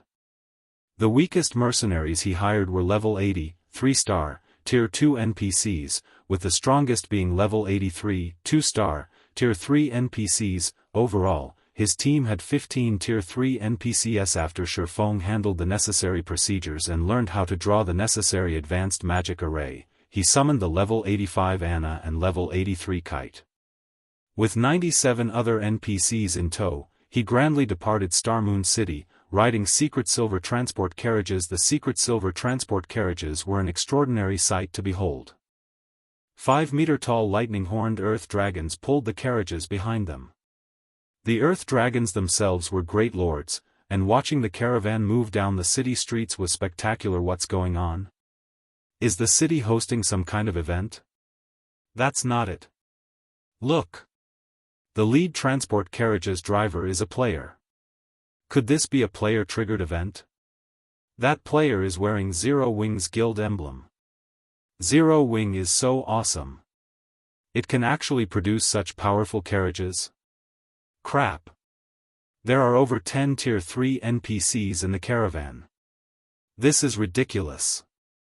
Chapter 1824, Strong Legion. Shortly after the 10 secret silver transport carriages being pulled by lightning-horned earth dragons appeared on the streets of Starmoon City, the sight quickly sent the entire city into an uproar. The adventurer teams that made a living by delivering items were green with envy as they looked at the transport carriages. Transport carriages might not seem particularly important in the game right now, as players could simply store items inside their bag spaces and teleport to other cities. However, as players reached higher levels, transport carriages would become increasingly relevant. The number of items that could not be stored inside players' bag space would increase as players progressed further into the game. Such non-bag space items were extremely valuable, and the only way to transport them was via transport carriages. Meanwhile, the adventurer teams could purchase only horse-drawn transport carriages. On the other hand, the secret silver transport carriages had great lord-ranked lightning-horned earth dragons pulling them. There was simply no comparison between the two.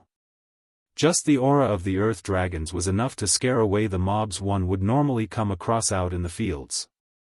Not to mention, the transport carriage itself was like a huge house. One could easily imagine how many non-bag space items the transport carriage could store in such a huge transport carriage as expected of Star Moon Kingdom's #1 guild. I wonder when our adventurer team will be able to obtain a transport carriage like that? That's right. If we have a transport carriage like that, we can earn over 10 gold per delivery trip. The adventurer team members seated on the advanced transport carriages parked along the streets cast covetous looks at the lightning-horned earth dragons. Currently, the minimum price in the delivery business for transporting a non-bag space item was 1 silver coin. The price scaled up depending on the distance traveled. Meanwhile, the adventurer team members estimated that the secret silver transport carriage could carry over 100 non-bag space items. This assumption was because the advanced transport carriages they owned were only the size of an ordinary horse carriage but could already carry a maximum of 60 non-bag space items.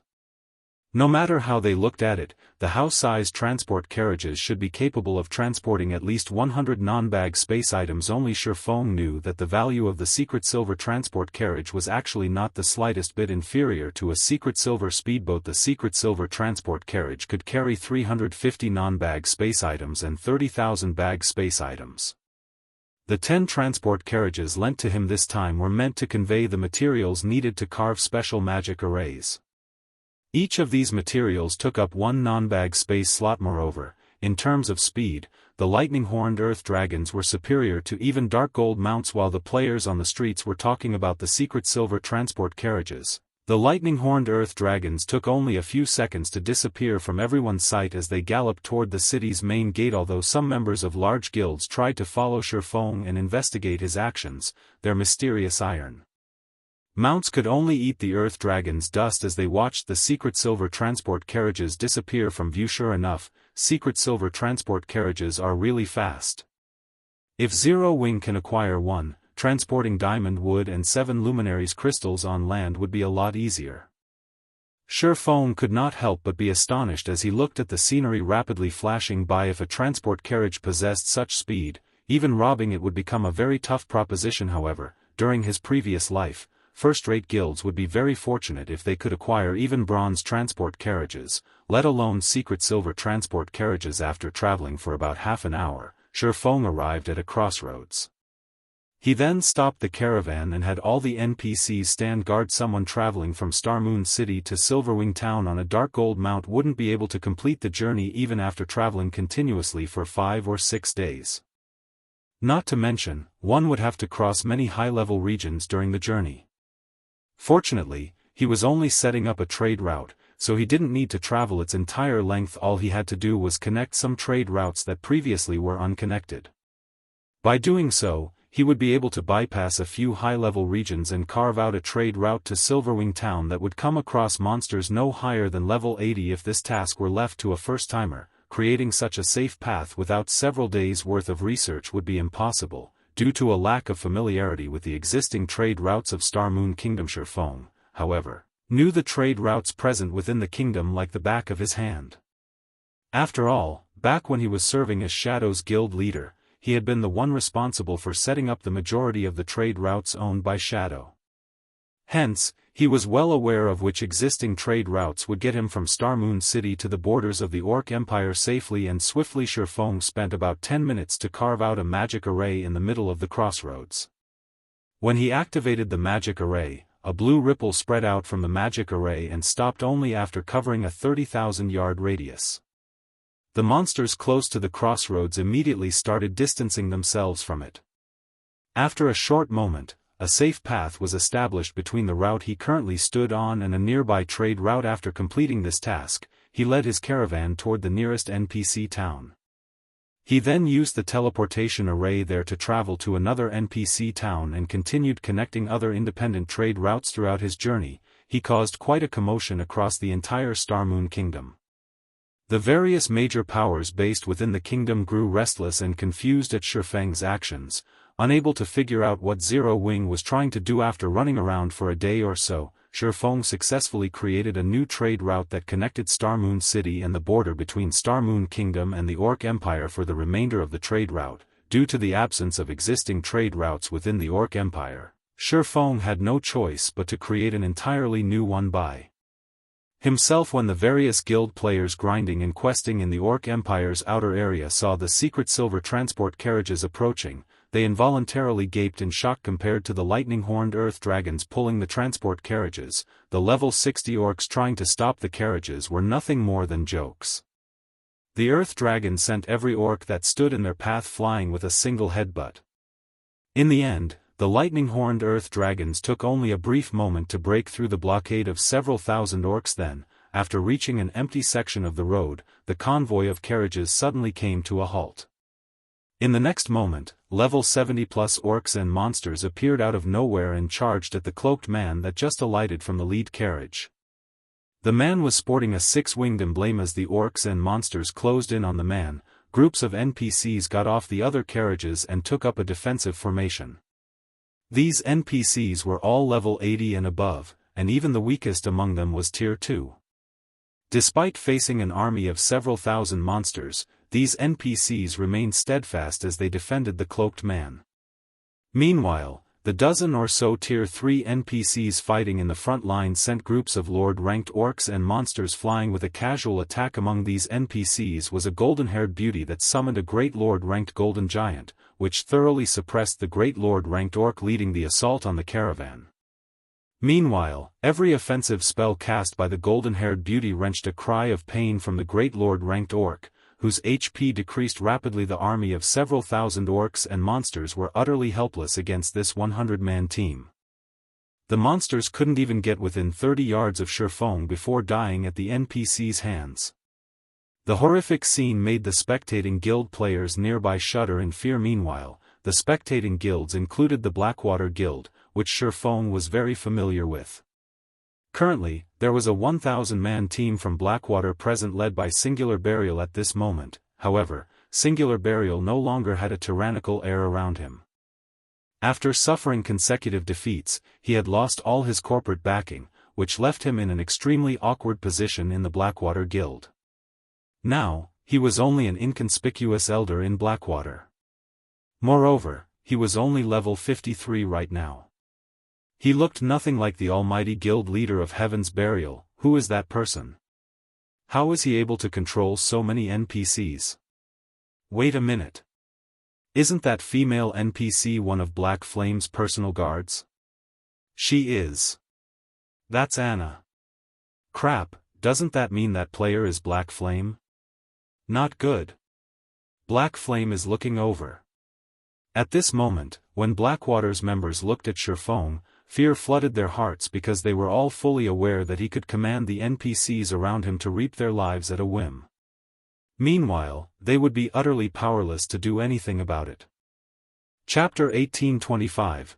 One success was built atop the sacrifice of thousands. As the NPC legion pushed back the approaching orc and monster army, a wall of corpses quickly formed on each side of the road. These NPCs are so strong. I get the feeling that this NPC team can even raid an ordinary guild town. I know, right? Just look at those tier 3 NPCs going. They are throwing level 70+ great lords with a single hit. Their individual combat power is likely even higher than grand lords of the same rank. Even if these tier 3 NPCs aren't enough to raid a guild town, they're more than enough to kill every one of us. As expected of Starmoon Kingdom's #1 expert. With the ability to control so many powerful NPCs, Black Flame could easily annihilate armies of tens of thousands of players. It's no wonder why the various superpowers are helpless against Zero Wing.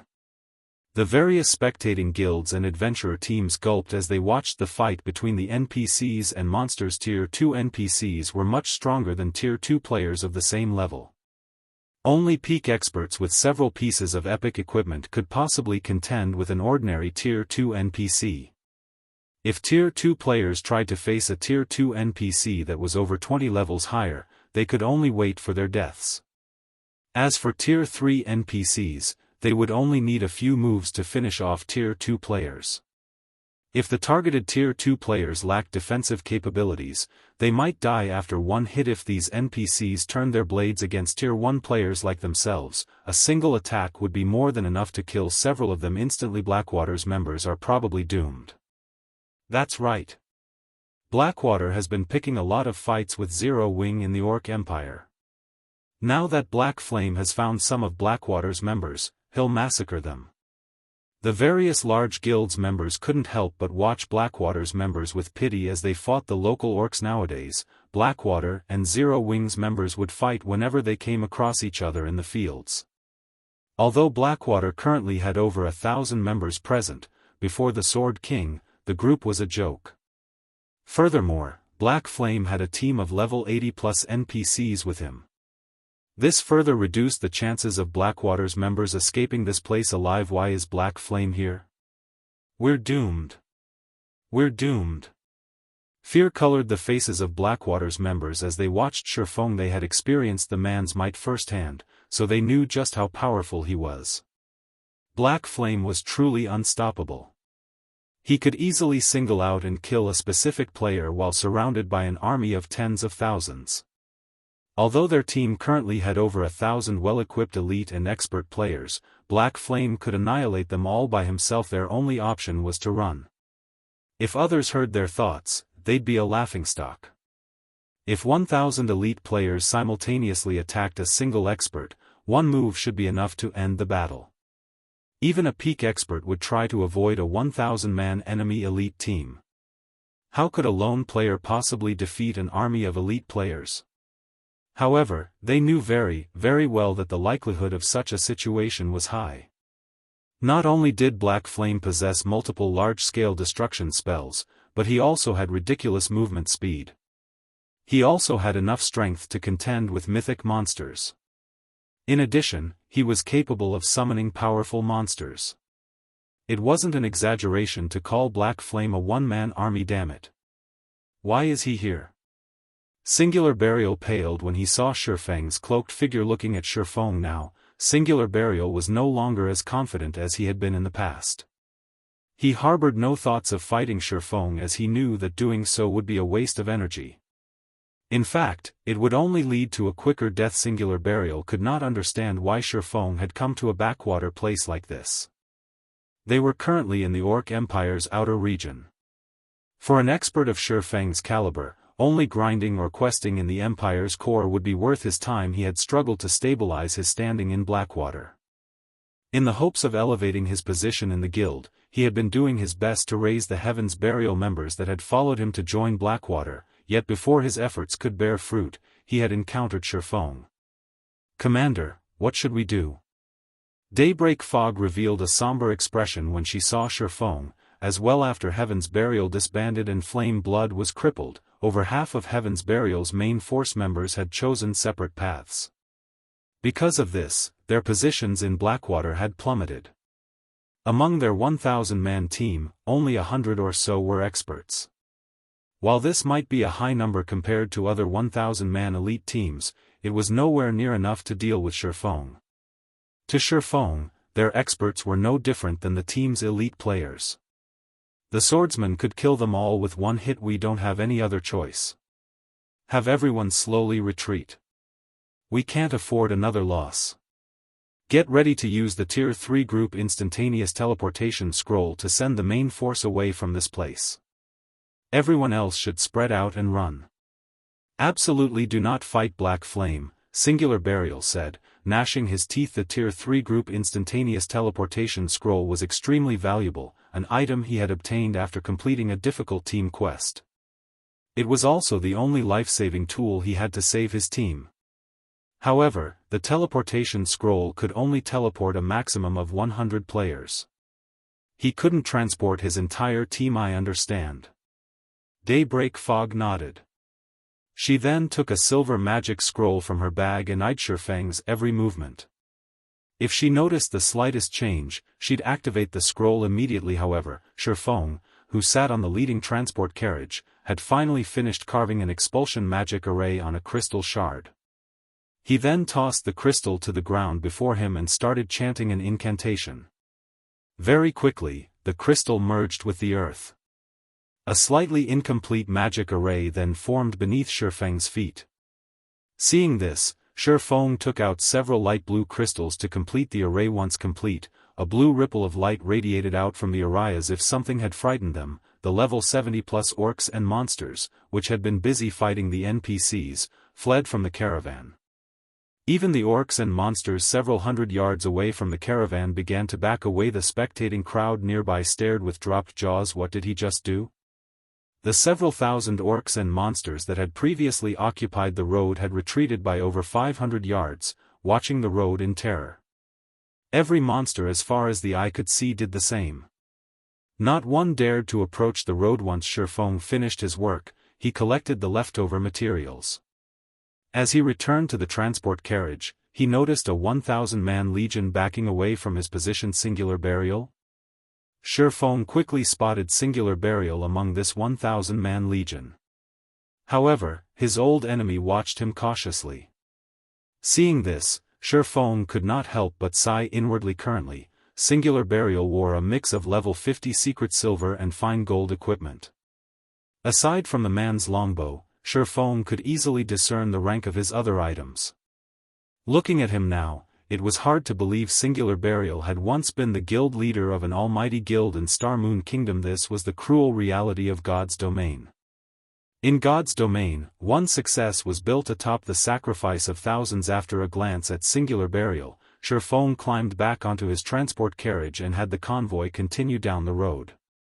If he did not complete the trade route quickly, the expulsion magic arrays he had already set up within the Empire would begin to disappear. This was the time limit players had to endure. The system would not allow players to take their sweet time when establishing a trade route. As for killing singular burial and the others, he had no interest in such a task. Moreover, with singular burial's current state, he didn't consider the man a threat. After realizing that Shifeng was leaving without a fight, Blackwater's members breathed a deep sigh of relief. Commander, Black Flame left. Daybreak Fog could not help but cry out with joy when she saw Shifeng drive his transport carriage away. When Shifeng had turned to look at them, she had nearly used the precious group instantaneous teleportation scroll. Out of anxiety. Yes, he left. Singular burial wore an expression of mixed indignation and sadness as he watched Shifeng leave. He had noticed a hint of pity in Shifeng's eyes. This discovery had dealt an unprecedented mental blow. Is he trying to say that I don't even qualify to face him now? Chapter 1826, Vulcan Sigh. After Shifeng left, all of the various large guilds members visibly relaxed. Black Flame is leaving, just like that? He doesn't intend to deal with Blackwater's members? My guess is that Black Flame finds it beneath him to deal with them. I've watched the battles that occurred at the primordial divine ruin. Black Flame had soloed a mythic monster. Then he sent both Blackwater's army and the evil beast army running with their tails tucked between their legs. A measly 1,000-man elite team probably isn't worth his effort. Black Flame is too strong. His presence alone was enough to make the various large guilds shrink back with fear. It's no wonder why Black Flame is recognized as Star Moon Kingdom's #1 expert. He is far stronger than those famous peak experts. The adventurer teams watching from a short distance away were shocked when they looked at the various guild players, who watched the departing convoy cautiously. They had never thought that the presence of a single player would be enough to deter so many guild players. They had all heard many rumors about Black Flame, but they had assumed the rumors were jokes and baseless assertions.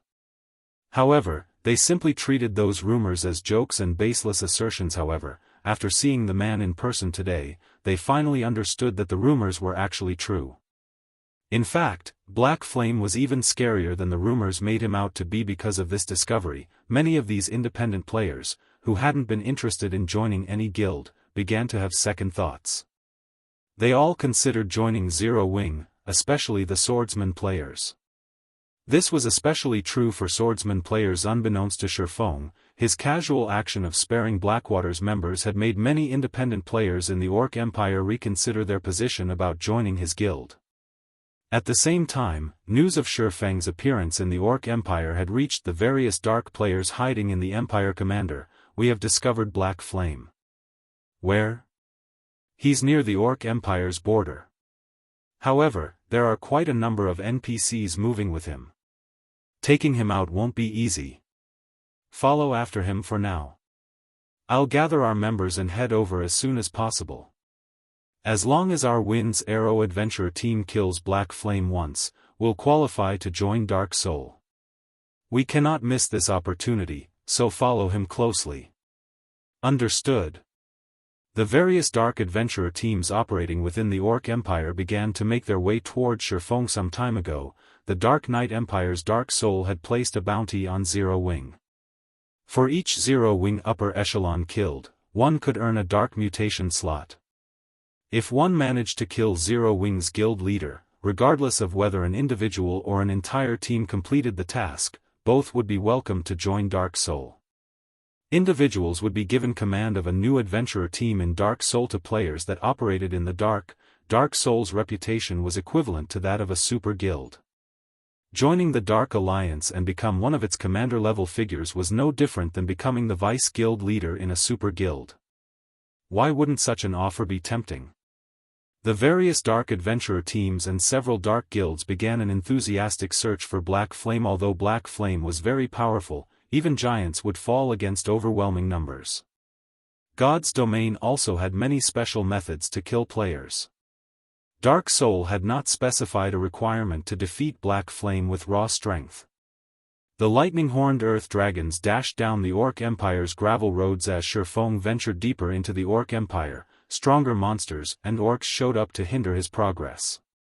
Initially, most of the monsters had only been chieftains, but now, lords began to target his caravan. If not for the lightning-horned earth dragons being level 80 great lords, the monsters in their way would have stopped the caravan long ago. Sure enough, it really is difficult to set up a trade rule in a land ruled by the dark forces. Shifeng inwardly celebrated as he watched one lord-ranked orc get knocked aside after another. Fortunately, he was the first player to set up a trade route in Star Moon Kingdom and had the privilege of using the lightning-horned earth dragons. Normally, players would only have access to mysterious iron transport carriages, which were only pulled by lord-ranked monsters, when setting up a trade route. Traveling through a neutral map under the Dark Forces' rule with such carriages would be extremely difficult. He would have had to stop his progress whenever he was attacked. In that case, he would have had to rely on the NPCs he had hired to clear a path or dispatch a large number of his guild members to do so. With the lightning-horned earth dragons, however, he could simply bulldoze his way through. Though, due to the large number of orcs and monsters blocking his path, his advance had slowed considerably. Now, the transport carriages only moved a little faster than players running at full speed. Meanwhile, this was only the beginning of the Dark Forces' territory. As Shifeng traveled deeper into the Empire, he would encounter more numerous and powerful orcs and monsters, which even the Tier 3 NPCs accompanying him would have some trouble with. After about 8 hours, Shifeng arrived before an orc fortress. According to the system map, the fortress was the final point for the trade route. This quest. Does it really want me to build the expulsion magic array inside the fortress? As Shifeng watched the patrolling orcs on the fortress's walls, he wondered if he had read his system map wrong. This was nothing like the orcs he had faced on the road earlier. On his way here, he had faced wild orcs or orc patrols, but these orcs were members of the Orc Empire's well-trained army. Fortunately, due to his quest, the fortress only had around 3,000 orc guards, far fewer than normal. In return, however, their levels and rank had increased significantly. Now, the weakest orc guarding the fortress was a chieftain, with the majority of the orcs being lords. The leader of these creatures was even a level 80 mythic-ranked orc general. After spotting Shifeng's caravan, the orc general raised its great sword with one hand and loosed a furious roar. Suddenly, the army of 3,000 orcs stationed inside the fortress flooded out of the fortress's gates and marched towards Shifeng's caravan.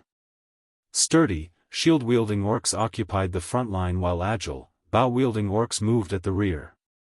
The orc army's approach even made the NPCs with Shifeng nervous. Shifeng could see well over 100 Great Lord-ranked orcs and over a dozen Grand Lords. This force was on an entirely different level than the caravan's contingent. As Shifeng wondered if something had gone awry, the sound of a system notification reached his ears. System, you have triggered the epic trade route quest, Orc King's Ambitions. You may choose to accept or abandon this quest. If you complete this quest, you will receive a commendation from Star Moon Kingdom and qualify to build an airport. Abandoning this quest will not affect your original trade route quest. If you choose to abandon this quest, the system will designate an alternative path for the trade route.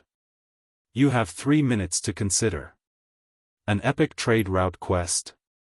Shifeng was stunned when he read the system notification, but after seeing the quest rewards, he couldn't help his growing excitement. Could this be the reward for being the first player to set up a trade route? The qualifications to build an airport. Countless guilds in neutral maps dreamed of acquiring this qualification, but very few succeeded in doing so. In the past, not a single guild had revealed how they had managed it. Meanwhile, the sensational scene at the Orc Fortress stupefied the various dark adventurer teams and dark guilds following Shifeng crap. What's going on? Is Black Flame trying to raid the fortress? Does he intend to raid a fortress by himself? Is he crazy? Black Flame is insane. That's an orc fortress we're talking about. Although he can stand against a mythic monster for some time, capturing a fortress is a different story entirely. Even if he has some NPCs to support him, ambushing a fortress is impossible. As the dark players watched the distance between the orc army and Shifeng's caravan decrease, they were dumbfounded. They had watched many guilds try to raid one of the Orc Empire's fortresses before, but this was the first time they had seen a single player attempt it. Commander, what should we do? Should we attack Black Flame? These orcs are too high-leveled. Moreover, there's a mythic orc among them. If we attack carelessly, we might get dragged into the fight. Let's wait. It won't be too late to take action once the orc army pushes Black Flame and his NPCs back. All of the dark adventurer teams and dark guilds following Shifeng came to the same decision. Meanwhile, as the orc army approached the caravan, Shifeng and his NPCs prepared for battle. Let's give it a try, Shifeng decided after analyzing his current combat power and the challenge. The quest had only mentioned that he needed to set up an expulsion magic array in the fortress, not capture the fortress. There was a huge difference between the two tasks. Naturally, the former was far easier. Moreover, this was a valuable opportunity. It would be a huge waste to give it up. Grinding his teeth, Shifeng accepted the quest. He then pulled a magic scroll with crimson divine runes from his bag. This magic scroll was none other than the Tier 4 continuous use magic scroll, Vulcan Sigh, which he had acquired from the gold magic crystal treasure chest in the Eclipse throne. The magic scroll was even more valuable than ordinary epic equipment. Vulcan Sigh was also an extremely rare summoning scroll. He had hoped to save the scroll as a trump card for any future guild wars, but using it to complete this epic trade route quest was worth the expenditure, following which, Shifeng injected 1,000 magic crystals of mana into the magic scroll and activated it in the next moment. A crimson, threefold magic array manifested beneath Shifeng's feet. The sky also began to transform, and the earth started to quake. Why did the sky suddenly go dark? Everyone noticed dark clouds block out the sun. A moment later, the space around Shifeng began to freeze. The spectating dark players felt a powerful aura assault their minds and bodies. Chapter 1827, Battle of Monsters. As the dusky space froze, over 24 magic arrays appeared in the cloudy sky, radiating a light that illuminated the orc fortress and its surroundings. As these magic arrays manifested, the dark players felt their aura's intensity increase, making their bodies feel much heavier than a moment ago. As the heavy feeling grew, they began to panic. What's going on? Why can't I move? What did Black Flame do? Everyone quickly discovered that they couldn't even move a finger, much less walk away. They felt as if time had stopped. Moreover, they weren't the only ones subjected to this phenomenon. Even the orc army had fallen deathly silent. Some orcs had even lost strength to stand and fell to a knee, terrified, following which, the sky shattered and formed a massive black hole. If one looked closely, they would notice a pair of flaming eyes, as large as small mountains, within the black hole. As these eyes appeared, the pressure on the players present increased yet again. Immediately, all of the orcs, including the mythic ranked orc general, slumped to the ground and shuddered in fear. What's going on? It's over.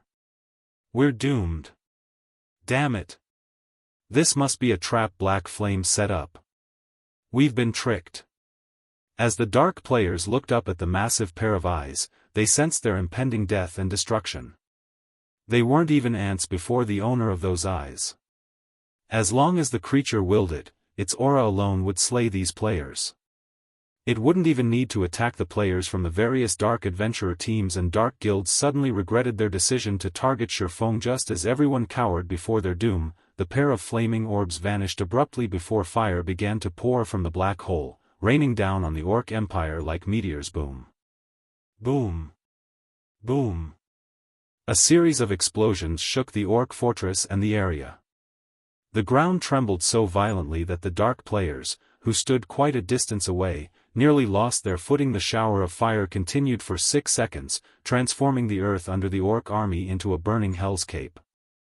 By the time flames stopped pouring out of the black hole, the chieftain-ranked orcs had been wiped out while the lord sustained heavy injuries. The several thousand dark players gasped when they saw this outcome. With one attack, Shifeng had obliterated half of the entire orc army. However, before the crowd could recover from their shock, the fire on the battlefield converged and transformed into easily over 100 flame giants. The weakest among these flame giants was a level 80 High Lord, whereas the strongest 5 were level 82 Grand Lords. Vulcan Sigh is actually so powerful? Even Shifeng was astonished as he gazed at the flame giants. He had assumed that he'd be lucky to summon even one Grand Lord. He had never expected for Vulcan Sigh to summon such a powerful legion of flame giants. After the single activation of Vulcan Sigh, Shifeng noticed that the magic scroll had lost half of its durability. In other words, Vulcan Sigh was a continuous use magic scroll that could only be used twice. Moreover, he would have to wait 2 natural days before he could use the scroll again. He could not use it consecutively. However, Shifeng was very satisfied with the result. Although most Tier 4 continuous use magic scrolls could be used 4 to 6 times, their effects couldn't compare to Vulcan Sigh. The Flame Legion's arrival instantly disrupted the Orc army's formation. The 20-meter-tall Grand Lord-ranked flame giant sent over a dozen orcs flying with a single slap. In terms of strength, even the Grand Lord-ranked orc warriors were no match for the Grand Lord-ranked flame giants. For a time, the Legion of Flame Giants brought chaos to the Orc army. The battle between the Flame Giants and Orcs was earth-shattering. Sounds of slaughter and explosions echoed across the barren plains that surrounded the Orc fortress, stupefying the dark players that hid in the distant forest. Although the battle only involved several thousand monsters, it was no less intense than a battle between tens of thousands of players. If players joined this fight, even the shockwaves from the Orcs and Flame Giants clashing would vaporize them. While the Orc army tangled with the Flame Legion, Shifeng used the opportunity to lead his NPC mercenaries past the Orc army and towards the Orc fortress. He did not need to exterminate the Orc army to capture the fortress. He only needed to set up the expulsion magic array inside of it. Moreover, Shifeng did not think that he could defeat the Orc army. The army was led by a mythic Orc, after all. Although the Flame Giants were powerful, a mythic ranked creature could easily suppress them. Furthermore, the Flame Legion was badly outnumbered. It was only a matter of time before the Orcs wiped the Legion out. When Shifeng was within 500 yards of the fortress, the level 80 Orc general discovered his group. With a roar, the Orc general raised its Greatsword, firing a chilling beam attack at the Grand Lord-ranked Flame Giant before it. The attack sent the Flame Giant flying back as a layer of ice formed on the ground before the Orc general. The mythic Orc then led a group of subordinates as they ran down the icy path its attack had created to block the fortress's entrance with their bodies. Other Orcs also began to abandon their fights with the Flame Giants, charging towards Shifeng's group. Sure enough, they won't let me through so easily. Shifeng smiled bitterly as he looked at the Orc general before the fortress's entrance. He then turned toward Anna and ordered, "Do it." Nodding, Anna began to chant as she approached the Orc general. When less than 100 yards separated the two, Anna finished her spell and pointed her staff at the Orc general. Suddenly, a level 85, Tier 4 Valkyrie descended from the sky using an advanced instantaneous movement. The Valkyrie instantly appeared before the Orc general and swept the lightning spear in her hands at the mythic Orc. Boom. Failing to react in time to the strike, the Orc General and a dozen or so Great Lord-ranked orcs got sent flying over 100 yards to the side. The Valkyrie's frightening strength had even shattered the ground before her, creating a small ravine. Good. Shifeng then led his group into the fortress, commanding his NPC mercenaries to guard the entrance while he headed for the system-designated location to set up the expulsion magic array. The fortress's entrance wasn't particularly large. 20 NPCs would be more than enough to form a barricade.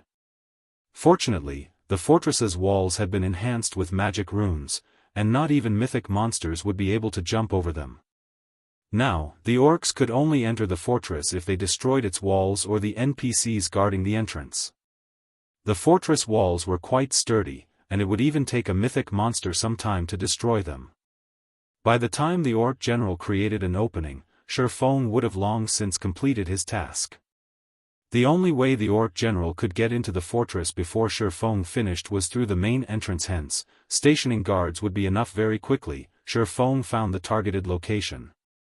Wasting no time, he immediately took out a large, blue crystal from his epic-ranked spatial bag and began to engrave the expulsion magic array. As the seconds ticked by, more orcs tried to force their way into the fortress. The Tier 2 NPCs defending the entrance began to die, one after another. Only the Tier 3 NPCs barely held their ground against the Grand Lord-ranked orc warriors. The Valkyrie fought a fierce battle against the Orc General outside of the building, doing her best to injure the mythic orc. Meanwhile, the Orc General was utterly powerless to stop the beating. Although the Orc General was a level 80 mythic-ranked creature, the Valkyrie was a level 85 mythic-ranked angel. There was a massive difference between the two beings' life ratings. The Valkyrie completely overpowered the Orc General, and it took everything it had just to block the Valkyrie's attacks. Occasionally, the Orc General slipped up, and the Valkyrie's attack sent it flying. The watching Dark players were flabbergasted. The various commanders and upper echelons from the Dark Adventurer teams and Dark guilds wiped the sweat from their foreheads. They inwardly celebrated the fact that they hadn't rushed to attack Shifeng. The consequences would have been unimaginably dire. By the time the Valkyrie disappeared, the Orc General was heavily injured, greatly reducing its combat power. Now, it was only slightly more powerful than the Grand Lord-ranked orc warriors. I need to hurry. When Shifeng saw the Orc General attack the guards at the entrance, he began to inscribe runes faster. 20 seconds. 40 seconds. 60 seconds. Once the Orc General rejoined the fight, more NPC mercenaries began to fall. In just 60 seconds, over 10 Tier 2 NPCs had died. One of the Tier 3 NPCs had even sustained heavy injuries. When there were fewer than 30 NPC mercenaries remaining, the Orc General used a powerful skill and charged past the blockade. Upon entering the fortress and spotting Shifeng, the Orc General roared and swung its greatsword at the offending swordsman. Suddenly, a cold energy beam shot toward Shifeng, and everything it passed froze. While inscribing the magic array, Shifeng couldn't move without cancelling the inscription process. He'd have to start all over again. Hence, Shifeng had no choice but to activate absolute defense. After the energy beam disappeared, everything except for Shifeng's immediate surroundings had frozen solid. When the Orc General saw that Shifeng had survived, it was further enraged.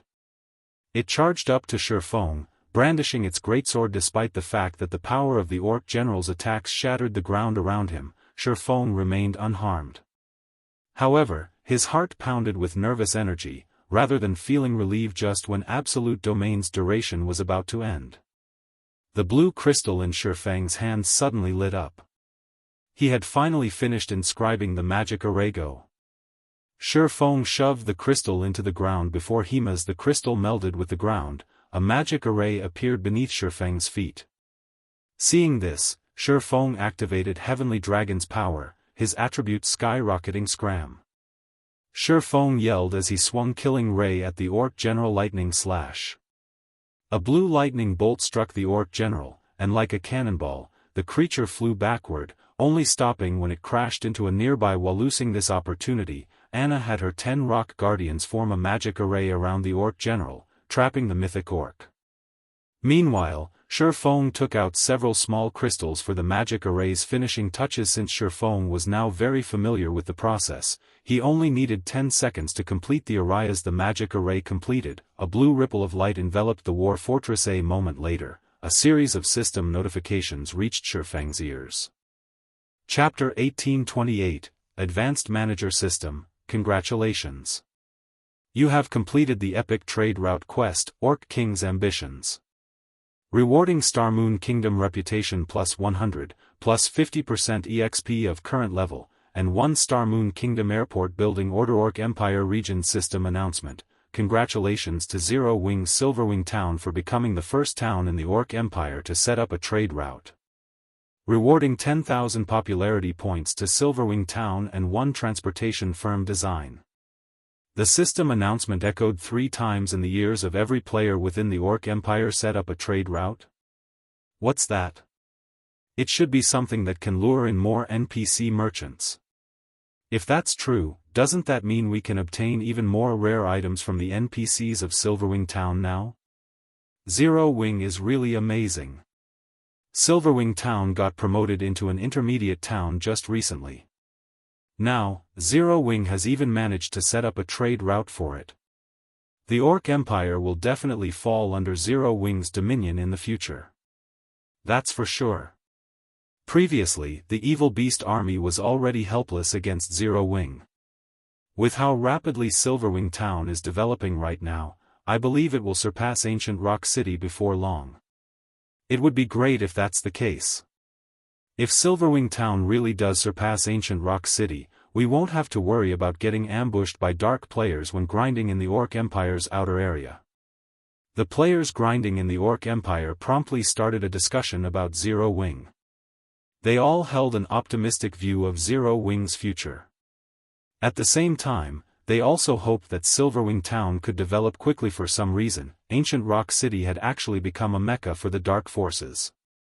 A large number of dark players was currently gathered there. Since Ancient Rock City was located in the Orc Empire's inner area, the dark players' main sphere of activity encompassed the Orc Empire's inner area and the boundary between the inner and outer areas. As a result, the independent players trying to grind and do quests in these areas frequently came under attack from dark players. As for Silverwing Town, which was the town closest to Ancient Rock City, while it could be considered a mecca for normal players like themselves, as the town could accommodate only a very limited number of people, not that many players gathered around the town. Hence, the number of normal players operating within the vicinity of Silverwing Town was relatively low, far from enough to contend against the dark players operating around Ancient Rock City. However, if Silverwing Town were developed further, the number of players gathering at the town would also increase. The influx of normal players would naturally pose a deterrent to the dark players. At the very least, they would refrain from boldly launching attacks in large numbers. Although the news of Silverwing Town setting up a trade route brought joy to the independent players operating within the Orc Empire, somber expressions appeared on the faces of the various major powers' upper echelons when they received this piece of news. At this point in time, the number of players willing to operate within the Orc Empire had already peaked. In other words, the player population within the Orc Empire would no longer increase significantly like before. Meanwhile, the various major powers that had captured a town within the Orc Empire all needed to lure more players to their towns to develop their towns. However, if most of the players operating within the Empire were heading to Silverwing Town, how were these major powers supposed to develop their own guild towns? Wind, with this recent development, the Ancient Rock City you're managing is in for a tough time. Falling Fire, who held a crystalline crimson staff, said when he heard the latest system announcement. A grin appeared on his face as he turned to look at the level 55, Tier 2 Berserker standing beside him. To begin with, we only joined hands with the dark players to use their strength to whittle down Zero Wing. This change will bring no loss to the evil god's temple, Wind Hunter said indifferently. Moreover, no matter how Zero Wing develops Silverwing Town, it is already too late. Don't you agree? Indeed. While Zero Wing's black flame is indeed very scary, unfortunately for him, a guild can't become strong just by relying on one person. At the end of the day, a war between guilds is decided by the financial strength and foundations both sides possess, Falling Fire said as he looked at the Crimson Flame Fortress, whose defensive magic array had already been shattered. We'll let Zero Wing maintain its arrogance for now. As long as we capture the Crimson Flame Fortress, Zero Wing's existence will be over. The Crimson Flame Fortress was one of the most important fortresses within the Orc Empire's inner area. It was also one of the relatively safe transport hubs in the Empire. Capturing the Crimson Flame Fortress would be equivalent to taking control of the majority of the players heading to the regional dungeon Orc capital city. The amount of coins and resources they could earn from the fortress would easily surpass that from Ancient Rock City at its peak. At the same time, their control of the Crimson Flame Fortress would essentially allow them to bar Zero Wing from entering the Orc capital city. This would render all of Zero Wing's efforts in the Orc Empire useless in the long run. Their alliance would grow increasingly stronger in the Orc Empire, whereas Zero Wing would weaken. After accumulating sufficient strength, they could then capture Silverwing Town and destroy Zero Wing, permanently relegating the guild to history. Elsewhere, due to Shifeng completing the expulsion magic array, the Orc army trying to kill him was subjected to a powerful pressure from the magic array. Even the Orc general's reactions turned sluggish under the pressure, allowing the swordsman to evade the Orc general's attacks, albeit barely, just as Shifeng was trying to think of a way to escape. A series of war cries suddenly came from outside the fortress. In the next moment, an army of NPCs suddenly appeared roughly 1,000 yards away from the fortress and charged toward it.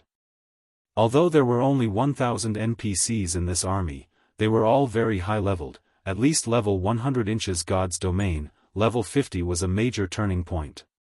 Likewise, level 100 was also a very important turning point. A level 100, Tier 2 NPC would make short work of a level 95 Great Lord. Meanwhile, among the NPCs galloping over, the weakest one was a level 100, Tier 2 NPC.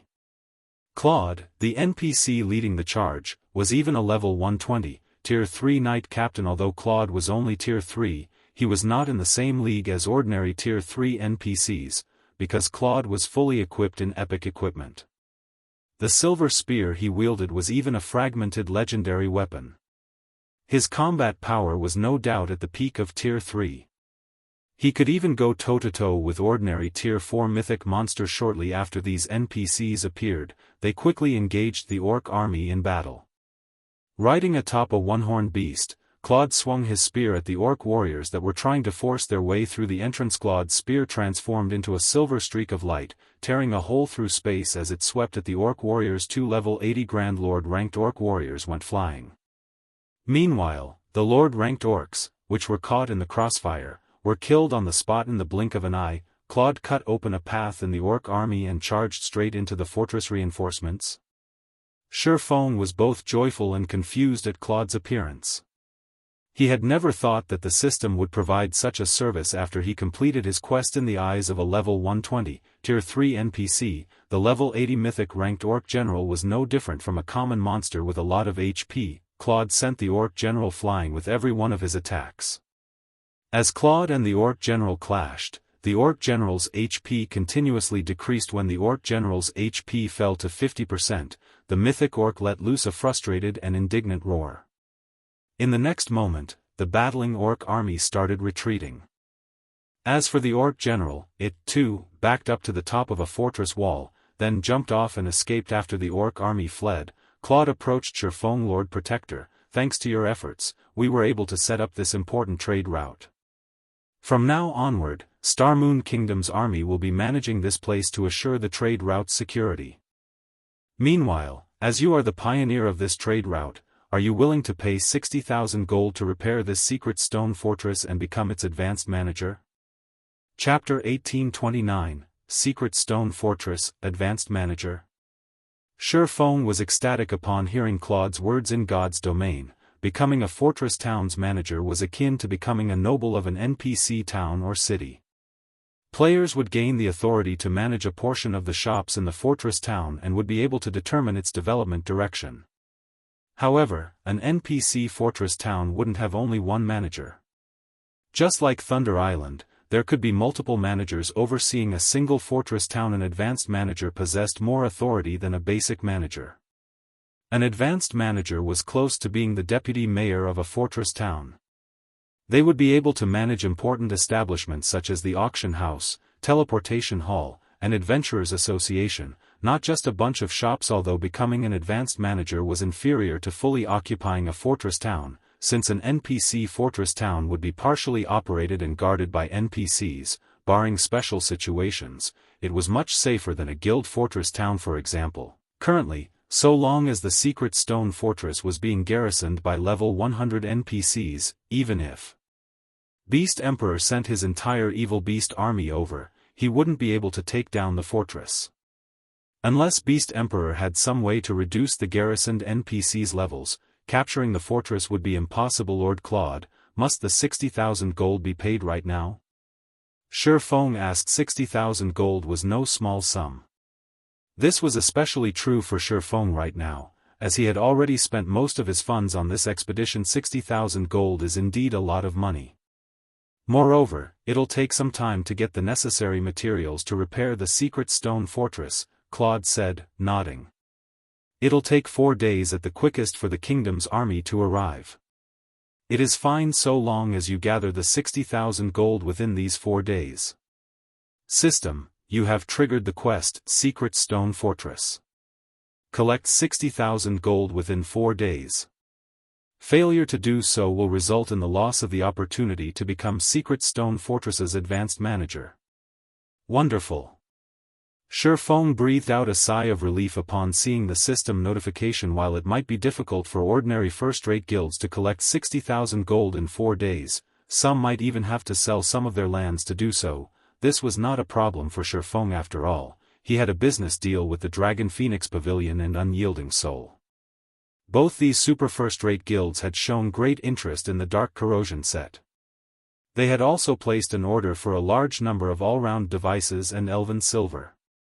If he offered to let the two guilds pay for a portion of the all-round devices and elven silver using coins, instead of magic crystals, the two guilds would definitely be more than happy to do so. After Shi Feng was done speaking with Claude, he immediately left for Silverwing town. While collecting 60,000 gold in 4 days posed no problem, the money he needed amounted to far more than just 60,000 gold. After completing the Orc King's Ambitions quest, he had acquired the extremely precious Star Moon Kingdom Airport building order as well as a transportation firm design.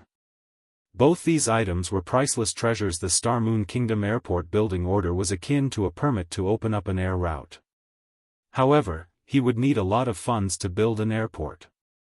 Fortunately, the construction of the airport did not require a design, only money. Even so, building a small airport still cost 50,000 gold. However, once he set up an air route from Star Moon Kingdom to Silverwing town, not only would it expedite the transport of NPC merchants' goods, but players from Star Moon Kingdom would also have an easier time getting to Silverwing town.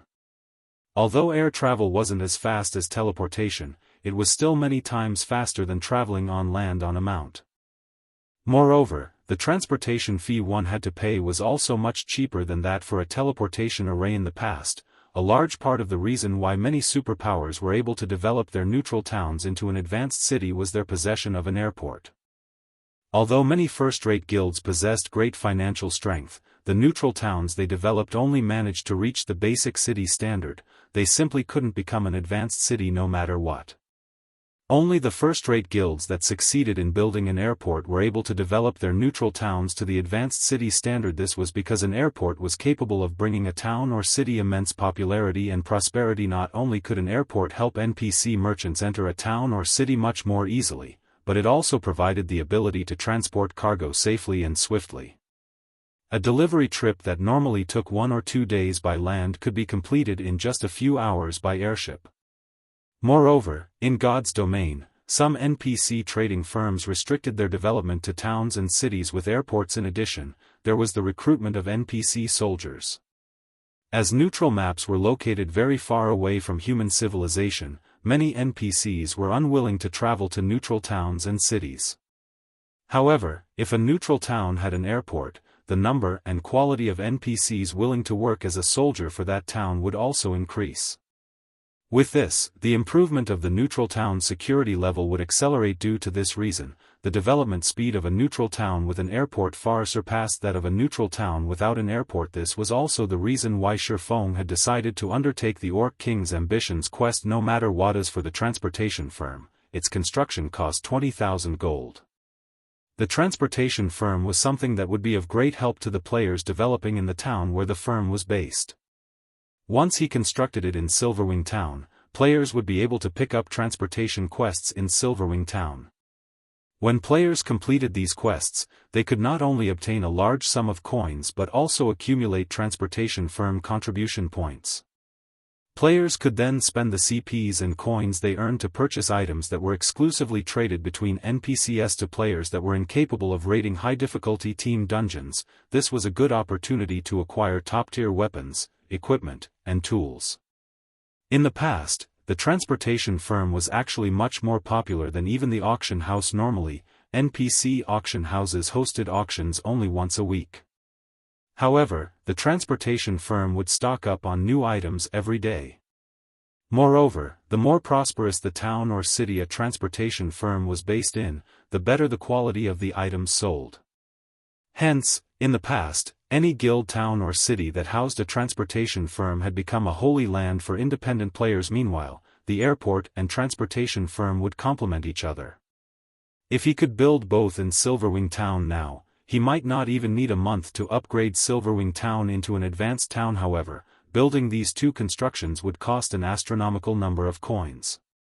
Hence, he needed to take action as soon as possible. The moment Shifeng exited the secret stone fortress, the members of the various dark adventurer teams and dark guilds immediately shifted their gaze to him. Commander, should we move out now?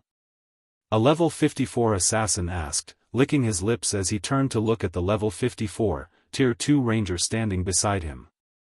The other adventurer teams and guilds seemed to be getting ready to take action as well.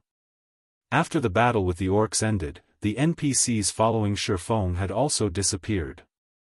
The various dark players hiding in the forest grew restless at this development. Although they had seen Black Flame's strength, the remuneration offered by Dark Soul was simply too tempting, so much so that they were willing to risk attacking Black Flame. After all, so long as they succeeded, what awaited them was a life of glory and financial security. Chapter 1830, Shocking Retreat. Hearing the words of the assassin, the other players belonging to the same dark adventurer team started looking around curiously. Just like the assassin had said, their adventurer team wasn't the only one taking action.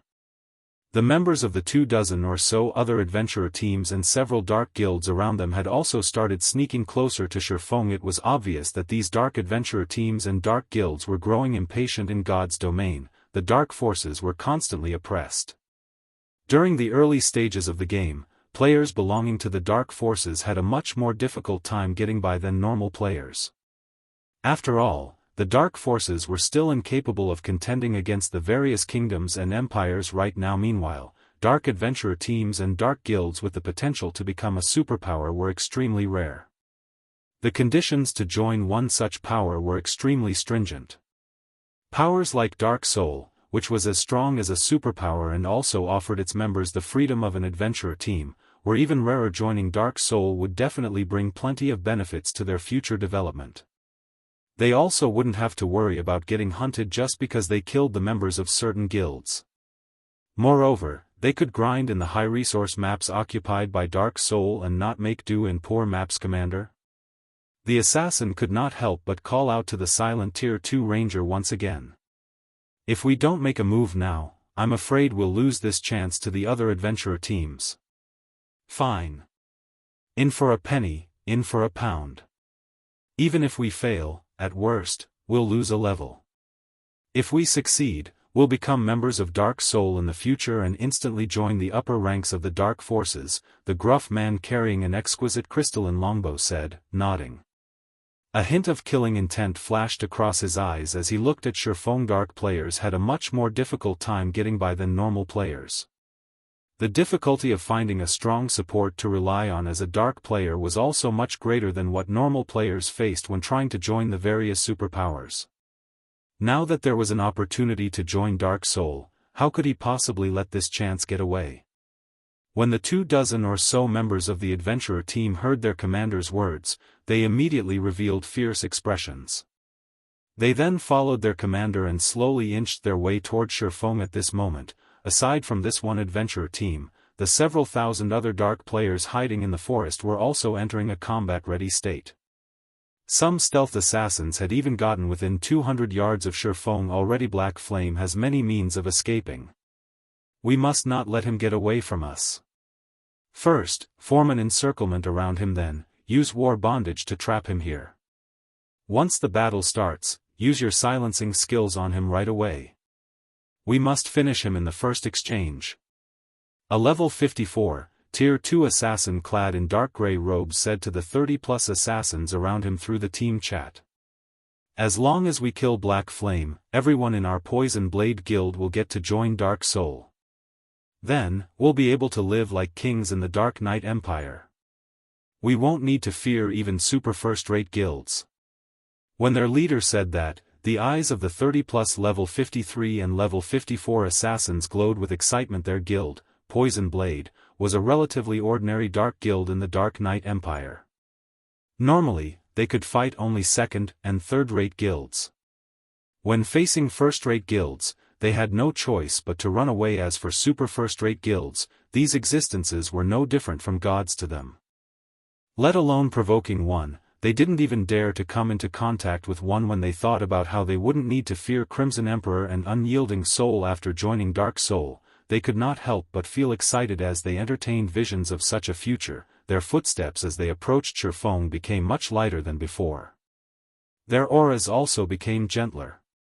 At this moment, one could say that their focus had reached unprecedented levels. Only Shifeng existed in their eyes right now. 150 yards. 100 yards. 80 yards.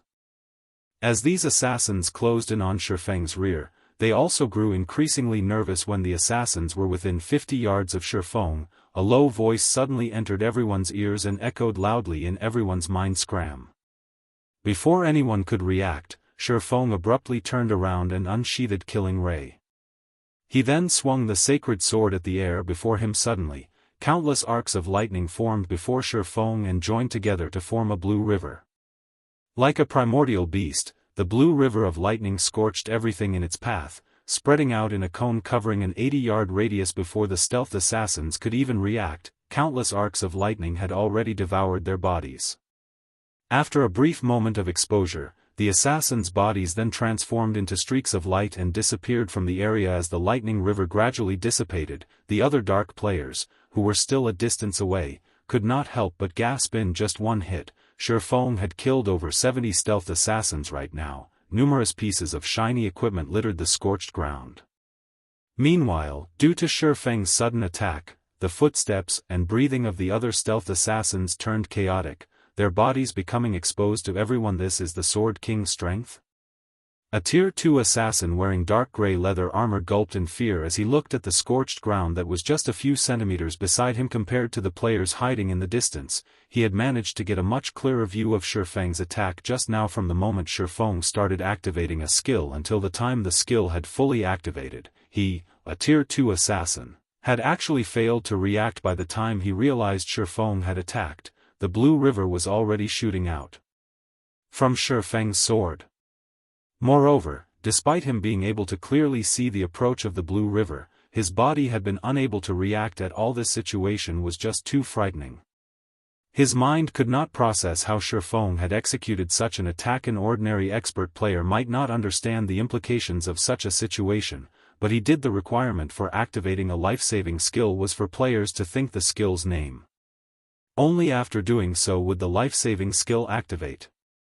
However, if one could attack a player before the said player could have such a thought in their mind, then even having the most powerful life-saving skill in the game would be meaningless. In other words, Shifeng could kill an assassin, the class that was famed for having the most life-saving skills, in one attack whenever he wanted. This discovery instantly crushed any thoughts the assassin in dark grey leather armor had of fighting Shifeng. In reality, though, Shifeng's inconceivable attack wasn't entirely impossible to block, especially for experts who understood the principles of the realms of truth. This was because the move Shifeng had just executed applied the Realms of Truth's basics, moving the body before moving the mind. Unless one trained arduously to go up against attacks executed using such quick reaction speeds, reacting to such an attack was simply impossible. After executing Lightning Edge, Shifeng took a look at everyone present. Upon seeing no new challengers moving up to him, he sheathed Killing Ray before turning around and leaving. Due to Shifeng's attack, the remaining 100+ assassins no longer dared to approach him. They simply stood still as they watched him leave the battlefield. Guild leader, Black Flame is leaving. Are we still not moving? A level 54, Tier 2 Shield Warrior could not help but ask as he looked at the level 54, Tier 2 Ranger beside him. You want to go? Be my guest, the Tier 2 Ranger said, rolling his eyes at the Shield Warrior. The Tier 2 Shield Warrior shrank his neck back instinctively and shook his head. The fact that he was able to get promoted to Tier 2 at this stage of the game proved that his combat standard was much better than ordinary experts. However, Black Flame's attack inspired dread even in him. He definitely wasn't confident of blocking the attack Black Flame executed just now. Meanwhile, even after Shifeng's figure disappeared from the battlefield, the thousands of dark players remained standing quietly at their original positions with pale expressions. Some independent players that were passing by the area were stupefied when they saw this scene. Too strong. With just one attack, Shifeng had deterred several thousand dark players from making a move. By the time the dark players retreated from the area, news about the battle had already been spread like mad on the official forums by the independent players. Chapter 1831, or Empire's Number 1 Swordsman or Empire, Silverwing Town. After Shifeng shook off the dark players' pursuit, he immediately returned to Zero Wing's residence in Silverwing Town to make arrangements for the transport and purchase of products from NPC merchants. Although he had already set up the trade route, the collection of usage fees from the NPCs who used the trade route would have to be carried out by both players and NPC soldiers. In addition, players would need to be present in person to purchase the goods that were meant to be sold to NPCs. Hence, he would need to assign considerable manpower to handle these tasks. Moreover, in order to make sure the items purchased were useful, he would have to send knowledgeable personnel to deal with the NPC merchants. However, as soon as Shifeng returned to the guild residence, he was greeted by a boisterous scene. Currently, guild members were chatting happily and excitedly with each other inside the guild hall. Guild leader, you're back. Everyone is talking about you right now, Aqua Rose said, excitement sprouting in her heart when she saw Shifeng. Because of your performance over at the Secret Stone Fortress, many people have already started titling you as the Empire's number 1 swordsman. Of course, there are some who object to this. They feel that you are unworthy of this title and will accept it only when they have actually fought you. Even so, due to this situation, many more players from the neighboring kingdoms are trying to join Zero Wing now. In addition, several well-known experts from the neighboring kingdoms want to challenge you. However, Fire Dance has accepted these challenges in your place and is currently fighting these experts in the battle arena right now. Well-known experts from other kingdoms are challenging me? Shifeng could not help but smile upon hearing this. This is a good opportunity. He had never thought that his battle over at the Secret Stone Fortress would spark such a development. Before today, he had received many challenges from experts before. However, back then, these had been limited to the experts of Star Moon Kingdom. Now, however, even the experts of other kingdoms were challenging him. This proved that his fame had already reached a considerable degree in those kingdoms. Otherwise, the well-known experts of those kingdoms wouldn't have come to challenge him. Meanwhile, the fact that these experts had come to challenge him was a good thing for Silverwing Town. Aqua, from today onwards, set up a challenge arena in the battle arena specifically for people wishing to challenge me. However, they cannot just issue a challenge without restrictions. Before I accept their challenge, they'll have to win 10 consecutive matches against people of our choosing. For now, select our fighters from our main force members. The challengers have to pay 5 gold for each match. If the challengers win, they'll get 20 gold in return. Shifeng said. Understand, Aqua Rose replied, her eyes glowing with Shifeng's plan. They could not only increase the popularity of Silverwing Town's battle arena but also earn a lot of money and train the main force members. killing 3 birds with 1 stone, following which, Shifeng turned to Melancholic Smile, who stood beside Aqua Rose, and asked, "Melancholic, how is the production of the all-round devices and elven silver coming along?" Before he embarked on his quest to set up a trade route, he had left matters regarding the all-round devices and elven silver to Melancholic Smile to handle. The all-round device was an item he personally created. Hence, he could make as many copies of its design as he wanted. The only reason he had not bothered trying to mass-produce the all-round device until now was the much lower success rate other people would have when producing the all-round device compared to him, the creator. In addition, the production costs for the all-round device were also extremely high. However, now that everyone's forging techniques had improved, it wasn't entirely impossible to mass-produce the all-rounded device. Currently, only I have a feasible success rate when producing the all-round device. Hence, I am the only one producing it right now. I have already made 53 all-round devices. I am still far from fulfilling the 200 pieces you requested. However, Coco has become a master forger in Titan City. If we include her help, I believe it'll take only 1 more day for us to get the required 200 pieces. As for the elven silver, we already have over 200 bottles produced. We can deliver them to you at any time, Melancholic Smile reported joyfully. Coco has already been promoted into a master forger.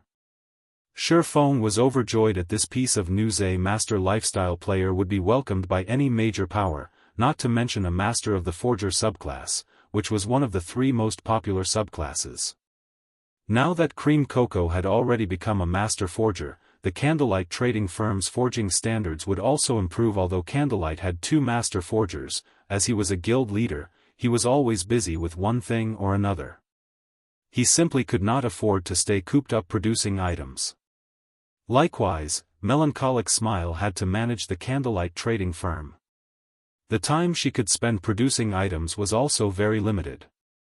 However, Cream Coco was different. She did not have to manage any personnel or deal with guild affairs. She could focus fully on forging guild leader. This isn't everything. While you were away doing your quest, the people from the Ice Crystal world sent over another large batch of materials.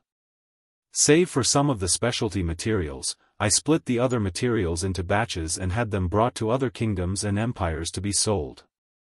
I also reserved a portion for our own use.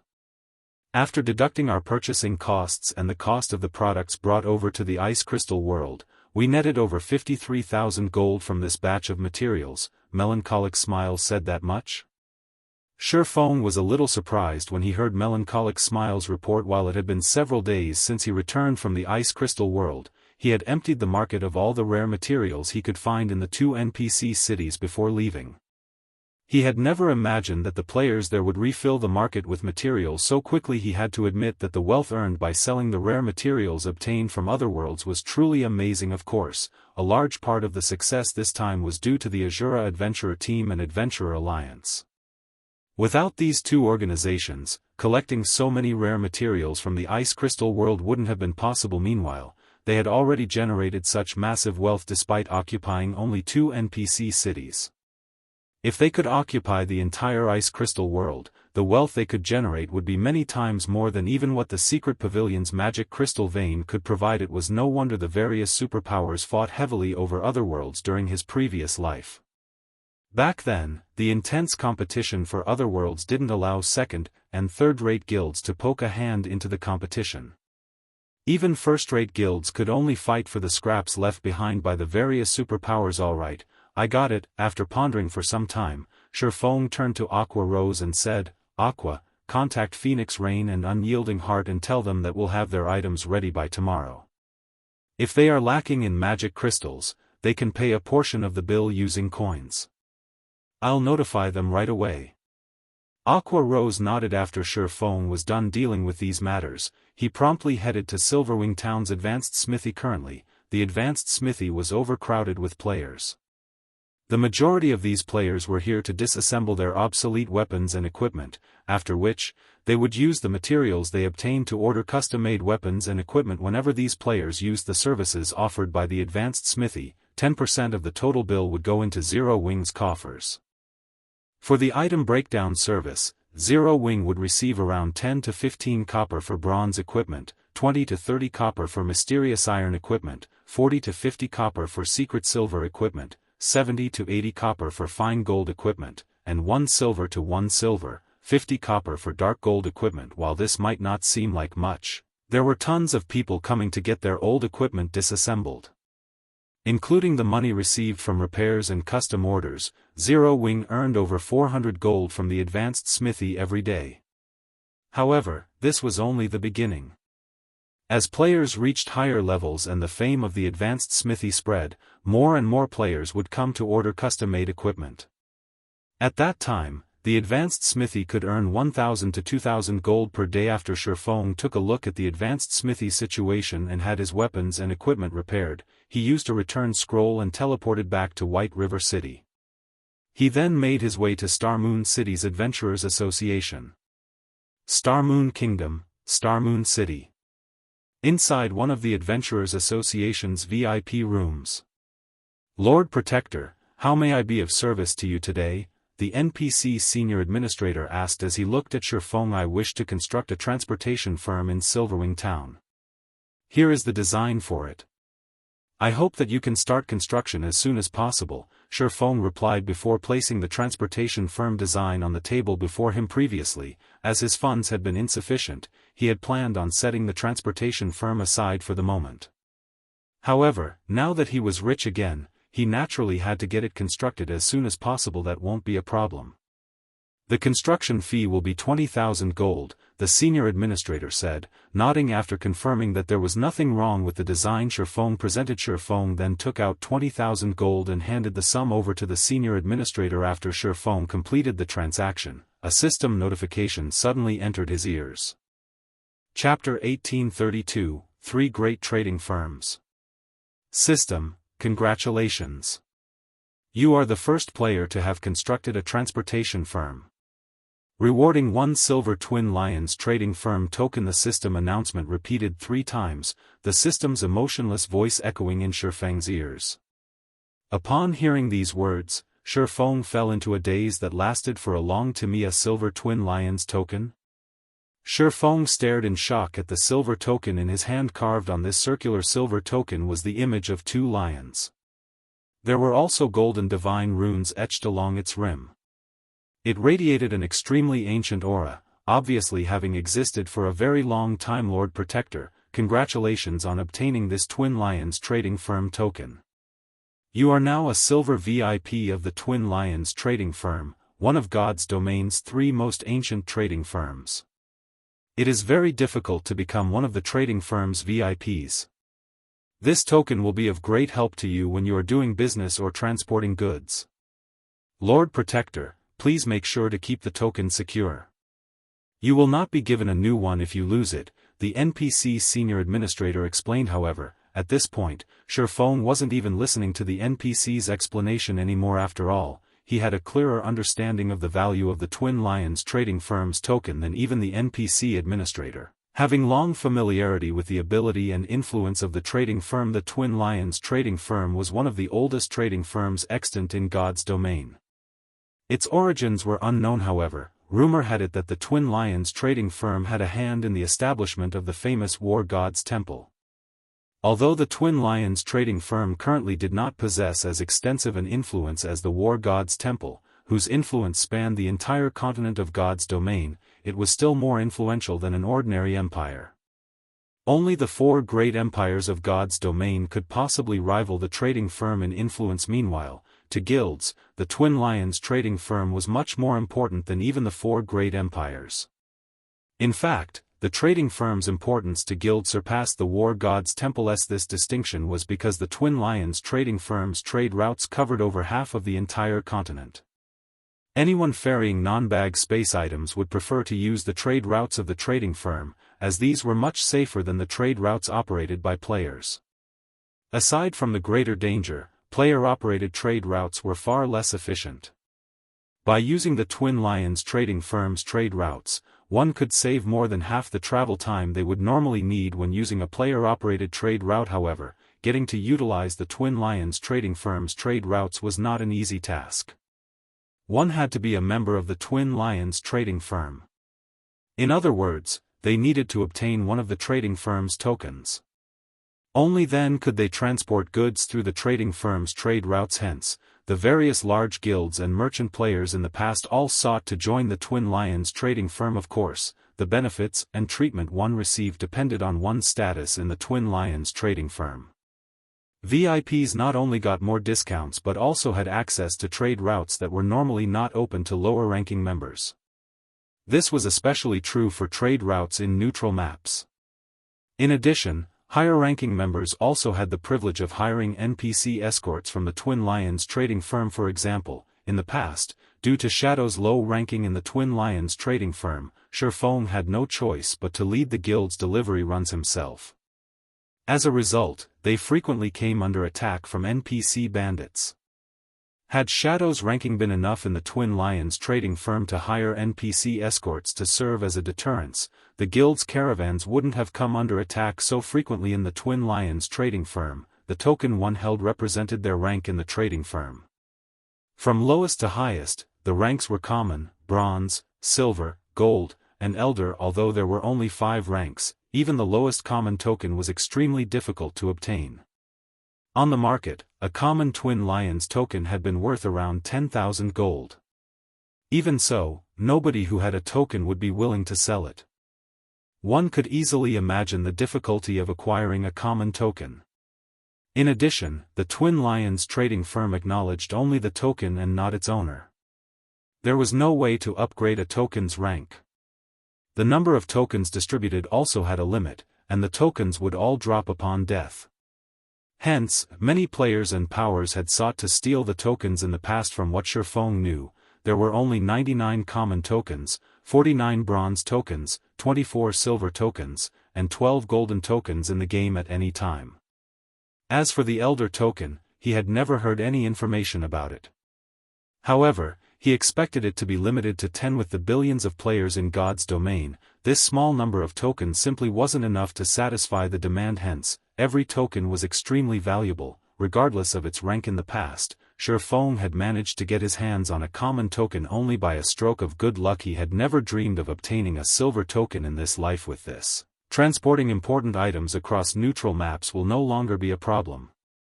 Looking at the Twin Lions token, Sherfong cooked up many new plans. Non-bag space items were always worth a fortune. This was especially true for specialty products that were unique to a certain area. The main reason for their high value was the high cost of transporting them.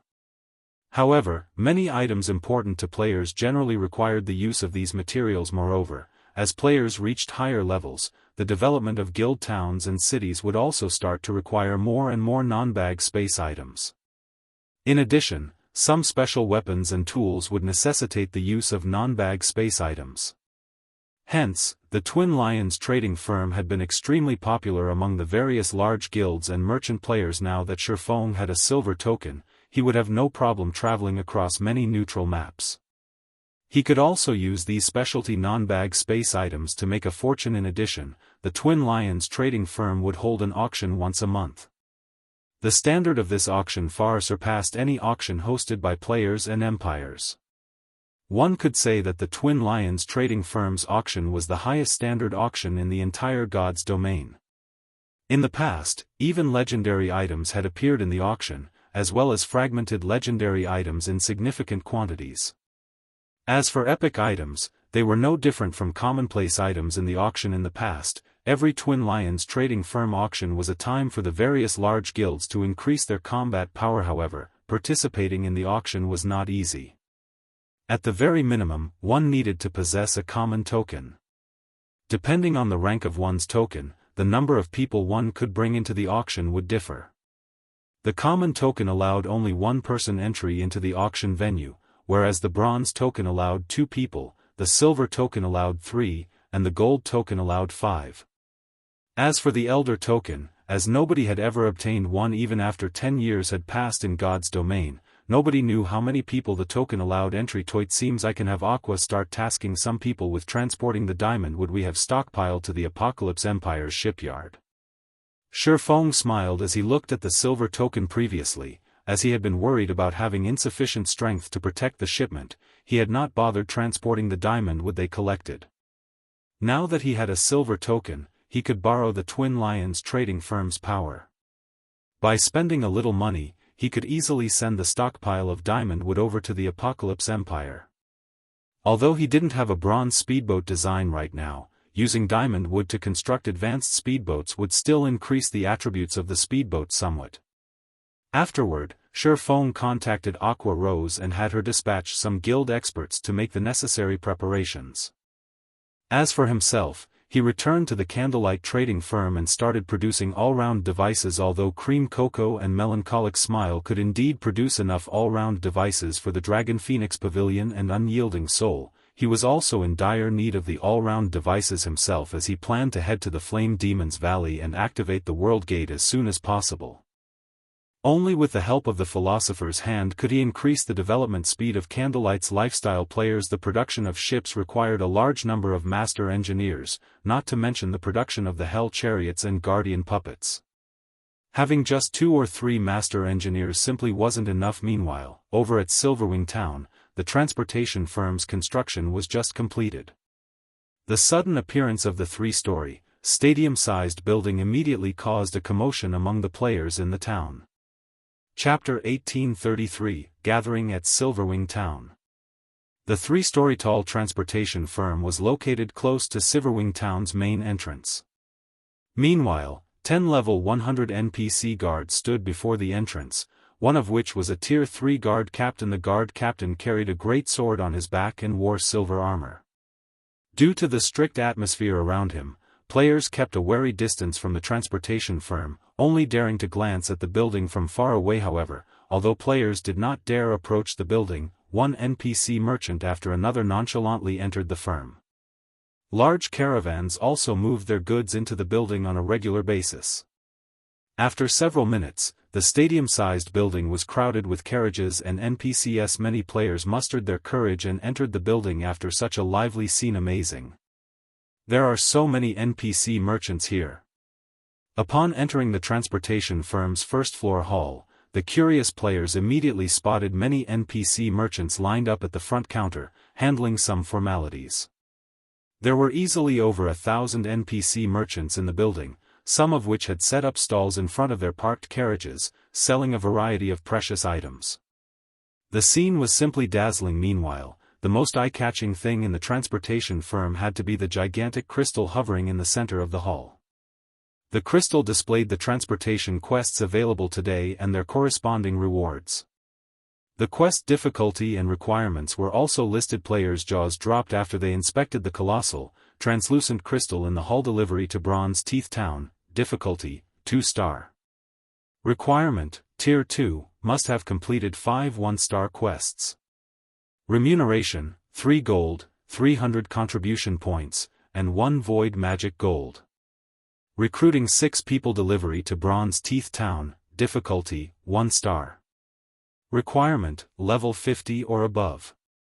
Remuneration, 80 silver, 50 contribution points, and 1 smart armor kit. Recruiting 10 people. Every quest offered tempting rewards. Many expert players drooled over the 2-star quests. In particular at this stage of the game, many expert players wouldn't earn 3 gold even after a full day of grinding. Although the reward items might not be as valuable as the gold, they were also highly sought after. For example, void magic gold could be used to increase a weapon's sharpness and lower its durability consumption. However, void magic gold wasn't normally sold on the market to the expert players present. The void magic gold was far more valuable than 3 gold coins. Naturally, the 3-star quest rewards even tempted players from the various major powers. 3-star quests actually awarded rare Tier 2 skill books upon completion.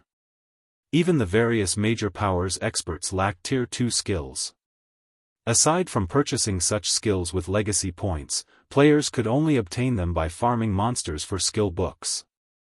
However, even the drop rate for Tier 1 skill books was extremely low, not to mention Tier 2 skill books. After everyone finished gawking at the quests on the giant crystal, they noticed an exchange counter. This exchange counter allowed players to spend the contribution points and coins they earned to purchase rare items. The NPC merchants sold the available rare items were impossible to purchase elsewhere. In fact, the NPC merchants even had epic items for sale. Upon seeing these items, the players in the hall immediately went into an uproar. Quick! Notify the guild leader. We must get those epic items before the other guilds. The members of the various major powers immediately contacted their respective guilds' upper echelons and notified them about the transportation firm. As for the independent players present inside the transportation firm, their eyes glowed with excitement upon seeing the item list. Epic items. Independent players only dreamed of obtaining such items, yet as long as they earned enough coins and contribution points, they could purchase these items. In other words, they now had the possibility of acquiring an epic item for a time. News of the transportation firm spread like a plague throughout the Ore Empire and the neighboring countries. We can purchase epic items just by collecting enough contribution points from quests. There's no status restriction. In that case, our adventurer team can contend with the various large guilds for these epic items. The rewards for Silverwing Town's transportation quests are actually so bountiful. That's at least triple the amount we get from the usual transportation quests. We need to head to Silverwing Town to develop right this instant. Many adventurer teams and independent players decided to shift their base of operations to Silverwing Town. Setting aside the fact that they could earn more money by developing there, the fact that they could purchase top-tier weapons and equipment was the final push. For a time, players swarmed towards Silverwing Town. Vice Guild Leader, what should we do? The number of players trying to enter the town has suddenly increased by more than 200,000. By the looks of it, even more people will show up later. However, we've already reached the town's entry limit of 1,500,000 players, and the players waiting outside are making a huge fuss. Yaya, Aqua Rose's assistant, said as she ran up to Aqua Rose, who was currently swamped with work. I understand. Temporarily increase the town's entry limit to 1,800,000, Aqua Rose said, nodding as she pinched the bridge of her nose. Due to the transportation firm's appearance, many merchant players had contacted her, expressing their interest in renting a shop in Silverwing Town long-term. Some top adventurer teams had even asked to garrison in Silverwing Town. These top adventurer teams had declared their willingness to purchase private houses at a high price and sign a garrison agreement with Zero Wing. She never thought that Silverwing Town would become the focal point of the Ore Empire and its several neighboring countries. This had all happened so suddenly, and she hadn't been prepared. Meanwhile, Shifeng, who currently forged all-round devices in the Candlelight trading firm, remained ignorant of the situation. He simply focused on forging and increased the pile of all-round devices on his table. After working for more than half a day, Shifeng received joyous news. Liang Jing, his temporary assistant, had finally come to a compromise with Xiao Yu and would officially join God's domain today. Moreover, she had already joined Zero Wing and used a guild transfer scroll to teleport to White River City's guild residence to help her acclimate to God's domain. Shifeng decided to have her assist Melancholic Smile in managing White River City's Candlelight trading firm for the moment. This way, Melancholic Smile could somewhat relax. So, this is the Candlelight trading firm? Liang Jing, who wore a set of long, white robes and held a wooden staff, couldn't help but gape at the towering building before her. In her opinion, a virtual reality game was only a form of entertainment. However, after logging into God's domain, she discovered that this game was no different than reality. In fact, she felt that her senses in the game were much sharper than her senses in the real world. If not for the diamond markers and HP bars hovering above the players around her, she'd even have suspected that she had been transported into another world. Aside from God's domain's realism, the number of players she saw in the city also shocked her. She had never thought that White River City would have so many players. The city's commercial district where she currently stood was even livelier than Jianghu City's commercial district. Meanwhile, the most eye-catching building in the district actually belonged to Zero Wing. This was simply inconceivable. Are you Liang Jing, the person the guild leader mentioned?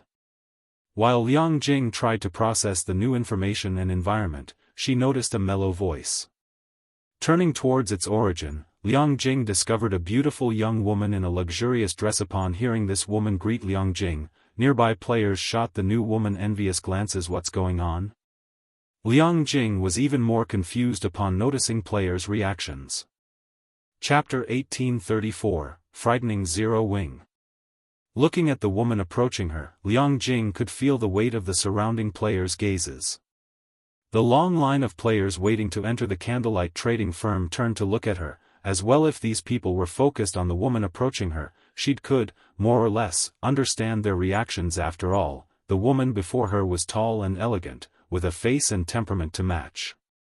It was only natural that such a graceful woman would attract attention, but these players were focused on her, not this woman. A moment ago, these people had ignored her, yet she had instantly become a sensation the moment this beautiful young woman had called out to her.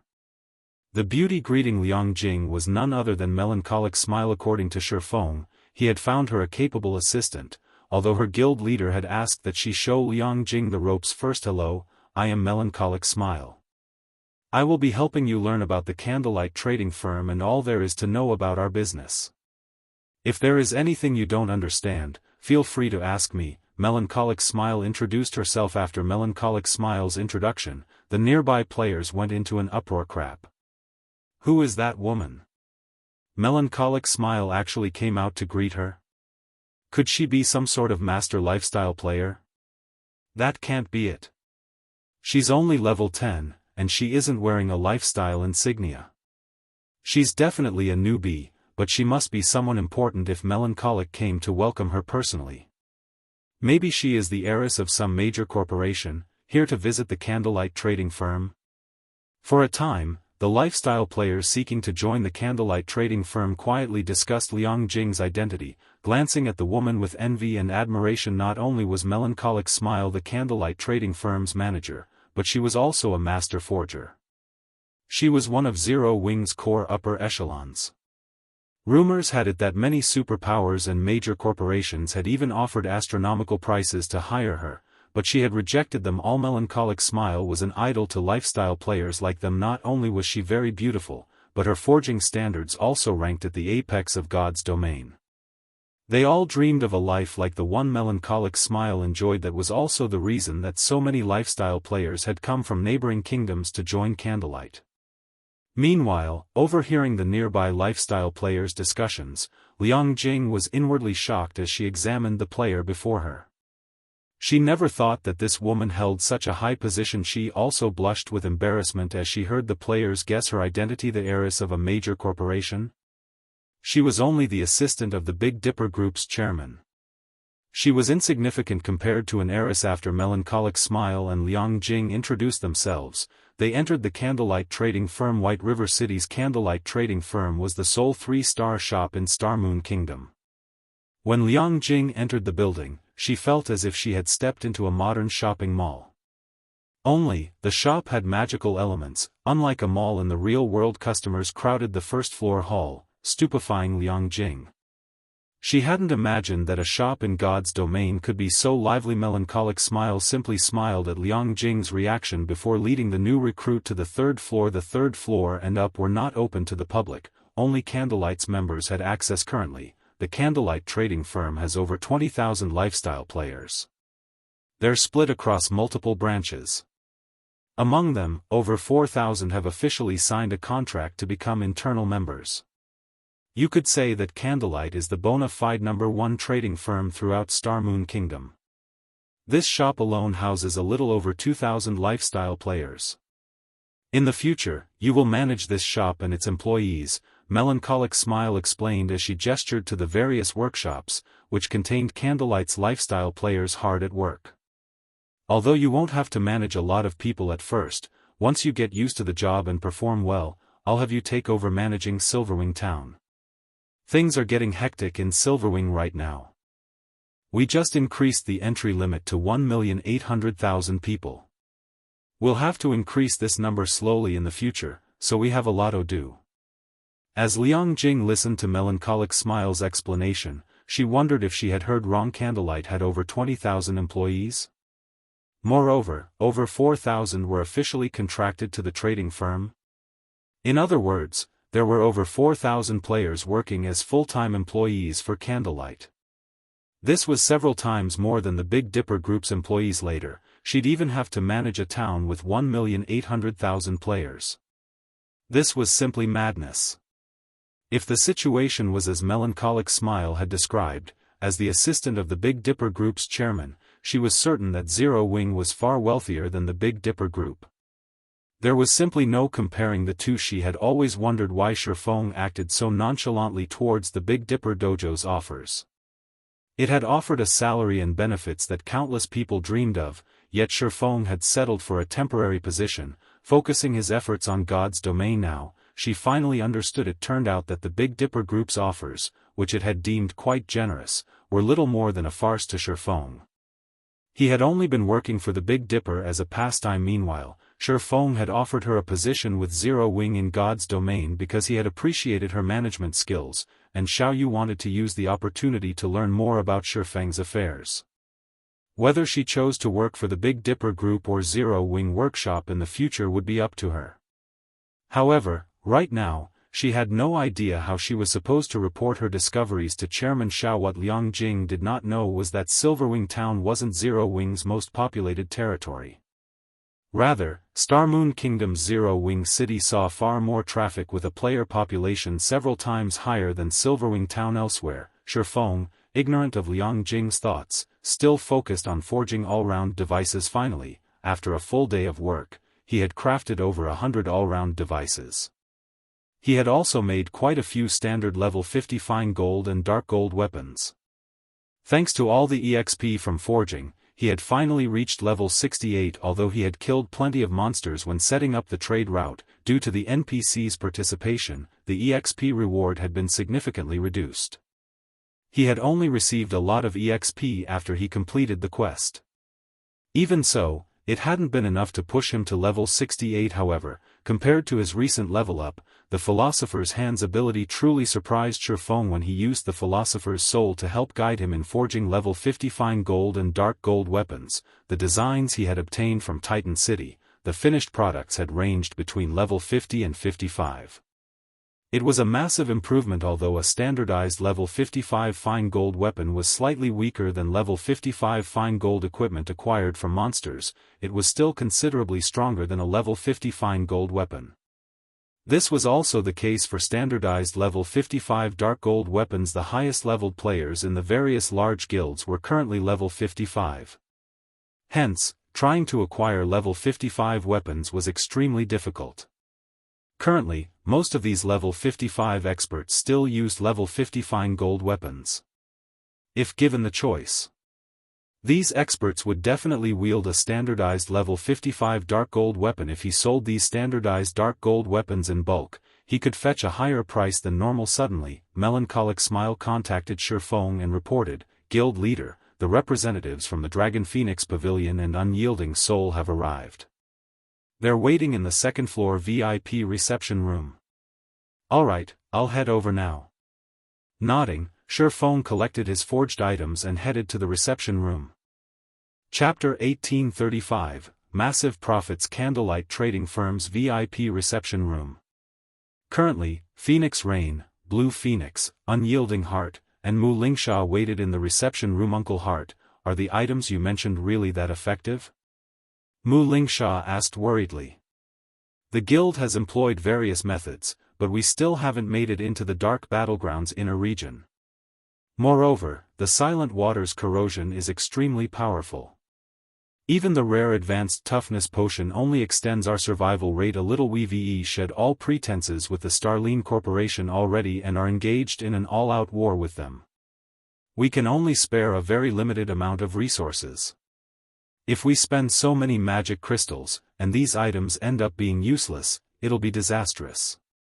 When she had asked Unyielding Heart to lead a team in assisting Zero Wing, she had assumed that the guild only needed some help with a slightly difficult quest, yet when Unyielding Heart had returned, he had told her that Zero Wing had secured the Hell Mode Eclipse Throne's first clear. The report had left her flabbergasted. She had never realized that Zero Wing's main force was so powerful. Moreover, Unyielding Heart had praised Zero Wing's Black Flame. His praise was rare, even in Unyielding Soul. Unyielding Heart had gone on to mention that Zero Wing possessed some special tools that could help them deal with the dark battleground severe environment. This revelation had further increased her shock. Truthfully, she wanted to believe Unyielding Heart's claim, but she couldn't bring herself to do so. Their guild had expended a lot of effort to reach the dark battleground's inner region, but every method they tried had been a failure. She had even worked herself to the bone to find a solution to this problem, yet Unyielding Heart had told her that Zero Wing had 2 items that could help their survival in the map. Moreover, Zero Wing could produce enough of these items for a 100-man team. Miss Mu, you can rest assured, Unyielding Heart said with a bitter smile. Over the past few days, Mu Lingsha had repeatedly asked him the same question, yet no matter how many times he explained the situation, the young lady refused to believe him. However, it wasn't as if he couldn't understand her feelings at this point. Unyielding Soul and Starlink, the Starline Corporation's guild, were engaged in a bitter war. As a result, Unyielding Soul spent a frightening amount of resources each day. Meanwhile, purchasing 100 all-round devices and 100 bottles of elven silver would cost them 40,000 magic crystals, and since Zero Wing had produced the items within 3 days, as per their agreement, Unyielding Soul had to pay an additional 5,000 magic crystals. For the guild, 45,000 magic crystals were by no means a small amount. If after paying so many magic crystals, the items were useless, they'd cry with regret. Mu Lingsha found it difficult to respond to Unyielding Heart's comment. She could only hope these items would be as helpful as he claimed. Big Sis Rain, Unyielding Soul's representative, seemed worried about something. Do you think they plan on backing out of the purchase? Blue Phoenix asked as she eyed Mu Lingsha's worried expression. Giggling, she continued, if they do, we'll get to purchase their share as well. Then, we'll have a much easier time exploring the Sea of Death's inner islands. Why would they possibly back out? Phoenix Rain asked, chuckling. Unyielding Soul has fought several large-scale battles against Starlink in the Dark Knight Empire and desperately needs weapons, equipment, and war weapons. Both guilds are furiously fighting for the high-resource maps that yield weapons and equipment. If Unyielding Soul wishes to obtain these items, it'll have to farm high-resource maps with hostile environments. The guild will have a higher chance of securing the items in those maps. Unyielding Soul needs all-rounded devices and elven silver more than anything right now. It can't afford to back out. This deal. Blue Phoenix saw the reasoning in her pavilion master's words. The more hostile a map's environment was, the more treasures it would have to offer. Take the Sea of Death, for example.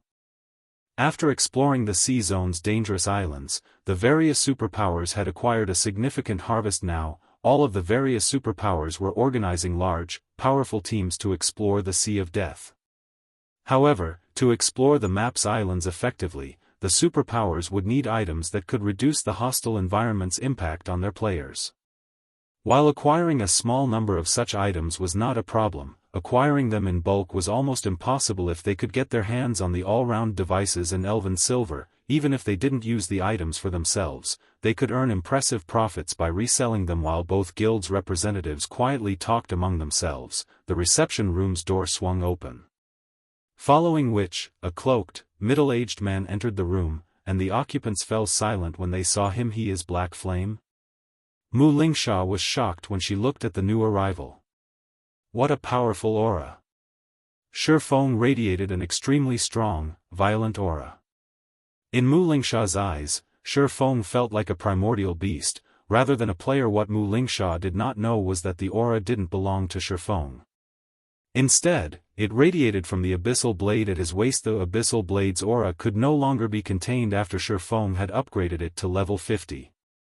Because of this, Shifeng had chosen to appear as Black Flame for this meeting. Sorry for the long wait, I had some business to deal with. Shifeng apologized. It's fine. We just arrived as well, Unyielding Heart said, chuckling. Moreover, if it means we can obtain the all-round devices and elven silver, even a several-hour wait would be worth it. Phoenix Rain, who sat close to Unyielding Heart, could not help but smile when she heard the man's words.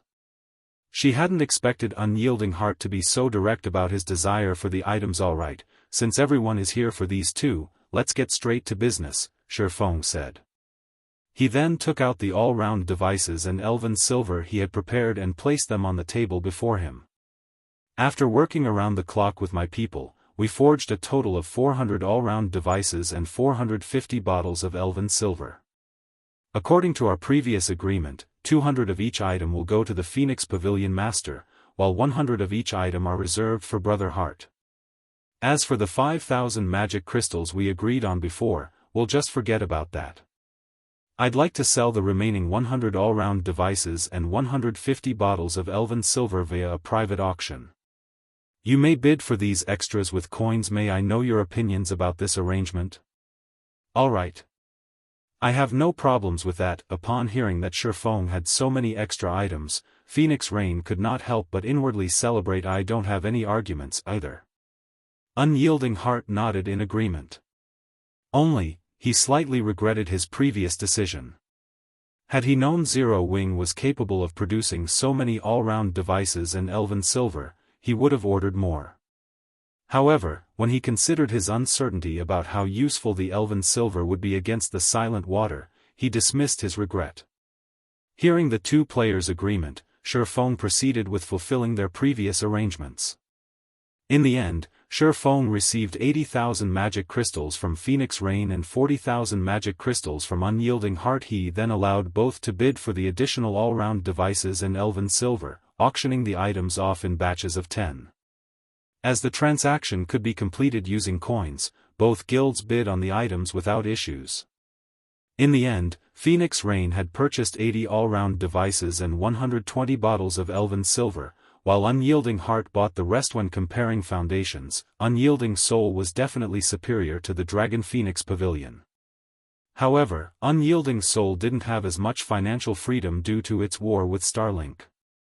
Meanwhile, Phoenix Rain had earned quite a bit from the authority she wielded on Thunder Island and the harvests from the Sea of Death. Hence, in terms of financial strength, the Dragon Phoenix Pavilion was currently stronger than Unyielding Soul. After selling the extra items, Shifeng had made over 20,000 gold. Both super first-rate guilds were also quite satisfied with the outcome, as the representatives of both guilds were about to leave. Since we've sold the all-round devices and elven silver, let us start the auction for today's main course, Shifeng said, intentionally dragging out his statement. Main course? You have something even better than the all-round devices and elven silver?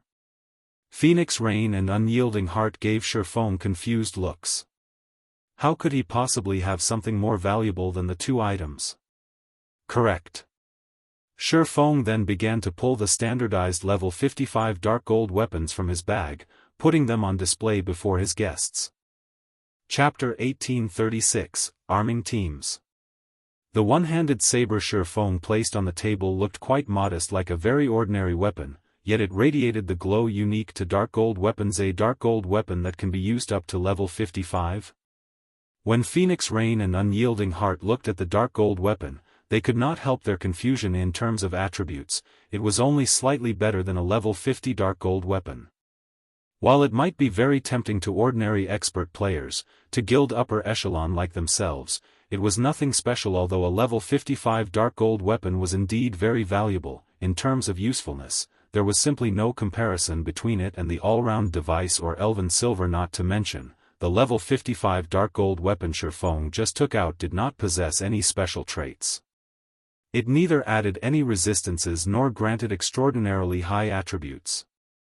Hence, they found it truly confusing that Shifeng was treating this weapon as the finale item, just as Phoenix Rain and Unyielding Heart were wondering what Shifeng's intention was by taking out such a plain dark gold weapon. Shifeng took out another weapon from his bag and placed it on the table. This time, it wasn't a saber but a greatsword, instead selling two items. Blue Phoenix, who was watching from the side, was also baffled by this situation. Let alone two level 55 dark gold weapons. Even two epic weapons wouldn't be enough to tempt representatives of super first-rate guilds like Phoenix Rain and Unyielding Heart. However, just as Blue Phoenix was having such thoughts, Shifeng proceeded to take out another weapon from his bag. Moreover, he showed no signs of stopping, even after revealing the third weapon. 3, 5, 8. By the time 10 level 55 dark gold weapons were laid out on the table, Phoenix Rain's and Unyielding Heart's expressions had changed. While level 55 dark gold weapons were not that easy to obtain, with the current strength Zero Wing's main force possessed, they understood that Zero Wing definitely could acquire some. If it were only 2 or 3 dark gold weapons, they wouldn't have felt particularly surprised by the situation. However, having 10 level 55 dark gold weapons was an entirely different story. As you can imagine, I am able to obtain quite a number of these level 55 dark gold weapons. These 10 articles are merely samples for you to see. What do you think of these weapons? Shifeng asked, smiling as he looked at the two people wearing serious expressions before him. Currently, he had produced only 10 level 55 dark gold weapons. It wasn't that he did not wish to produce more, but that he lacked the materials to do so. While the materials needed to produce these weapons were not very rare and were available in the market, they were not usually sold in large quantities. Collecting a sufficient amount would take considerable time. This was also the reason why the various large guilds that could produce dark gold weapons made only a very limited quantity in the current God's domain. Having 10 level 55 dark gold weapons was already a staggering feat. You still have more of these? Phoenix Rain asked, pleasantly surprised. May I know how many more of these weapons Brother Black Flame has? Unyielding Heart asked hurriedly. A single level 55 dark gold weapon was indeed nothing significant to them, because one weapon could improve the combat power of only one player. The improvement would be minimal. However, after reaching a certain quantity, these level 55 dark gold weapons would have much more of an impact. With enough of these weapons, one could elevate the combat power of a team to a whole new level. Meanwhile, this increase in combat power would be very useful when a team was raiding field bosses. Not many, Shifeng said. Raising 3 fingers, he added, I only have enough to equip a 300-man team. May I know if the two of you are interested in this transaction? Guild leader Black Flame, you're not joking, right? Enough to equip a 300-man team? Doesn't that mean you have over 100 level 55 dark gold weapons? Mu Lingsha, who sat at a side, asked, her face twitching involuntarily. The weapons placed on the table were all meant for physical classes, none were for magical classes. Even so, trying to equip every physical class in a 300-man team would still require over 100 weapons. Currently, she wasn't even certain whether the various superpowers possessed level 55 dark gold weapons. At the very least, Unyielding Soul definitely did not. No matter how she looked at it, she simply could not accept that Zero Wing could actually take out over 100 of these weapons. Meanwhile, Phoenix Rain's and Unyielding Heart's lips also twitched slightly when they heard Shifeng's words. This revelation truly came as a shock to them. With so many level 55 dark gold weapons, they could construct 3 very powerful 100-man teams.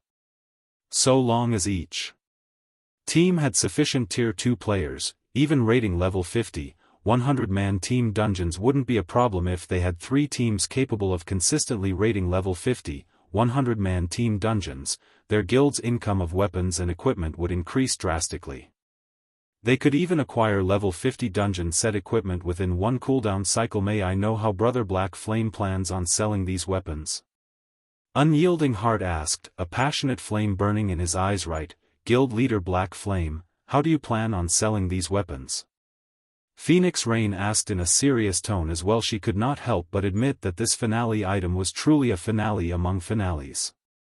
After all, while the all-round devices and elven silver only provided them with a chance of obtaining top-tier weapons and equipment, placed right before them was a guarantee of doing so. Simple. Shifeng then took out 2 sets of documents listing some rare materials and handed these to the 2 people before him. Using the listed materials as the standard and 300 sets of them as one batch, so long as you collect 1 batch of materials, you may purchase 40 weapons. We'll use these 300 sets of materials as the starting bid. You can then increase the price using magic crystals or coins, with each increment being worth no less than 100 gold.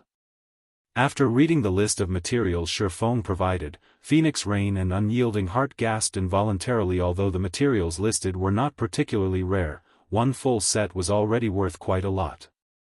Yet, now, they needed 300 sets just to qualify to participate in the auction. Shifeng's asking price truly wasn't low. We don't have any problems here, Phoenix Rain said, nodding a first-rate guild would indeed face great difficulty collecting 300 sets of the listed materials. It wasn't a matter of money but of the rarity of the materials. With the Dragon Phoenix Pavilion's huge sphere of influence, however, collecting 300 sets within a short period was still doable deal. Unyielding Heart was also determined to go through with this transaction.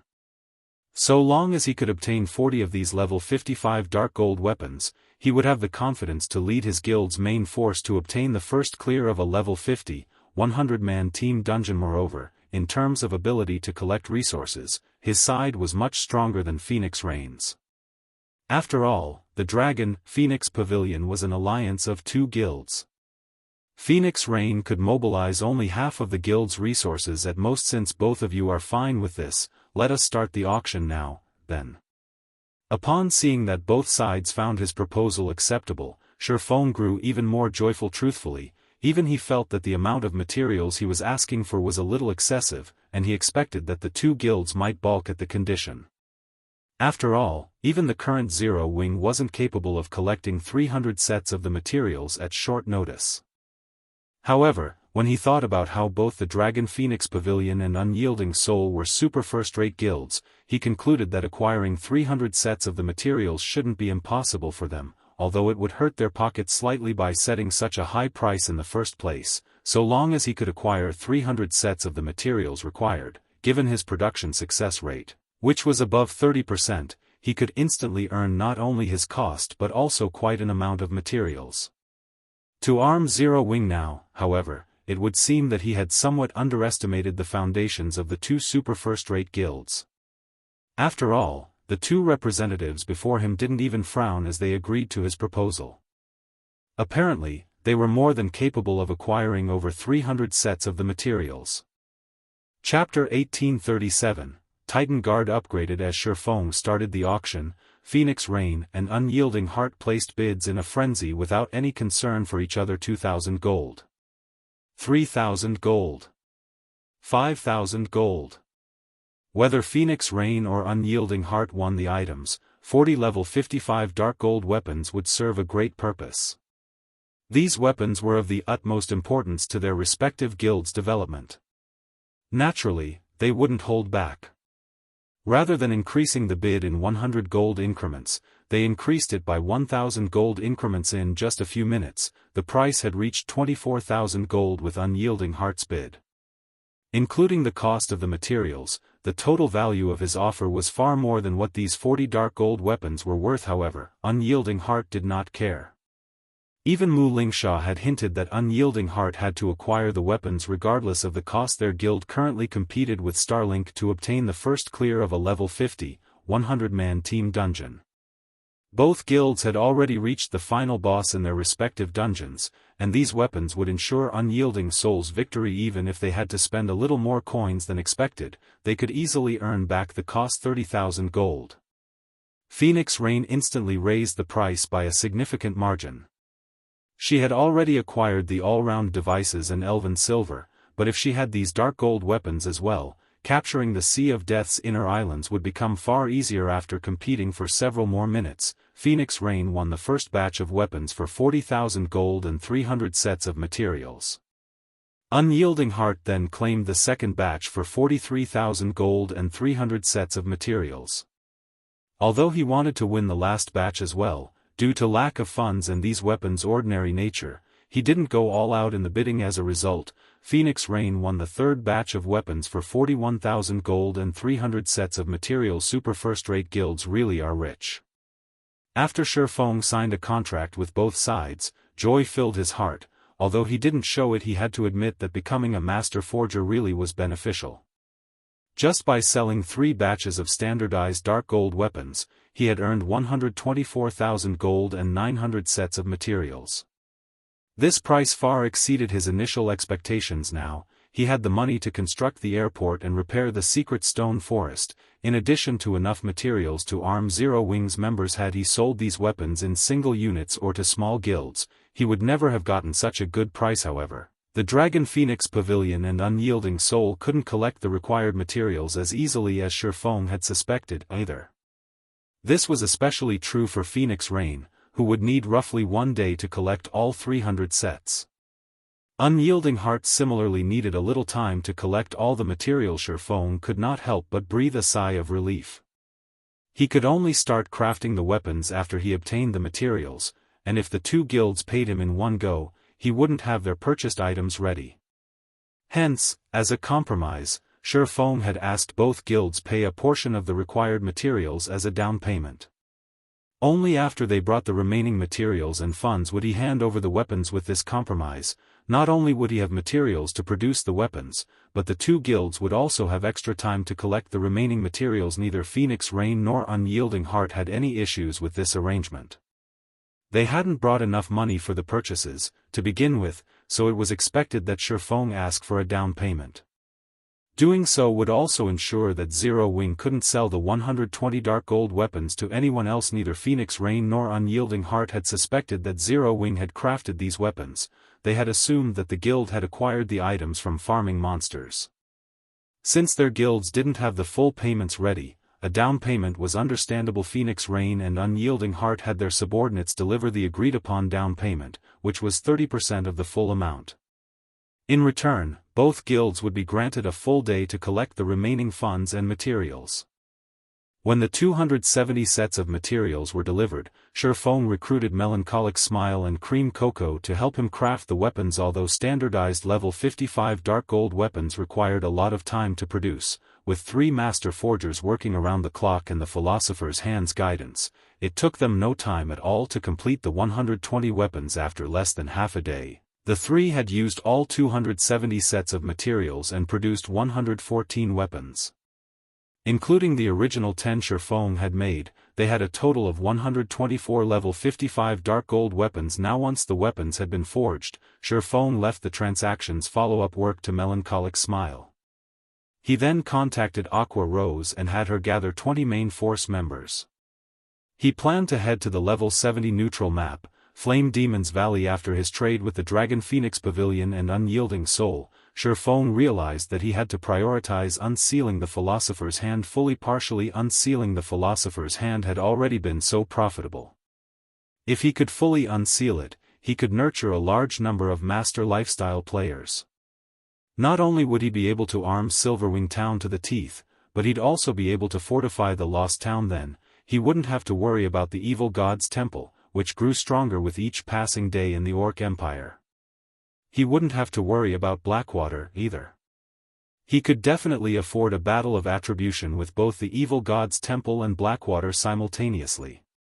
After all, war was a competition of wealth and resources. Thinking up to this point, Sherfong felt even greater need to head to the Flame Demon's Valley. In less than half an hour, Aqua Rose had gathered Cola, Fire Dance, Violet Cloud, and the other core upper echelons. As the group approached the guild's meeting room, they chatted and discussed the recent challengers they had faced in Silverwing Town's battle arena. After Sherfong had set the battle arena's new rules, quite a few famous experts from the neighboring kingdoms and empires visited Silverwing Town to challenge Zero Wing's guild leader. Some experts had also visited the town purely to spar with Zero Wing's experts. The battle arena's popularity in Silverwing Town had skyrocketed, and it was now even more popular than the battle arena in Zero Wing City. Meanwhile, Cola and the others' arrival in White River City's guild hall had caused a commotion among the other guild members. Now that I'm so close to them, I can really feel how powerful our guild's main force members are. Commander Fire Dance is especially powerful. Recently, I've heard that of all the challenges she accepted, she won every single one of them. I've even heard that she defeated the 5th-ranked assassin in the Black Dragon Empire. Commander Fire Dance has a 3-digit winning streak. That's right.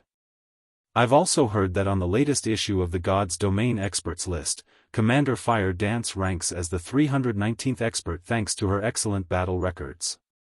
But I still think that she hasn't revealed all of her strength yet. Her rank will definitely climb in the future. That's only natural. However, the current God's Domain ranking list has changed. Now, if you want to earn a spot on the list or improve your rank, you have to be strong enough and have a dazzling battle record. I wonder when I'll become a main force member. I really want to train directly under Commander Fire Dance. The guild holds a qualifying tournament once a month. You can participate as long as you become a core member. Right. I'll work hard to become a core member first. As the players in the guild hall talked about Fire Dance and the other main force members of the guild, a desire to join Zero Wing's main force overwhelmed them. Meanwhile, Shifeng, who had hidden his appearance under a black cloak, couldn't help but chuckle as he overheard the various conversations. He then made his way toward the guild hall's meeting room. Guild leader, are we going on a major operation this time? Kola asked eagerly after Shifeng entered the room. He had improved significantly in the battle arena lately and itched to display his new strength. Of course. However, we have to replace your equipment first, Shifeng said, nodding. Replace my equipment? Kola was confused. He currently wore the Dark Corrosion set, the best available Dark Gold set equipment in the game right now, and quite a few of his other pieces were epic rank. He didn't understand what Shifeng wanted to replace. Give me your shield first, Shifeng said. Shield? Kola revealed an excited expression as he guessed, could it be? That's right. We didn't have enough magic crystals before, but we do now, Shifeng said, nodding. Kola eagerly handed his Titan Guard to Shifeng, anticipation filling his eyes. Although he had been saving his own magic crystals, it would take him forever to collect 100,000 on his own. Moreover, the guild always needed magic crystals, making it almost impossible for him to upgrade his shield. After Shifeng received the Titan Guard, he immediately chose to upgrade it. Chapter 1838, Fragmented Legendary Shields. Hidden effect inside the resplendent meeting room. After Shifeng clicked to upgrade the Titan Guard, the shield began to glow with a brilliant light that forced the players in the room to close their eyes. By the time everyone reopened their eyes, they felt a horrific pressure wash over them. Instinctively, these players took up a defensive stance. What's going on? What's with this powerful aura? Could it be from that shield? This can't be possible, right? This aura is as intense as that of a mythic monster. All of these players were experts, and they had experienced countless life-or-death battles. They had long since developed senses that surpassed that of a wild beast. If they hadn't known that they were absolutely safe in this meeting room, they would have pulled out their weapons and prepared for combat. Once the intensity of the Titan Guard's aura reached its peak, it began to fade. So, this is a fragmented legendary shield? Shifeng was inwardly shocked as he felt the Titan Guard become lighter than it had been. Although the shield had never been particularly heavy, holding it still restricted his movement. Now, however, the Titan Guard was as light as a feather. It felt as if the cold, tough metallic frame were merely an illusion. The shield's hidden effect was truly frightening. It was common knowledge in God's domain that shields were so large so the MTs could effectively block a boss's attacks. In return, the shields were considerably heavy. Of course, there were lighter shields, such as wooden or steel bucklers. Although a buckler was easier to use and gave MTs more freedom of movement, its flaws were apparent. With a buckler's small size, blocking attacks properly was strenuous.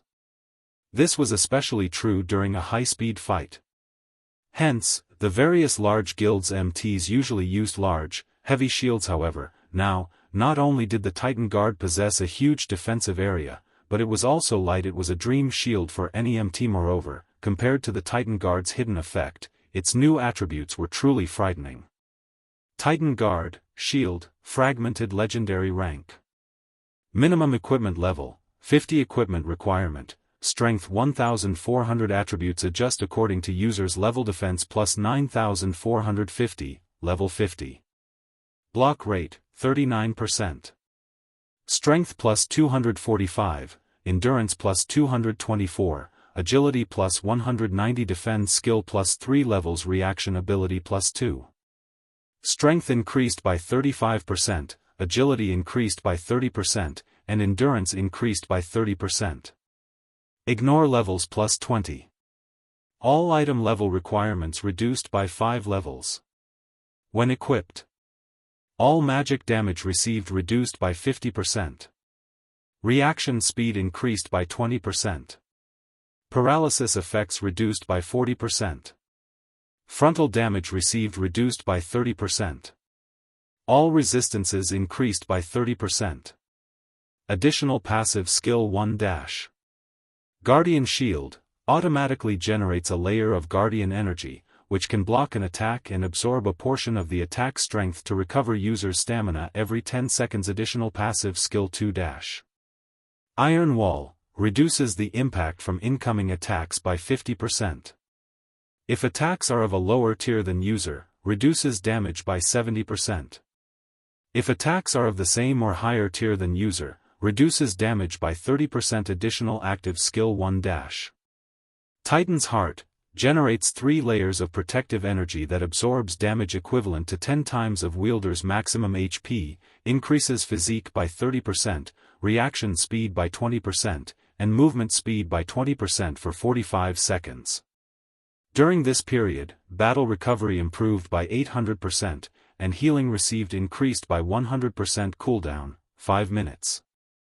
Additional active skill 2 dash. Titan's Will becomes immune to all control effects. Reduces all damage received by 95% and weakens negative effects by 90%. Increases attack speed by 100% and movement speed by 30%. Starting movement speed set at 80% of maximum movement speed. Duration, 30 seconds. Cooldown, 3 minutes. Cannot stack with other defensive skills. Additional active skill 3 dash. Titan's Domain, every non-friendly target within a 100-yard radius will increase wielder's basic attributes by 2%, reduces damage received by 1%, and heals wielder by 0.1% HP every second. Duration, 1 minute. Cooldown, 2 hours. Maximum number of targets, 100. With these attributes, an ordinary MT could immediately become a peak MT by equipping the Titan Guard. Guild Leader, how are the attributes? Cola asked excitedly. Take a look for yourself, Shifeng said, chuckling. He then passed the Titan Guard back to Cola. When Cola received the Titan Guard, he noticed the change to the shield's weight. When he saw the shield's attributes, even his breathing became harsh. Guild Leader, can we go find a mythic boss? Cola asked, staring at Shifeng with desire in his eyes. He was like a swordsman that had just acquired a treasured sword and was eager to test out his new weapon. Cola had worn the best equipment in God's domain. Even while wielding the epic rank Titan Guard, he could tank a mythic monster of the same level. Now that Titan Guard had been upgraded, he felt that he could face a mythic monster head-on. Of course, he knew that was a misconception. After all, a mythic monster was still a mythic monster. Although he couldn't face a mythic monster in a direct confrontation, he was confident of tanking a mythic monster by himself. Whether or not he could kill the monster would depend on his team's DPS. Relax. You'll have plenty of opportunities later, Shifeng assured his guildmate. Smiling, Shifeng had already been roughly 50% certain that he could complete his quest in the Flame Demon's Valley, but with the fragmented legendary rank Titan Guard, his success rate had risen to 80% at the minimum, following which, Shifeng had everyone switch to fire resistance equipment. He also allocated several all-round devices, Elven Silver, and the master-ranked fire resistance potion, which Silent Wonder had crafted. His teammates were confused after equipping the fire resistance equipment. They had over 100 points in fire resistance. With so much, they shouldn't have any issues raiding the current large-scale team dungeons with high-temperature environments, yet Shifeng wanted them to use master fire resistance potions as well. Just where were they going? We're heading to the Flame Demon's Valley. Before we go, I have to remind you all that once we're in the valley, you must follow me closely. You absolutely must not get lost, Shifeng said. The Flame Demon's Valley? Isn't that a level 70+ danger zone? Aqua Rose, who was relatively familiar with God's Domain's maps, asked. Shocked, the other players gasped when they heard Aqua Rose's question. While they weren't familiar with the Flame Demon's Valley, they knew what a danger zone was. The Black Dragon Empire had quite a few danger zones, as did Starmoon Kingdom. However, they had never heard of a guild successfully exploring either country's level 30 to 40 danger zones. At most, some guilds had played around in these danger zones' outer regions, but they didn't dare venture to the inner areas as death was almost certain upon entry. While part of the reason was the danger zone's extraordinarily harsh environments, the map's monsters were far more dangerous and extremely powerful. Not only did the danger zone's monsters have incredibly high basic attributes, but they also displayed very high combat standards. Even the weakest monster in danger zones had combat standards at the trial tower's 3rd floor. Meanwhile, as one ventured further into the zone, they'd face even stronger monsters. Near the inner regions, one would begin to encounter monsters that could reach the trial tower's 5th floor. Just thinking about a group of several hundred of such monsters would make any expert player shudder with fear. Yet, Shifeng had so casually mentioned that they were about to head to a level 70+ danger zone. If Aqua Rose hadn't told them about the Flame Demon's Valley, they would have assumed that they were going to some ordinary map. Based on Shifeng's tone, relax. I've already investigated the area. Once we enter, you just need to follow my lead. Naturally, Shifeng knew what kind of horrors to expect in the Flame Demon's Valley. Danger zones are also blessed maps. They are the best places to refine your skills. Don't you want to grow stronger? Hearing Shifeng's explanation, everyone's eyes glowed with excitement and anticipation. While they had fought in Silverwing Town's battle arena, they had realized how vast God's domain truly was. Although many of the challengers hadn't been famous, their combat standards had been extraordinary. They had only managed to defeat these experts thanks to their superior equipment. Now that they had learned of a place where they could train and improve their abilities, of course, they wanted to visit it. Shifeng then led his team to Starmoon City before teleporting to the Flame Dragon Empire and again to one of its border towns. In the end, Shifeng used the 7 Luminaries Ring spatial gate to transport everyone across the remaining distance. After several hours, the team finally arrived before a valley that radiated waves of heat. Despite just standing at the valley's entrance, the area was hot enough to sting their skin. They did not even dare to imagine how high the temperature would be once they entered the valley. Guild leader, there seemed to be some people ahead. Minor Wind, who had used eagle eyes to observe their surroundings, suddenly reported as he pointed at the smoke-choked path ahead of them. People? Shifeng was astonished. Just getting to the Flame Demon's Valley was a difficult task for current players, not to mention fighting in such a harsh environment. Amazing. They're fighting a level 72 boss. And they're overwhelming it. Minor Wind exclaimed as he watched these players fight. Guild leader, some of our guild members are among them. Our guild? How? Shifeng was even more surprised to hear that his people were present, following which, Minor Wind sent Shifeng a recording. Why are they here? As Shifeng watched the video, he discovered that there really were 0 wing members among the group. One of them was the elementalist Thoughtful Rain, and the other was the cleric Blue Bamboo. Both wore 0 Wing's 6-winged emblem. Currently, Thoughtful Rain was level 56, while Blue Bamboo was level 55. In terms of levels, these two could already contend with the various superpowers experts. Guild leader, what should we do? Aqua Rose asked. Normally, players would be on guard when they encountered others in the fields. After all, PKs were far from uncommon. If one were not careful, other players might even mug them.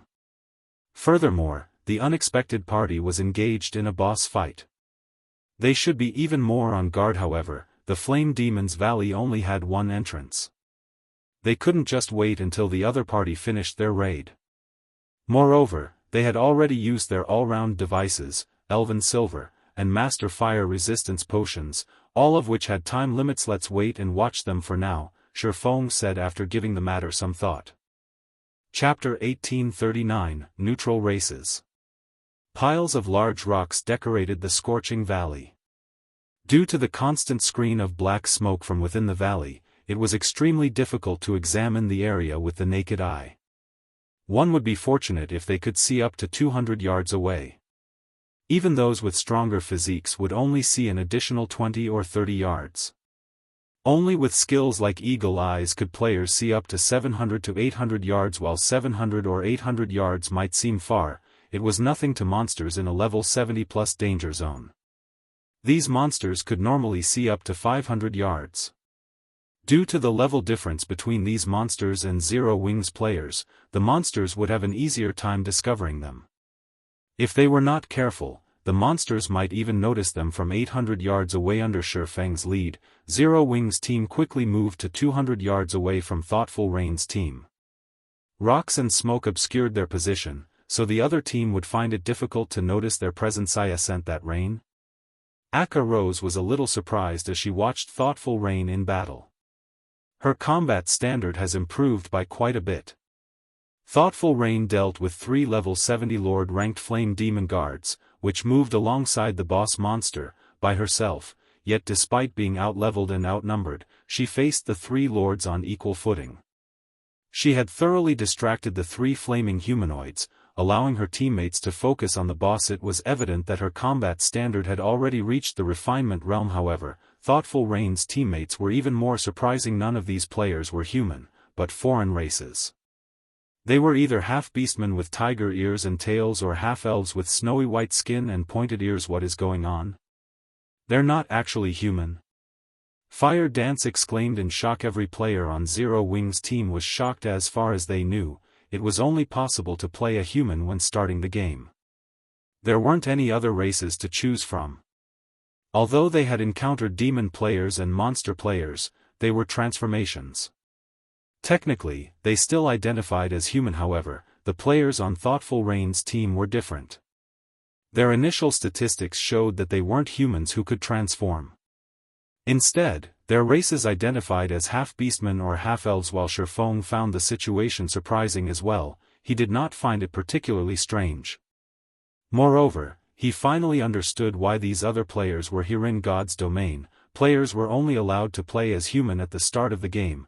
There were no other racial options to choose from. However, after reaching level 30 and beyond, players could head to neutral races' habitats to complete conversion quests, becoming half-beastmen or half-elves. Although players would gain some racial abilities after becoming half-beastmen or half-elves, they'd abandon their identities as human and lose the protection of God's domain's ruling race. These players would find it far more difficult to move about on the continent, and in the game not all kingdoms and empires permitted entry to neutral races. Only a very small number of countries did so. Even so, there were still many expert players that willingly converted neutral races. Racial abilities were very tempting, and although these abilities wouldn't improve one's basic attributes directly, they would improve one's physical abilities. For example, half-beastmen generally gained more mobility, reaction speed, and perception. Half-beastmen were natural-born warriors. As for half-elves, they were magic's favored children. They would find magic-related tasks far easier than the other races. Both the half-beastmen and half-elf races also provided higher innate resistances. As a result, neutral players could survive and fight in maps with harsh environments, such as danger zones. In addition, like demon players, half-beastmen and half-elves were differentiated based on their bloodline purity. The purer one's bloodline, the stronger their racial abilities would be. In exchange for these benefits, not only would players face racial discrimination, but they'd also have a more difficult time upgrading their tiers. With the same combat standards and combat power, a human might be promoted to tier 3, but a half-beastman or half-elf might only reach tier 2. This was one of the main reasons that the human race oppressed the various neutral races. The human race had far more apex members than the neutral races. This was the law of equivalent exchange in God's domain, and it would be up to players to decide which path they would take. Those who were confident in their strength could definitely challenge the limitations neutral races faced. If they successfully broke past those limitations, they would no doubt become much stronger than human players of the same tier. After Shifeng's team observed these neutral players for some time, the level 72 Great Lord-ranked Flame Demon commander's HP finally fell to 50%. Suddenly, a level 56, half-elf female elementalist shouted, "Melee players, pull back. Dodge the boss's team wipe skill."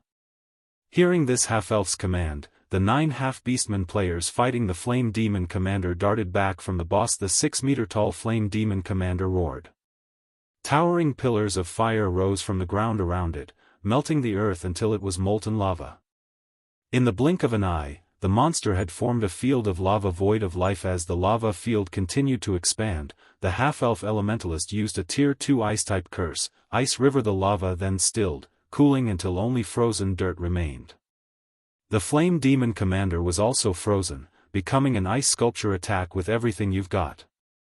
The half-elf elementalist shouted with the half-elf elementalist's command. Everyone bombarded the level 72 Great Lord with their most powerful attacks, decreasing the Great Lord's HP much faster than before. Frightening damages appeared above the Great Lord's head, one after another.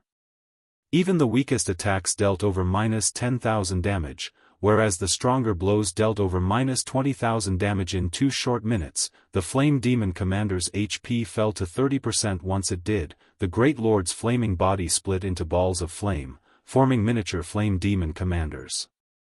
There were 50 miniature versions of the Great Lord, and each one had half of the Flame Demon Commander's basic attributes. They were still stronger than the Lord-ranked Flame Demon Guards, but they only had 600,000 HP each. Despite so many miniature Flame Demon Commanders, the half-beastmen and half-elves coped. Each player fought 2 or 3 copies and steadily shaved away the copy's HP. Once every miniature Flame Demon Commander had died, the flames gathered and merged once more. In the blink of an eye, the real Flame Demon Commander stood before the team. This time, however, it only had 10% of its HP remaining. It took less than 2 minutes for the team of neutral players to kill the Flame Demon Commander. As the Great Lord's flaming body dissipated, it left behind 5 items and flaming wreckage. Even a large guild's main force would be awed by how fast these players had dealt with a level 72 Great Lord. After watching these neutral players slay the boss, a voice called out to Shifeng as he prepared to lead his team over to greet the other players. You guys have been watching us fight for quite some time now. It's about time you show yourselves, don't you think? The female half-elf elementalist asked coldly as she turned towards the rock. Shifeng and the others hid behind. If you refuse, we'll come to you. Hearing the female half-elf statement, the other half-beastmen and half-elves turned towards Zero Wing's members with frosty expressions. Chapter 1840, No Need for Explanations. Guild Leader, it seems that we've been discovered, Aqua Rose said as she felt the killing intent radiating from the female half-elf elementalist. However, she did not reveal any signs of panic at being discovered. Instead, she calmly smiled and said, "It also seems that the other party doesn't appreciate our good intentions." "Forget it. Since they don't, so be it," Shifeng said, shaking his head and laughing. "Since they've spoken, let's head over." Kill stealing was a frequent occurrence in the fields. For such expert neutral players to come all the way to such a high-level danger zone, it was highly unlikely that they were just here to kill bosses. The only possibility he could think of was that these players were here for a high-ranked quest or had found a clue leading to one. Either way, they wouldn't like being discovered by other players. For example, Shifeng didn't want anyone to learn about his quest to unseal the Philosopher's Hand. If they did, it would definitely cause trouble for him and his guild. Even now, he hadn't told anyone about the quest, not even his teammates. Any players that had an important quest or were trying to pick one up would conceal their activities. When discovered, they'd greet the offending players with hostility. It wouldn't even be surprising if these players attacked without warning. Hence, to avoid a misunderstanding, Shifeng had decided to maintain his distance, hiding his team throughout the raid. First, he wanted to avoid unnecessary combat. Second, Thoughtful Rain and Blue Bamboo were members of this neutral team. If Zero Wing's members suddenly showed up in this deserted area, the team would suspect Thoughtful Rain and Blue Bamboo of leaking information. Third, he didn't want others to know what Zero Wing was doing in the Flame Demon's Valley. However, the female half-elf elementalist's perception had exceeded Shifeng's expectations. He had never expected the woman to sense them 200 yards away despite her involvement in the intense battle. Even with his physique, he had barely seen the battle from this distance. The only other player that had seen the battle clearly was Minor Wind, who had activated Eagle Eyes. The other team's members had been busy with the fight, making it impossible to maintain Eagle Eyes. Hence, he hadn't expected to be discovered. However, since the team had noticed them, he had no choice but to reveal himself and see how events unfolded. Meanwhile, the half-beastmen and half-elves warily watched Shifeng's group approach. Guild Leader, our tracks have been discovered.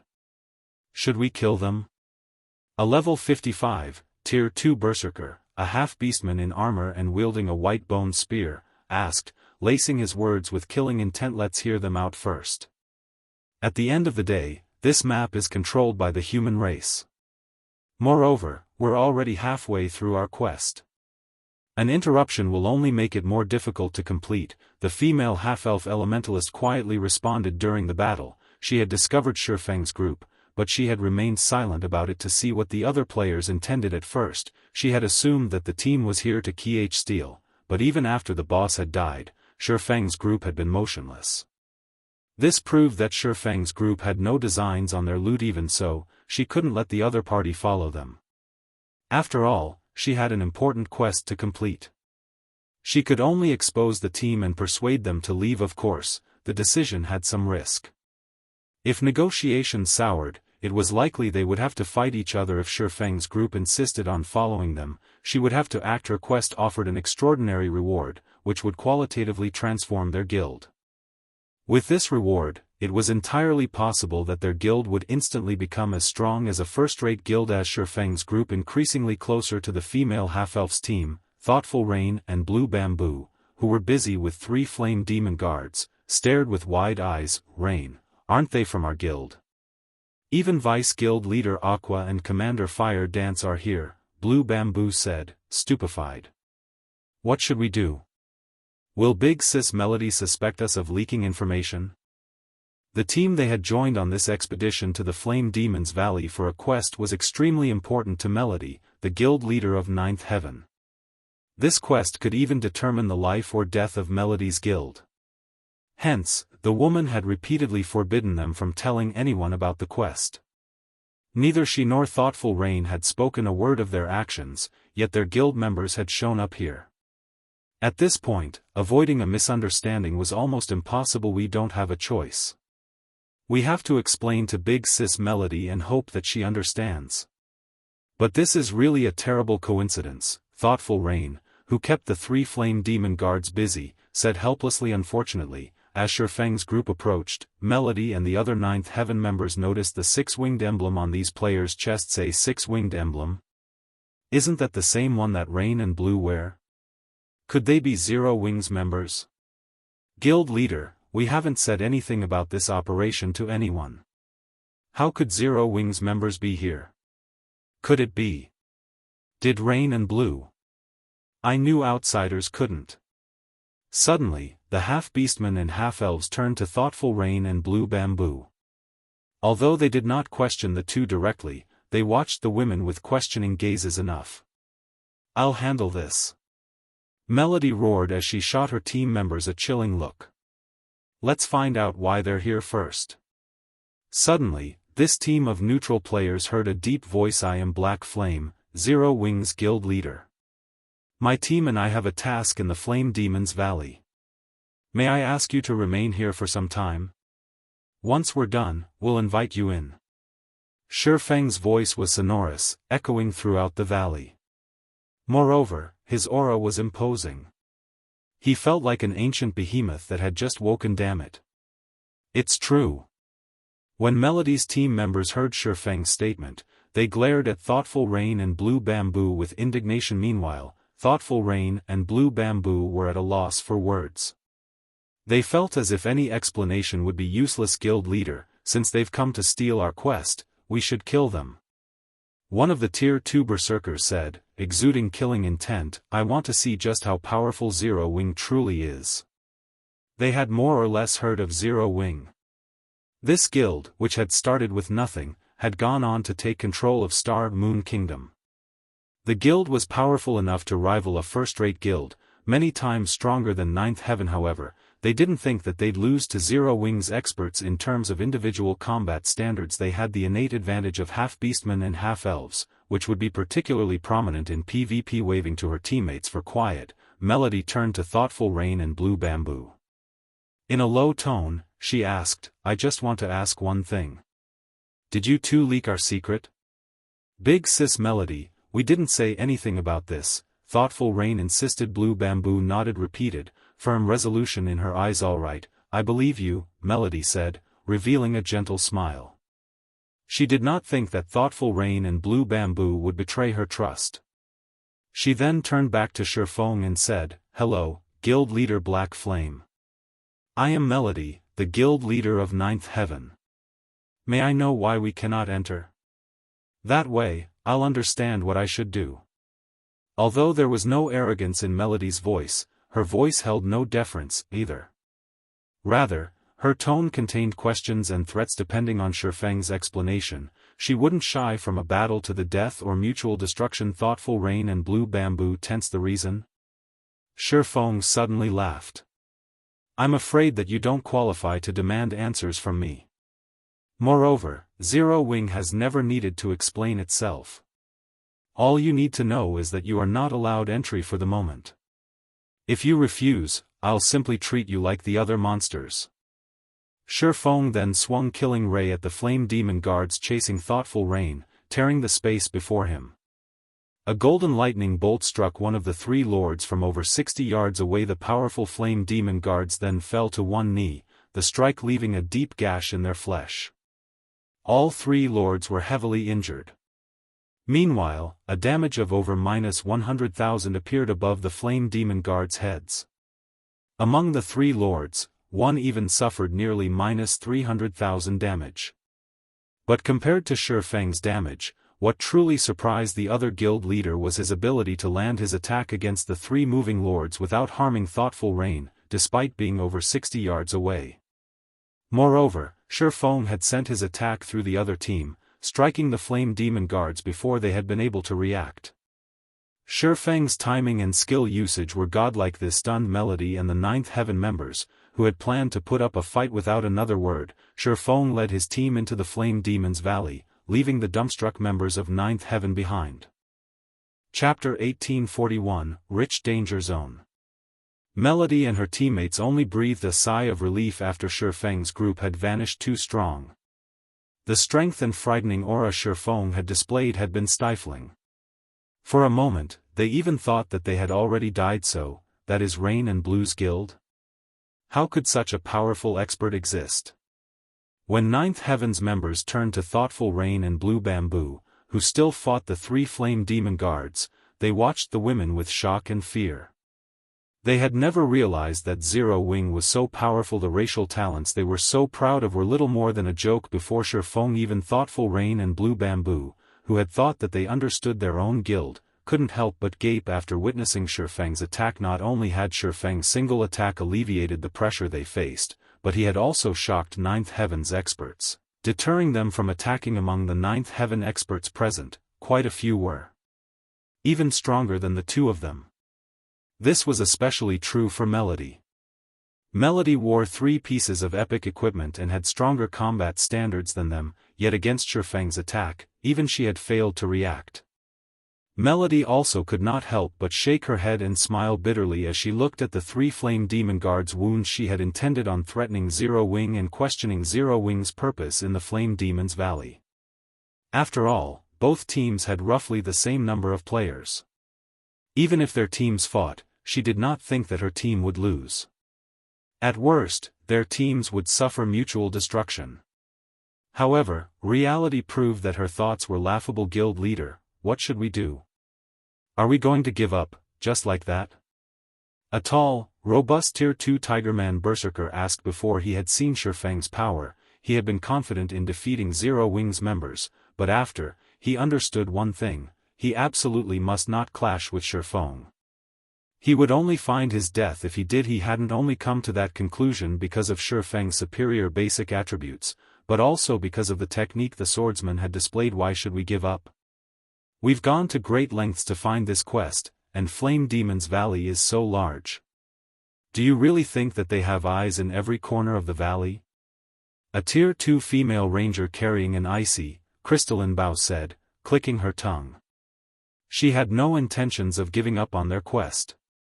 Moreover, she refused to believe that Shifeng's group would notice them sneaking into the Flame Demon's Valley. Forget it. Let's just wait here, Melody said, shaking her head. I don't think that Zero Wing is here for our quest, anyway. They must be here for something more important. Otherwise, with Zero Wing's strength, they wouldn't need to waste words on us. They could have simply gotten rid of us before entering the valley. Hearing Melody's decision, the other members nodded in agreement. Seeing the logic in her words, it would have been much easier and safer just to get rid of them, rather than asking them to wait at the valley's entrance. They had just witnessed Shifeng's prowess personally, and they doubted that he'd need long to annihilate their team if Shifeng wished it. He could have killed several of them with that attack, and they would have been powerless to do anything about it. We should also thank Rain and Blue. Large guilds generally dislike others following them during a large-scale operation. Generally, they seal off the area. Even if they don't, they tend to get rid of any potential threats, yet Black Flame had simply forbidden us from entering the valley, rather than kill us. Let's not stir up any more trouble, Melody explained. When large guilds were on an important mission, they definitely didn't show mercy. The fact that they were still alive was all thanks to thoughtful Rain and Blue Bamboo's membership in Zero Wing.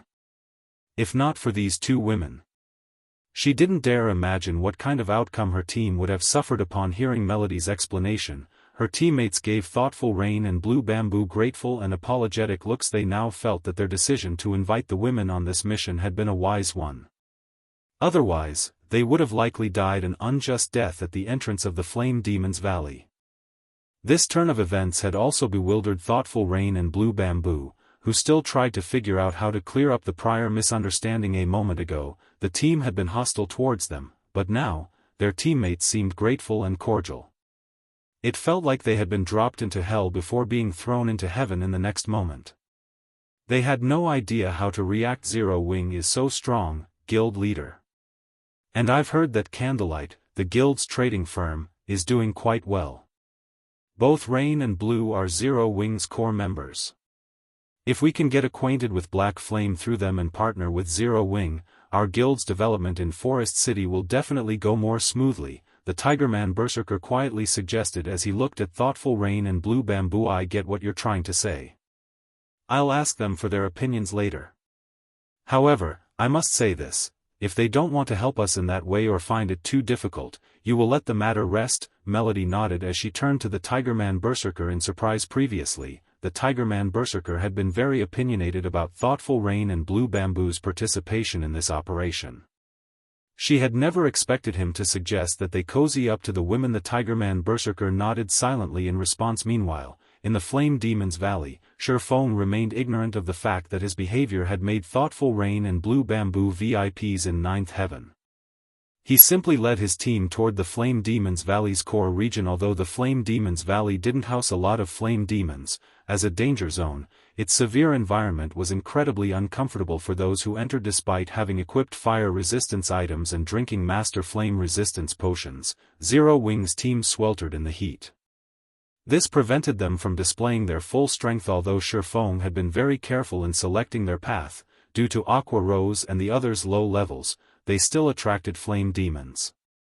They had no choice but to engage in a few fights, slowing their advance considerably. However, killing the flame demons also granted a bountiful harvest. Although the monsters lacked equipment drops, they did drop enough fire-type materials to earn a small fortune. This was especially true for the flame crystal the flame demons dropped. These flame crystals could be turned into flame gemstones, which could be equipped on weapons. When equipped, the flame gemstone gave the weapons an additional 10% flame damage. This was an excellent item for players like them, who struggle to increase their combat power.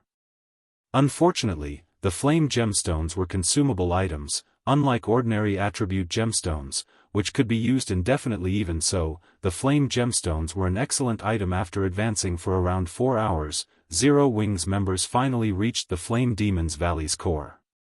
Shifeng then contacted thoughtful Rain and notified her that her team could now enter the Flame Demon's Valley. To current players, the Flame Demon's Valley's core was absolutely off-limits, even for half-beastmen and half-elves. Without the all-round devices, Elven Silver, and sufficiently high fire resistance, players would die in a matter of seconds upon setting foot in this area. Hence, he was not worried that others would discover his activities. After another half an hour, Fire Dance, who scouted ahead, excitedly reported in the team chat, "Guild leader, I found something." "Something good?" Shifeng muttered, curious when he heard Fire Dance's trembling, excited voice. The Flame Demon's Valley was a danger zone. It had many valuable things to offer. She shouldn't have sounded so excited. Guild leader, you won't guess what I've found. I actually found an ore vein. Fire Dance proudly proclaimed. Chapter 1842, Attributed Ore Vein. Upon hearing Fire Dance mention an ore vein, everyone's eyes glowed with excitement. Ore veins were extremely rare in God's domain and particularly in Star Moon Kingdom. This was because Star Moon Kingdom was a relatively balanced kingdom. While the kingdom had no lack of herbs, ores, wood, and food materials, it did not specialize in any of these resources. Hence, ore veins were very rare in the kingdom. Whenever one was found, it would be highly contested over an ore vein. What type is it? Shifeng asked curiously. He wasn't particularly surprised by the fact that an ore vein had appeared in the Flame Demon's Valley. After all, this was a mountainous region. It was also a danger zone, a map famed for abundant resources. However, although ore veins were generally quite valuable, they were also differentiated by rank. For example, the difference between a bronze vein and a magic crystal vein was like heaven and earth. Although a bronze vein could tempt ordinary large guilds, it wouldn't be particularly helpful to Zero Wing. At the very least, it wouldn't be occupying if it were in the Flame Demon's Valley. The Flame Demon's Valley was a danger zone and home to very dangerous monsters.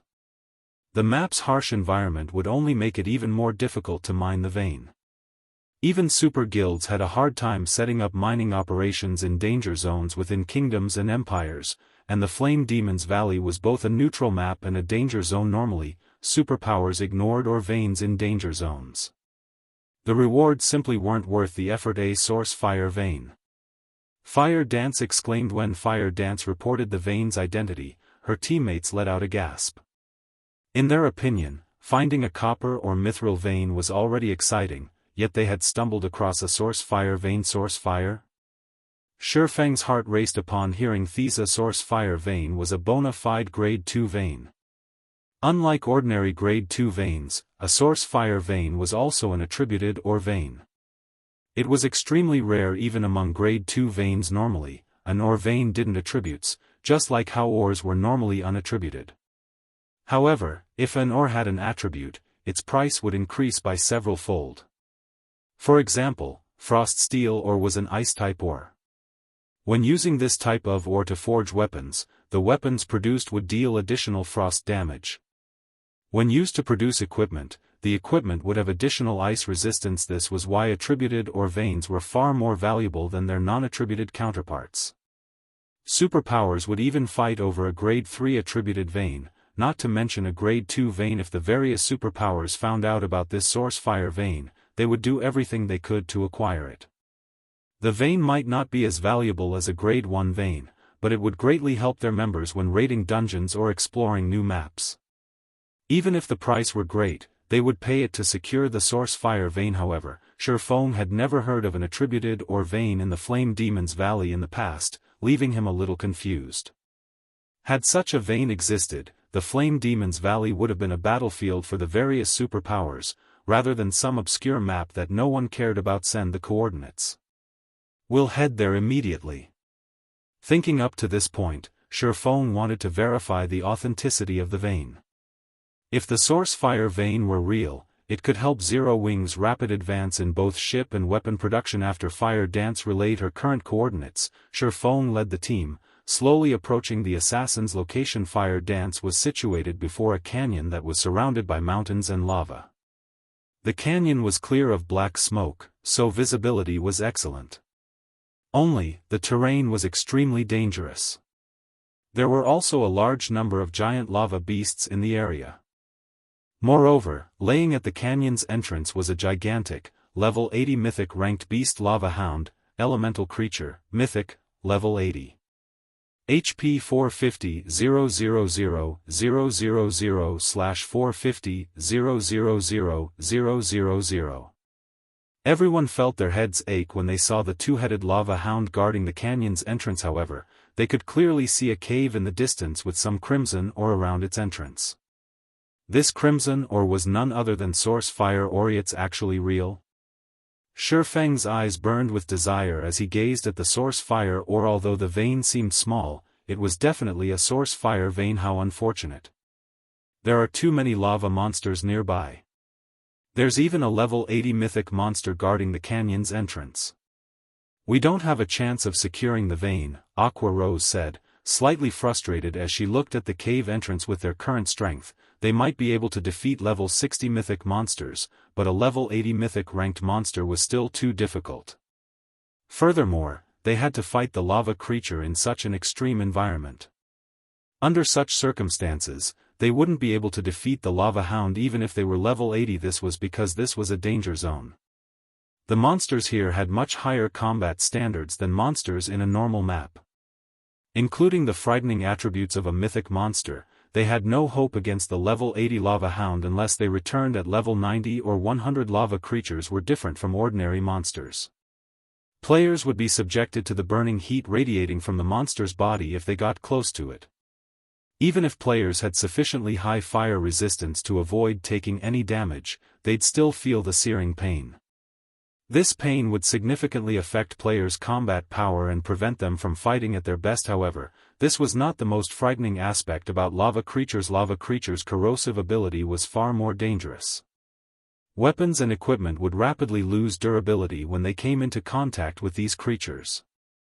If the items lost all durability mid-battle, they'd be permanently lost. Because of this, players tried to avoid lava monsters as much as possible. Meanwhile, every monster in the canyon was a lava creature. Trying to clear out these monsters long-term would be hell. Not only would they fail to acquire the vein, but they would also sacrifice a large number of weapons and equipment. If they tried to construct a mining base here, a large number of monsters would assault the base during its construction. If the mining base were destroyed, all resources they had invested would be lost. On the off chance that they managed to construct a mining base here, there was also the problem of manpower. Zero Wing simply couldn't afford to station a lot of players here. This was the Flame Demon's Valley's core. Its harsh environment could easily kill the guild's players. Players needed sufficiently high fire resistance to survive here. They were only able to explore this area because they were fully equipped in fire resistance equipment and had consumed master fire resistance potions. If any other player stood in their place right now, the extreme temperatures would have long since claimed their lives. The rest of the team agreed with Aqua Rose's assessment, a little disappointed. While the source fire vein before them was a priceless treasure, they could only afford to view it from afar. Meanwhile, as Feng examined the roaming lava monsters, he fell deep into thought. Not many people knew the true value of an attributed ore vein in God's domain yet. However, he did. The source fire vein would be particularly valuable to the current Zero Wing. Not only did the vein produce source fire ore, which could be used to increase the guild's overall combat power by a significant margin, but the vein also produced the super rare byproduct, Flame Source Crystals. Flame Source Crystals were incredibly useful to master alchemists, but they were also one of the main materials to produce the epic set equipment, Broken Steel, a set exclusive to his Blade Saint class lava creatures. After carefully observing the terrain and the wandering lava monsters, Feng said, while it would be impossible to set up a mining base here, it isn't entirely impossible to harvest the ore. Guild leader, can we really mine here?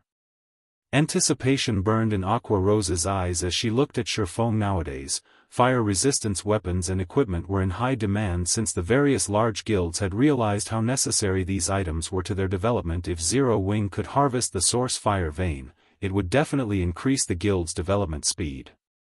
Given enough time, Zero Wing's members wouldn't be limited to operating near Silverwing town. They could freely explore the Ore Empire and cross swords with the Ore Empire's Evil God's Temple. They had long since grown tired of the Evil God's Temple's antics by this point. Chapter 1843, Titan's Might. When Zero Wing's members heard that it was possible to mine the source fire vein, their eyes glowed with excitement. They all had a certain understanding of ore veins, so they knew that the source fire vein was a grade 2 ore vein. This meant that there was a certain chance to obtain magic crystals when mining it. This was something the various large guilds sorely lacked right now, especially Zero Wing. Currently, Zero Wing was expanding and recruiting more members. This meant that the guild needed to nurture far more players. Although Zero Wing had training locations like the Battle Arena, the guild members still had to train in the Divine Colosseum's Trial Tower. Zero Wing's battle arenas simply couldn't accommodate enough people. The Trial Tower also provided comprehensive training, testing players' limits. If Zero Wing could acquire a large number of magic crystals, the guild would be able to transform the new recruits into usable combat power. Right now, the majority of Zero Wing's members wouldn't be useful in large scale combat. This was also why Zero Wing's members couldn't venture far from Silverwing Town, and the guild couldn't develop properly in the Ore Empire. We'll have to give it a try before we'll know if it's truly possible. I can only say that we have around a 30% success rate, Shifeng said, shaking his head. He wasn't particularly confident in his plan. While it was common knowledge that lava monsters were extremely difficult to deal with, not many knew that lava monsters also had obvious weaknesses: ice and water-type attacks. In addition, an ice or water-type environment would dull the lava monster's reactions to an extreme. Once the lava creature's reactions dulled, they'd become far easier to deal with. However, lava monsters filled the canyon before them. In addition, they were nowhere near the monster's levels. If they tried to lure a single lava monster, they'd likely attract a large group instead. They also had to worry about the level 80 mythic lava hound. Moreover, this was the Flame Demon's Valley. The environment was extremely hot. Even after equipping fire resistance equipment and drinking master fire resistance potions, the heat still affected them considerably, and they couldn't fully exhibit their combat powers. Picking a fight with the lava hound would be suicide. Hence, he wasn't confident in success. A 30% success rate? It's so high. Some hope is better than none at all.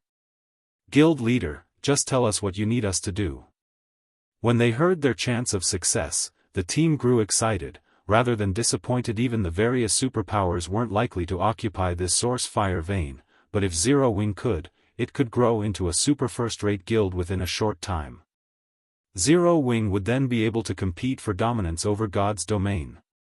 It would no longer be limited to its status as a kingdom's #1 guild. Aqua Rose, who had once been an honorary elder in the veteran first-rate guild, Twilight Echo, had never thought that Zero Wing would one day have a chance of becoming a super first-rate guild. Despite so many years of development, Twilight Echo had never reached the point where it had the potential of becoming a super first-rate guild. Yet Zero Wing already had. Alright, since everyone is in agreement, Aqua and those with the Sea God's legacy, ready your spells. You should have learned quite a few water-type spells. As for the remaining elementalists, prepare to use ice-type spells. Try to use as many AoE spells as possible. I don't need you all to attack. I just need you to transform this canyon into a world of ice and water. As long as you can change the environment, the lava monsters will weaken and become much easier to deal with. If you succeed, we'll have a chance of getting the Vane Cola, Turtledove, and Yi Wumian. Once Aqua and the others begin, you three need to do everything you can to lure the monsters away from the canyon's entrance. Cola, you'll be responsible for tanking the lava hound. All you need to do is lure it away. Everyone else will use the ice and water-type magic scrolls I'll distribute in a moment. I don't need you to buy a lot of time. 5 or 6 minutes will be enough. No matter what happens, do not use Power of Darkness. We'll need it later. When Shifeng finished explaining his plan, his teammate gulped as they glanced at the 8-meter-tall lava hound. They had no confidence of defeating the mythic monster. The other level 70+ lava monsters shouldn't be an issue, but distracting a level 80 mythic monster for 5 or 6 minutes would be a massive challenge. An unsuppressed level 80 mythic monster would most likely kill them with a single slap, and they weren't allowed to use their berserk skill. Surprisingly, however, Cola brimmed with fighting spirit. If nobody has any problems, let's begin, Shifeng said. After scouting the terrain for about 10 minutes, Aqua Rose and the other casters finally decided on their positions. Meanwhile, after Cola, Turtledove, and Yi Wumian prepared to pull every monster's aggro in the canyon. Good. Let's begin. Shifeng commanded. Once everyone was in position immediately, Aqua Rose and the others started to chant incantations and draw runes, drawing a large amount of water and ice-type mana towards them. The non-magical class players also activated their water and ice-type magic scrolls. The flow of mana soon attracted the attention of nearby monsters. These monsters instantly searched for the change's source. However, before these lava monsters discovered Aqua Rose and her companions' locations, AoE spells began to descend. Boom! Boom! Boom! Suddenly, icicles and waterfalls rained down from the top of the canyon walls. As the streams of ice and water reached the bottom of the canyon, the molten lava vaporized the ice and water, filling the canyon with a dense mist. At the same time, the canyon's temperature began to decrease. Unfortunately, Aqua Rose and the others' spells were only temporary. Their spells couldn't stop the lava from spewing out of the ground and canyon walls. Damn it. Why is there so much lava? If we can't stop it, changing the environment will be impossible, Blackie said, anxiety filling his heart as he watched water and ice become steam. If they failed to change the environment,